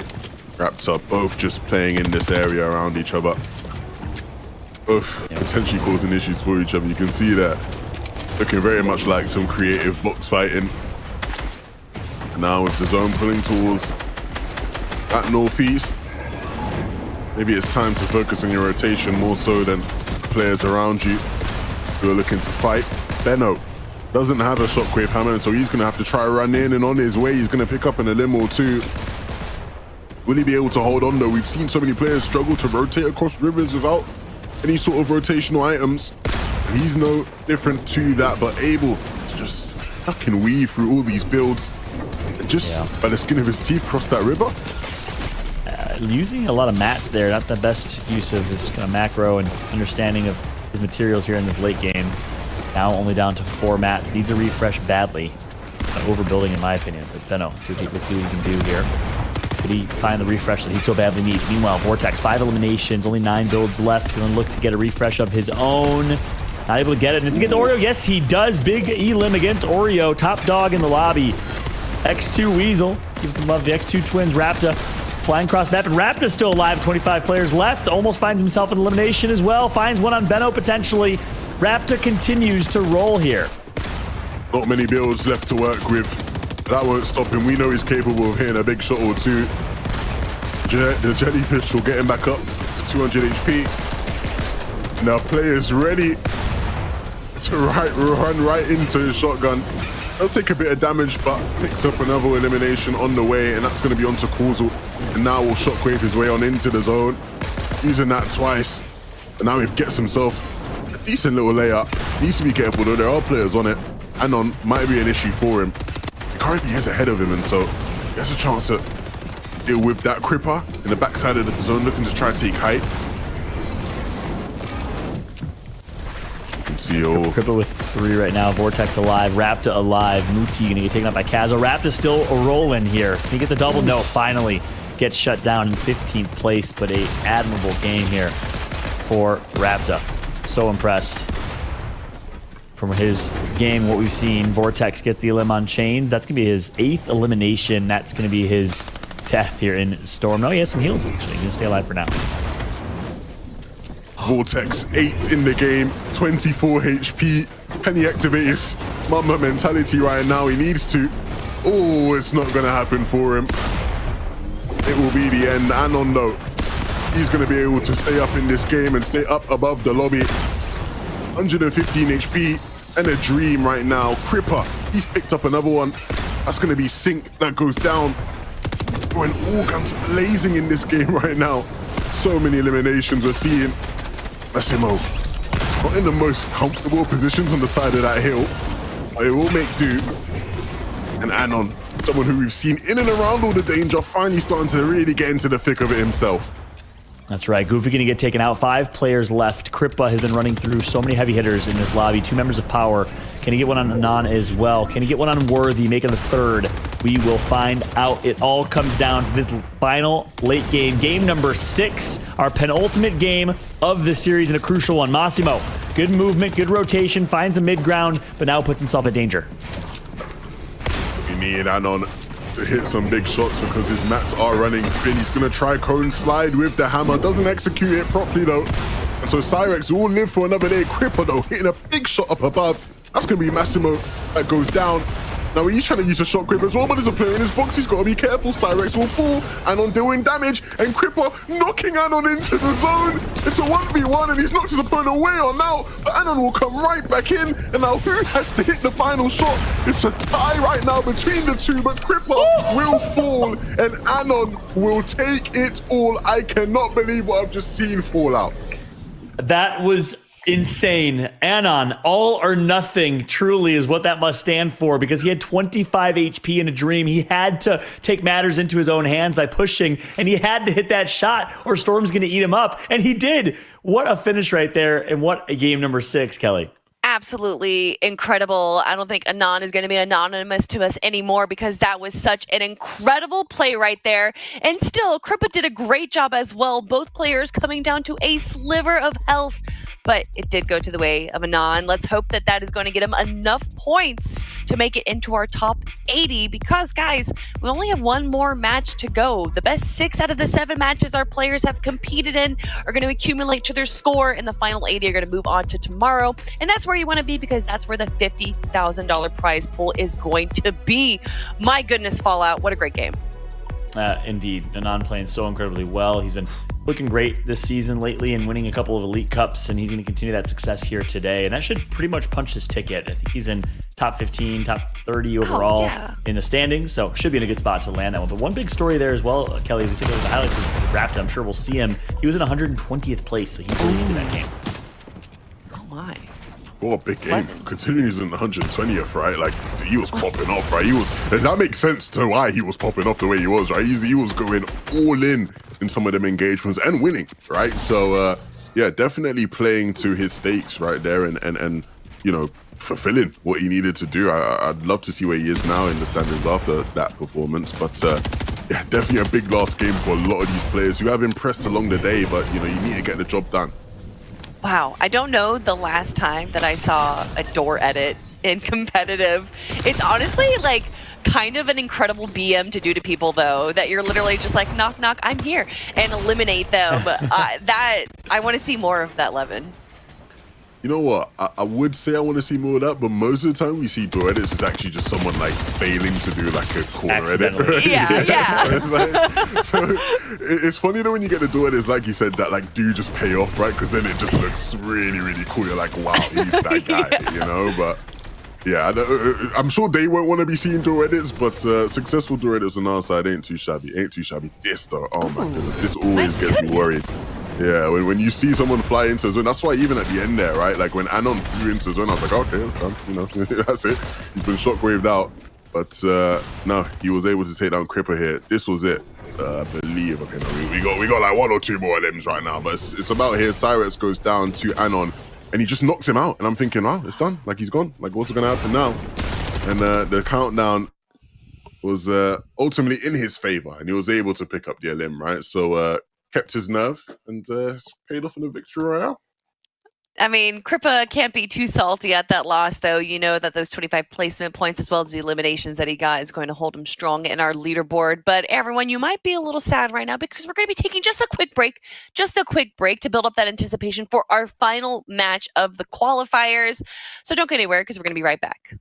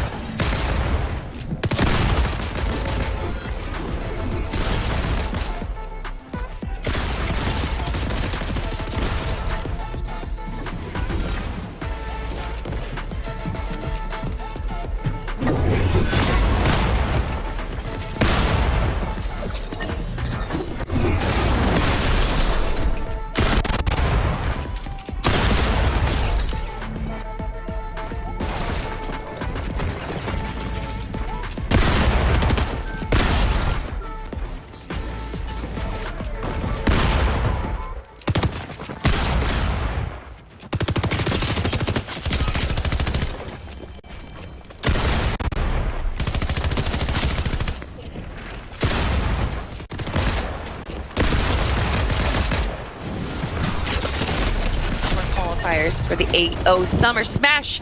It's been a really fun tournament so far. One of the first solo tournaments that I've gone to watch in the new Chapter 4 and 11. It's been quite exciting, but also a little predictable because hammers still seem to be such a pivotal part of the competition.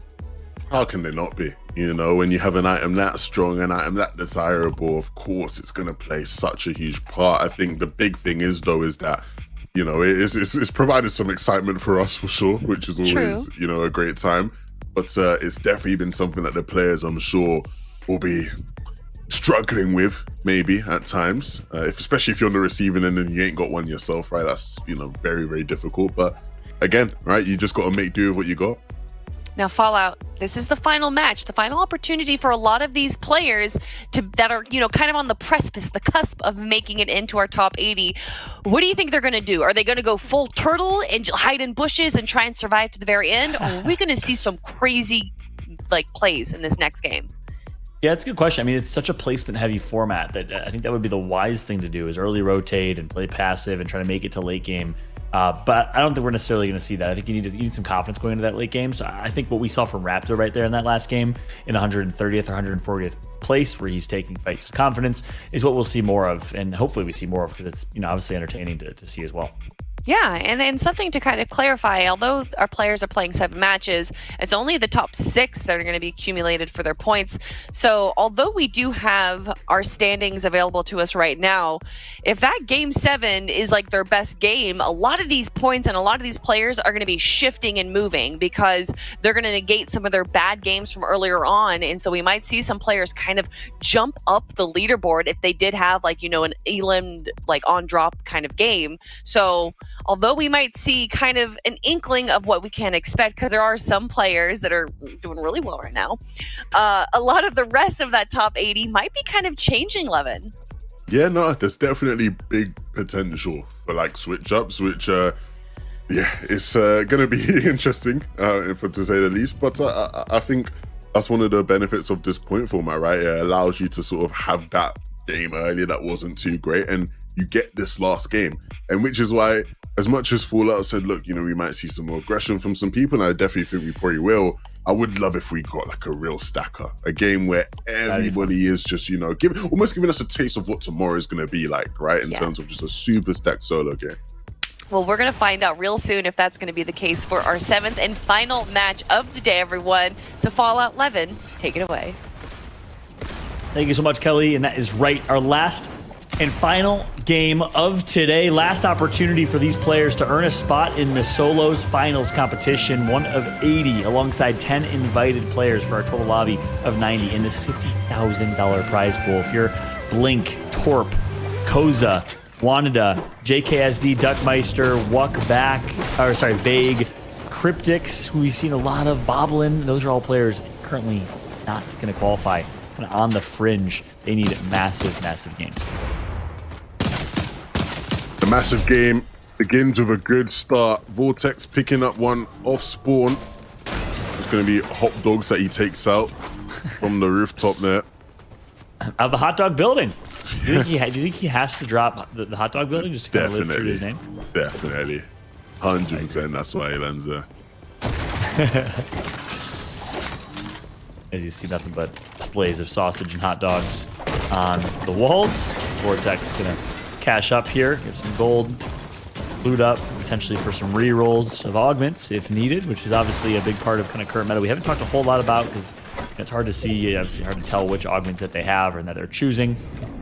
But nonetheless, obviously an important part of the meta. If you don't know what we're talking about, augments, if you're maybe watching this Australian Open because you watched last year or the year before and wanted to keep up to speed, well, brand new component of competitive Fortnite, which is the ability to select 4 augments per game, basically receiving perk-like abilities, things that can essentially help you, and it gives you just different strategy, different kind of theory crafting for how you want to play your game. And they've played a massive, massive part in how these games have gone. You've seen here, Vortex. Before all that augment stuff happens, okay, that's going to be the end of Vortex's competition. I was gonna, big him up for picking up another limb and continuing on well, but no, that's gonna be Vortex down. And I can't remember where exactly he was in the standings, but hoping that doesn't. 5th? 10th. He'll be okay. 10th. Okay, he's fine. He's fine. Okay, cool. He's qualified, so him going down won't be too big of a deal. We will get to see him competing tomorrow in the final.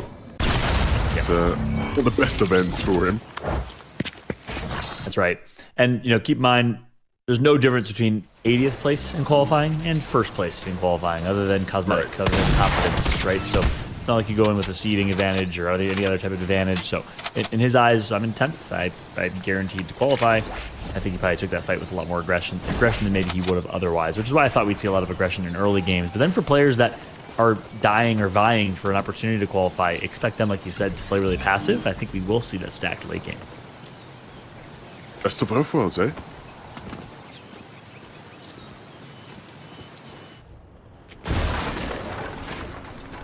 Switching on over to Mooney. 1 elimination already to Mooney's name.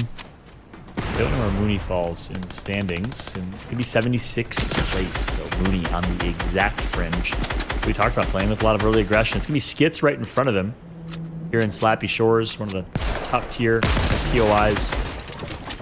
The Blitz going to find themselves in a fight as well against Chains. Couple players in the vicinity that might third party.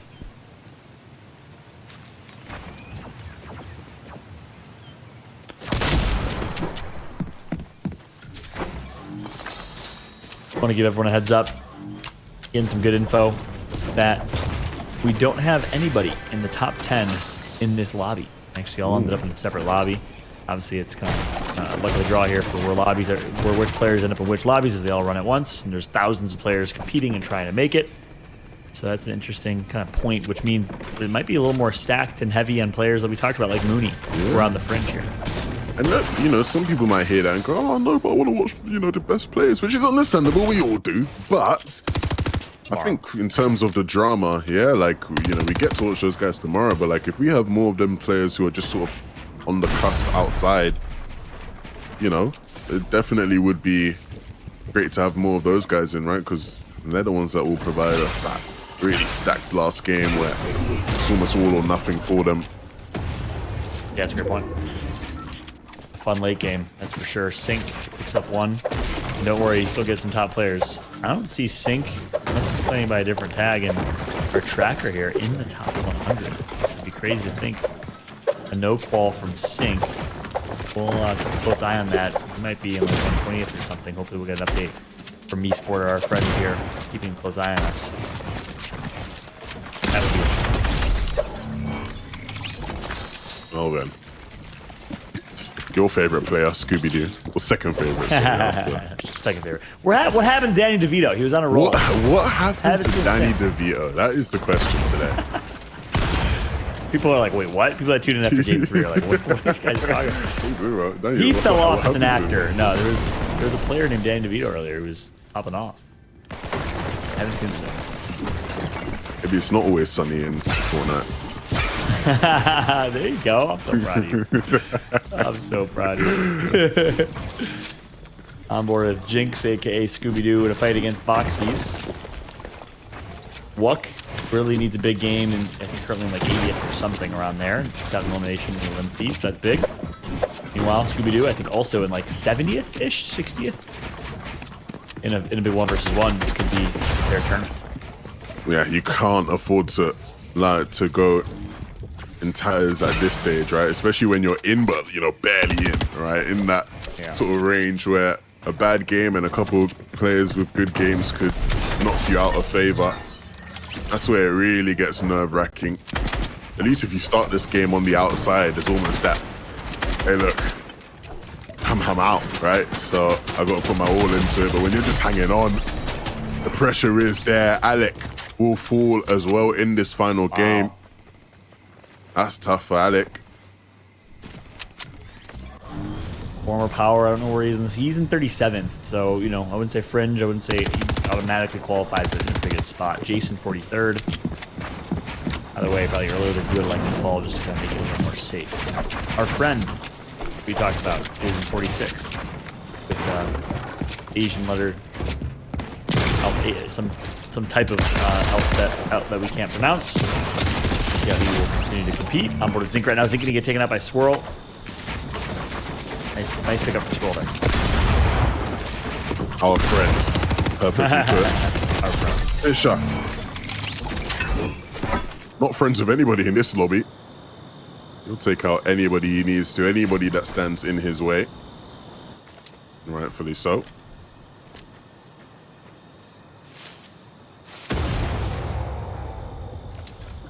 Box. Just heard that fight, saw that fight, and is gonna now just rat his way in this bush. Sneaky. On board with Josh right now as well against Quexy in a 1v1. Has the complete advantage. You're gonna keep the pressure.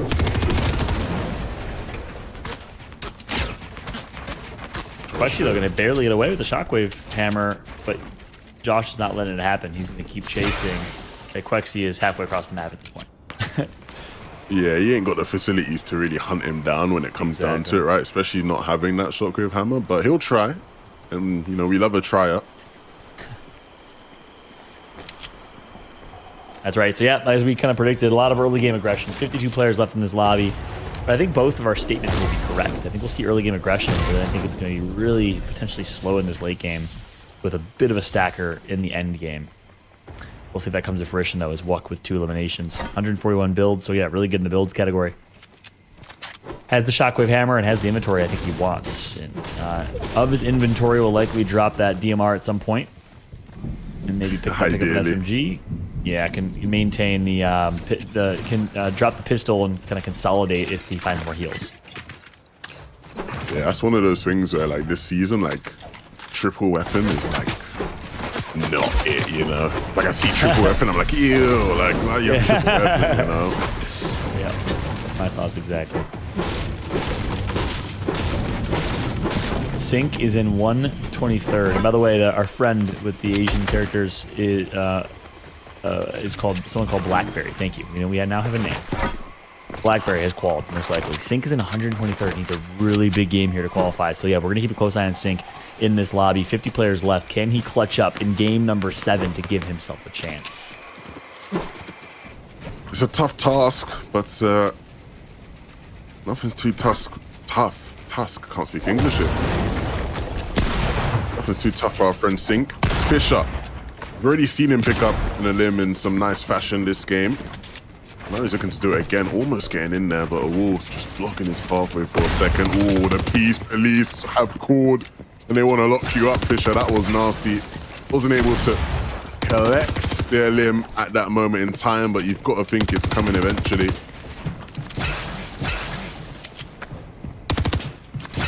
That's right. Fisher now, yeah, another fight against Swirl. Sync placed 42nd in the Australian Open 2020. Fisher is running through every single player in this lobby, it seems like. At least in the 2 1v1s he's been in so far, he's running through them. We'll see if he can continue that momentum. Look at this loadout. Wow. Man. What did you say about triple weapons? Yeah, double weapons. Yeah. That is a sight to see. Sight to see. It might be Box contributing. Maybe Box can cap him off on the metal that he needs. You think Box is still here? I think he saw him maybe through the wood and he's just not too sure. But yeah, you've got to think he'll hunt him down eventually. If he keeps heading in this direction, he'll catch up. What the confidence of how he's playing. They're playing so aggressive. 41st place. Oh, yeah. I thought he knew. He looked back in there, but he surely knows, right? Surely he knows. He does. Yeah, he knows. He knows. I'm sure you just saw that footstep on the visual audio. There it is. Yeah, there it is. You think that's what it was, visual audio, huh? Interesting. Probably. Yeah. Even me, like, sometimes, like, I'll just be walking around somewhere, I just see the step. I'm like, oh, hold on a minute, someone's around there. Yeah. Oh, dear, doesn't want to get caught behind that window. That's a really awkward spot to be in. You need to get out as quickly as possible, and he will. Box, though. Creating a lot of boxes. Exactly. Impressive aggression, impressive edits here from Fisher. I like what I'm seeing. A lot of confidence, a lot of mechanical prowess. And does he get rewarded is the question. So far, so good.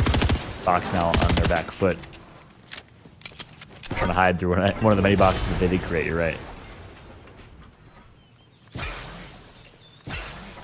Fisher. Nice overhead of exactly that. Really just putting everybody on what I like to call oops. Wow. Forget what I like to call it. He's not even giving me a chance to speak here. He's just gonna do what he's got to do. Oh, I admire how hard these guys, you know, run and try and evade. Oh dear. Oh dear. Letting him know. Perfectly put. Letting him know. Yes. Exactly.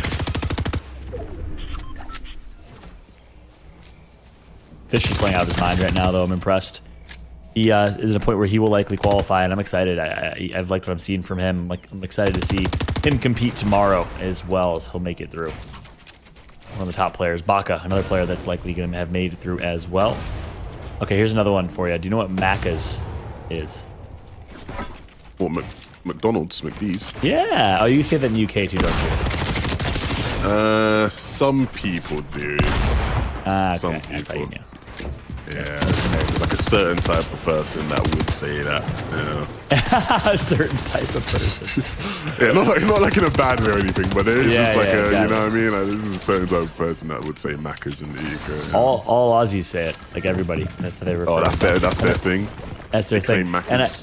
exactly. And I learned, and Burger King in Australia is called Hungry Jacks. Same thing, but someone copyrighted the name. I think is the story, Burger King, and they couldn't use it, so they had to call it Hungry Jacks. And then the last bit of information: anyone with like, hold this thought here, because Fisher's in a fight.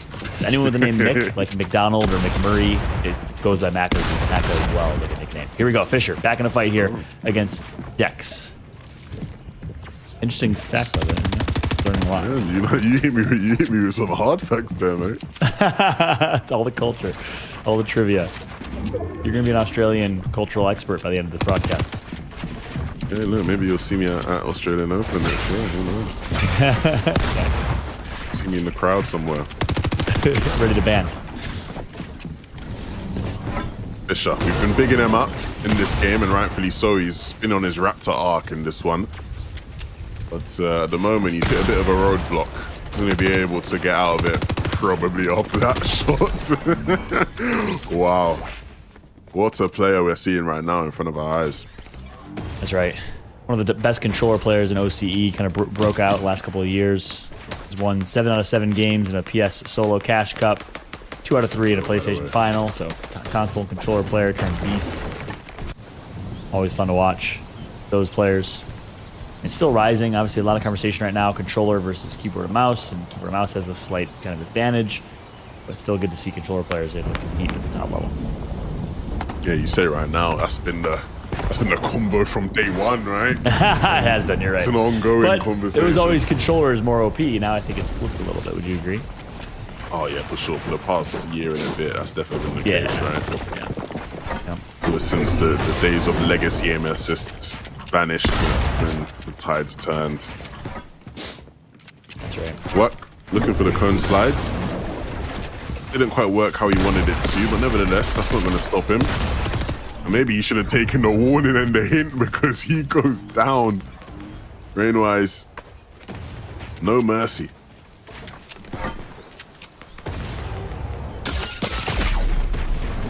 Ooh, oh my goodness, Fisher. 17 HP total right now. Gonna heal back up because the fire was from afar, but not gonna get even close to full. 17 HP has no white heals. Looking a little bleak. It's not looking good right now. Not looking good. Rainwise does have to get to zone after picking up that LM. I'm sure he'll have plenty of confidence strolling in after picking up that one. There isn't going to be much pressure on him for him to get in. Of course, Capty and Cynical are behind him, but they're just going to let him get in relatively easy, so not too much of a struggle there for him. Fisher still has to make his way on in as well, but there aren't going to be many eyes on him. Of course, there is Cyphek and Epsi on that side of the zone, so they could cause him some problems potentially. So I think he will be fine as long as they don't get too eager. Go up and over the hill. Duck down, yeah. Use the ridges as well. Environmental cover is going to be beneficial for him there. Yeah, we'll leverage as much line of sight advantages as he possibly can. Baka, Jace, all in center zone right now. Kripa has had a great day. If he can keep up that momentum tomorrow, can't walk home with a big chunk of that $50,000 prize pool. We shall see. And by the way, speaking of tomorrow, those that are watching, make sure to set your alarms ASAP because tomorrow's going to be a blast. We got the Icon Charity Series featuring Lackland. We got Laser Beam. Oh, sorry. We got Loser Fruit and Laser Beam all competing in that competition. A ton of fun to watch. And then, of course, after that, we have our solos finals competition. That, we believe, is a 25v25v25. So it'll be absolute madness. It's going to be a really fun broadcast. And I think those players will be live at the Australian Open. I'm pretty sure. They've been filming content there, and they're going to be showcasing all that content behind the scenes, kind of vlogs and all types of shenanigans that they've been doing at the Australian Open. So make sure to tune in tomorrow. It's going to be a really, really fun broadcast for our second day of the the Australian Open Summer Smash featuring Fortnite. It's going to be a really good time. OC Goats all getting together for a big event. Love to see it. Shout out to Australian Open for setting that all up, right? Exactly. It's so cool how Australia and Australian content creators took over. Usulk early on, and then Lachlan, Loser Fruit, Laser Beam. I talked to so many American kids, my nieces, my nephews. They all love the Aussie content creators in Fortnite. Yeah, and the competitive scene, we got Aussie Antics dominating, right? Yeah, exactly. They're all doing well. All of them. Out to them. Shout out to Fisher. Been providing it. There's always been that one player. At every game, we have that one player that does just like provide all the entertainment for us. And today it's him. Epsi might be ruining the fun. Okay, Epsi. Shout out to, I think I saw someone in chat digging up Epsi. I'm sure they'll be happy to see that. Epsi, their GOAT, is stepping up right now, taking out the entertainment. So again, the caster curse comes through.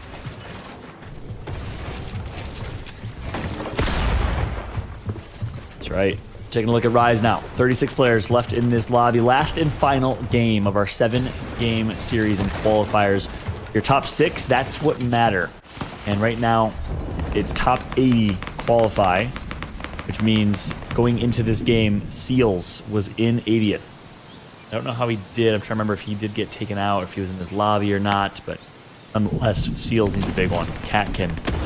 Mooney was in this lobby. Not sure if Mooney's still alive, so we'll keep a close eye on a lot of these players. For now, we're going to keep a close eye on Evil's Rise.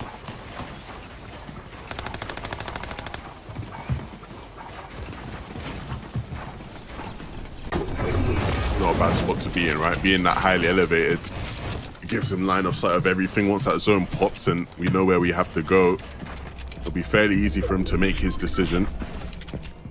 And we know we're going towards the south, which is the strong side of the zone for the rest of the lobby, right? But those ones often get very, very messy. So I expect to see a lot of hammer pandemonium in this game.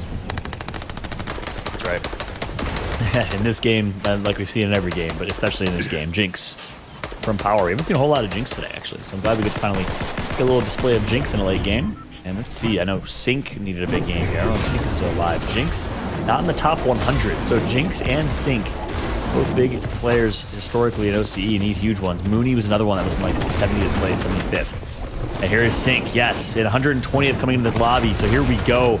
The two Power Titans left in this one. Need to go big. Let's keep a close eye on them. It's going to be a wild finish. Sync has to have a big game here. He needs to make it count in this one. There are no more chances after this. Game number 7. It's been a long day, but it is all drawing to a close. Jinx, like you said, we've not seen much of him. But can he make his presence known in this final game? It's a big question. Close eye with 0 eliminations so far. Mooney going to continue to roll. No, he's going to get shut down there. It's going to be EchoBot who takes him out. He thought he had the advantage, so that's a lot earlier of an exit than he hoped. Syphic currently on high ground for probably not a long time, with a Shockwave Hammer certainly to rain on his parade. Power Sync, 4 eliminations. Playing low ground and doing it well. Cynical going to take out on Rain. Jinx still alive, but again, no eliminations. Playing purely for placement. Cynical going to get one as well. He's popping off. Cynical, he's making it count. We talked about who are the players who are going to step up. It looks like he might be one of them. Sync with a big elimination. That's exactly what he needed. 5 already in this game. His power counterpart has none so far. Can't imagine that staying the same for too long. Cyphic, though, remains up on height with not much builds at all. And I say not much builds, he's barely got any left. He really has to hit a big shot or two if he wants to stay in this game. Jinx down below, though. So much chaos around him. Needs to stay calm. Cyphic, though, he's still holding on to height. It's going to all be getting broken out if he's not too careful. With all these hammers coming, Rawdon is going to be the one to now claim it for themselves. And they have the materials to hold it, unlike Cypher. That's right. Jinx playing a really passive late game here, just truly opting for late game placements. And this is exactly what Kelly asked. How do you stay quiet? How do you survive in the madness? Just watch how Jinx is playing. Staying small, not making a lot of noise. And here we go. On the flip side, Sync, the opposite end of that spectrum, has been ultra aggressive and has 5 eliminations as a result. Rawdon right now getting challenged for high ground. That's going to be awkward there for Syncs without anything to work with by way of resources. Rawdon's very similar, and I say it's going to be awkward. He picks up an elimination. That's exactly what he needed. Can he go pick it up? Yes, he can. And he might pick up another element on the way. That was Mania in the storm, but he doesn't want it. He just wanted the Maxon to get out. That's only going to be siphoned for him, and so still, at bare bones, needs to hit another big shot if he wants to stay in this game. That's right. He needs to refresh pretty badly in terms of materials, but he'll just continue to fight on low ground. Oh my gosh, one shot, one elim for Sync. He takes out Fallen Aim. Jinx gonna get taken out, his peer. Jace right now gonna get an elimination on him. Mania takes out Sync as well, so both of the Power Boys out of this one. 7 players remain, and it's Rawdon on high ground still. Rawdon's, he was the one that took it at the optimal time, and now he is the one that holds the key to this lobby. Ooh. Blinks. Still up in this game, in the zone, has a couple chug splashes, but ultimately will have to get into the zone soon. Jace wanted to go up for it with that shockwave hammer, but now it's cost him his game. He gets taken out, wipes clean. Blinks is going to swoop in, but not for long, as Causal will take him out before taking down Ryzen. So just like that, we have a 1v1 situation. Rawdons versus Causal, 2 players we've seen plenty of today, but neither have we seen win the game in these final moments. Who will it be in this engagement? That's right, Causal, no heals to his name. Rawdon gonna take high ground yet again. 2 minis, and clearly the advantage with high ground as well. But anyone's game, they're about even in overall HP. Rawdon gets the first shot, breaks ice. Can he follow it up though, is the question. Continuing to put the pressure on Causal, but does he not reckon? He probably doesn't recognize that Causal doesn't have any heals. It's going to be hard, but the shockwave hammer will make the decision easy. He goes up, and all Rawdons has to do is hit one more shot. He had no materials, but it does not matter. He will pick up game number 7. Congratulations to Rawdon grabbing that final VR there. Hopefully that was just enough points to put him in our top 80 players, because those are the players that are going to move forward, joining our 10 invited guests. And that's going to be 90 players competing for the $50,000 prize pool, everyone. So excited to see our leaderboard. Our admins are making sure that all the points are tabulated. They're going to have to get rid of the lowest score game, which I don't even know how that works. So it's probably going to take a few moments, everyone. But Fallout, great game right there, and some kind of newer names showing up. Yeah, that's right. You didn't see a whole lot of Rod throughout the broadcast, and he ends up getting the dub. But he did well throughout the entire day. 46th place overall, and a really solid performance from Rod. And you did see, a lot of new names, and then a lot of the names you're familiar with watching and seeing. And back to the point I made earlier in the broadcast, right? You posed a great question, 11, of what does it take to succeed in these lobbies with the hammer, and how effective it is, because it's chaos. It takes raw mechanical skill. There's really no more greatness of fundamental Fortnite of holding high ground and players that are so good at that. Jinx was one of the best in OCE historically at just being a very smart and sound player that can always find a way to maintain high ground. And that's why I think Jinx struggled a little bit. And right there, gets exits early. I don't know if it was enough points for him to qualify, which is crazy. Him and Sync may not make it for power. Oof. Oh my goodness. Well, I'm excited to see what's going to end up being our final 80 there. But although I think holding high ground from zones 6 to 8 is a little bit more difficult, I feel like holding it at the very end, no one seems to be contesting at 11. It seems to be once that point of the game is gone and there is no more stealing, everyone just kind of goes for the low ground in those eliminations. Well, I think the mindset there in those sort of engagements, or in those sort of situations, I should say, is that you want to be somewhere. You want to be either up above or you want to be on low, right? And I think what you'll see is a lot of people make that attempt, and if it doesn't pay off, right, and they don't have the mats to maybe go back up, what they do is that they do just try and clear low, right? And so that's why you get those sort of couple of moments where, the person on height almost has that bit of solace. But I still think we've seen plenty of times today, right, in those final moments, right, somebody using that shockwave hammer when it comes down to it, right, because ultimately you have to make a play, right? So, you know, yeah, it can be hard to take it, you know, maybe, you know, in those sort of final early moments of Zone 9. But no, I still think we see plenty of people, you know, vying for it before that and even after that in the very, very final moments of that game. Just watching some of the final. Sync. Oh, sorry, Sync Fallout. I was going to say, Sync went huge here, Kelly, in his late game. He needed it. He was in 120th, 7 eliminations in 7th place. The question is that going to have been enough? I don't know if it was for Jinx, also close, but Sync tried controlling his own fate. Well, we're going to have to wait and find out if he is going to make it into our final 80 there, because again, we are making sure that all of our points are ready to go. And I'm just going to wait on word from our admins when that's going to be ready to go. But guys, Lev and Fallout, thank you so much for casting these games. It's an incredible 7-game series here. And of course, 1 p.m. AEDT is when we're going to have the finals. It's going to be one set lobby with 90 players. And it's going to be a 6-game series for that $50,000 prize pool. But also, before that, we are going to have a charity event that you guys should definitely check out. It's going to be with some incredible influencers to the names of Loserfruit, Lachlan, and Laserbeam. You guys may have heard of them a little bit, and they're going to have a fun 25v25v25 competition with a bunch of fun. I heard a little bit beforehand, but it's just essentially going to be a slew of game types, some fun modes, and a lot more to come your way at 10 a.m. AEDT, the Icon Charity Series. But of course, the Summer Smash Solo Finals, it's just, I don't know, what, 24 hours away, or I guess a little less than 24 hours away right now. Fallout, I mean, it's been a great day. What's been your highlight of the day?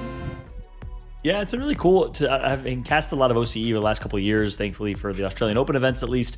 I'm a big fan of the scene. I'm a big fan of the raw mechanical skills. So it's always fun to watch people, and it's good to see that still come to fruition. Watching Alex push everyone and everything, kind of the new era of competitive Fortnite and OCE, it really does seem like it's Alex, the winningest player in 2022, and it showed today. So I'd say he is my personal highlight, and obviously got a little bit overzealous, was having fun, he knew he qualified, which is why we didn't see a whole lot of him in the last couple of games. And watching him play, watching the new and the old kind of compete against each other was probably my highlight. Well, yeah, in these kind of tournaments, you know, it's an opportunity to not only win some money, but also to kind of experiment, try some things out. Obviously, this is still a relatively new chapter, so kind of being able to go up against all the other best players in OCE, you have a unique opportunity here to kind of experiment a little bit. But Levin, same question to you. What's been kind of a peak moment for you? I think for me, right, the general experience, I said it earlier in the show, and I'll repeat it again, I've always associated, you know, OCE solos with a very aggressive type of playstyle, and I think it definitely lived up to that today. Oh, yeah. And you know, that hasn't changed for years around here, right? Some newer names and some older ones still holding true, but ultimately, you know, that style is still ever prominent. And I'd have to say, in terms of like a specific highlight moment, I know it didn't end quite well, but when Alex was just going off, like it was just insane. Yeah. Like, I still can't believe some of the things he was doing there. So big up to Alex, and big up to everyone that provided us with any sort of highlight moment today. Yeah, a lot of synergy as far as mindsets go into the competition, a lot of the same loadouts and kind of the same end game there. But, you know, with these augments and everything, we do get to see a little bit of variability. But for right now, everyone, we actually have the top 20 leaderboard right now. We do have 80 players moving through, but we're going to focus on the top 20 because obviously this is an inkling of who will be a top contender tomorrow. Worthy! We are not worthy right now. First place, my goodness, Fallout.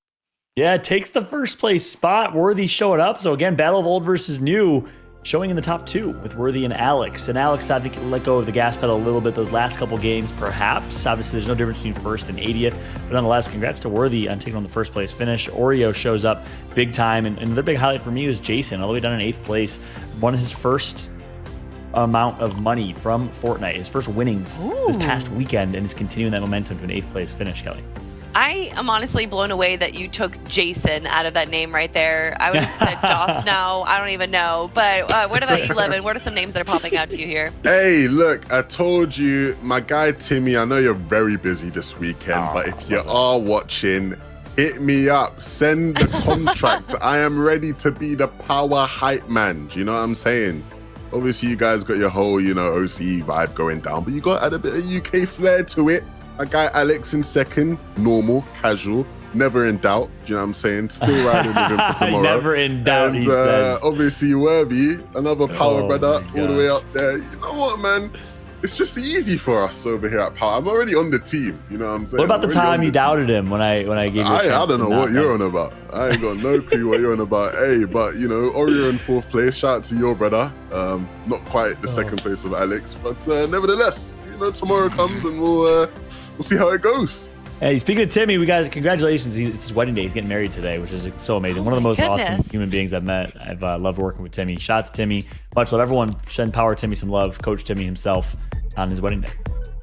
Well, that will be his second proudest moment compared to his teammates doing really well in the competition today. No, I'm just kidding, obviously. That was a joke, everyone. Guys, just a reminder again, shush Levin. Tomorrow, 10 a.m. AEDT, we're going to have the Icon Series for the charity event. You're not going to want to miss it. And then 1 p.m. after that, it is going to be the final 6-game set lobby with the 90 players here, 20 that you just saw from our leaderboard, everyone. Here we have it, the schedule, just in case you want to take a screen capture, print it out and post it right above your bed so that you guys do not forget.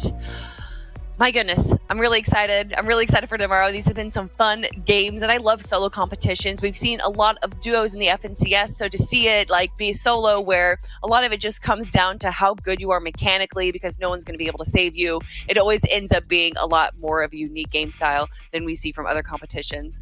But guys, that is going to be it for us right now. Fallout, any final words before we toss it off and come back tomorrow morning?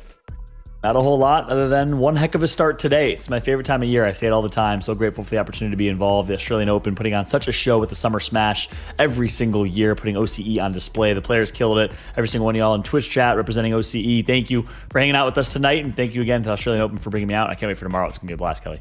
Yeah, absolutely excited. Always a pleasure to work with you, Fallout. Levin, same goes for you. Any final thoughts, any hope and expectations for tomorrow?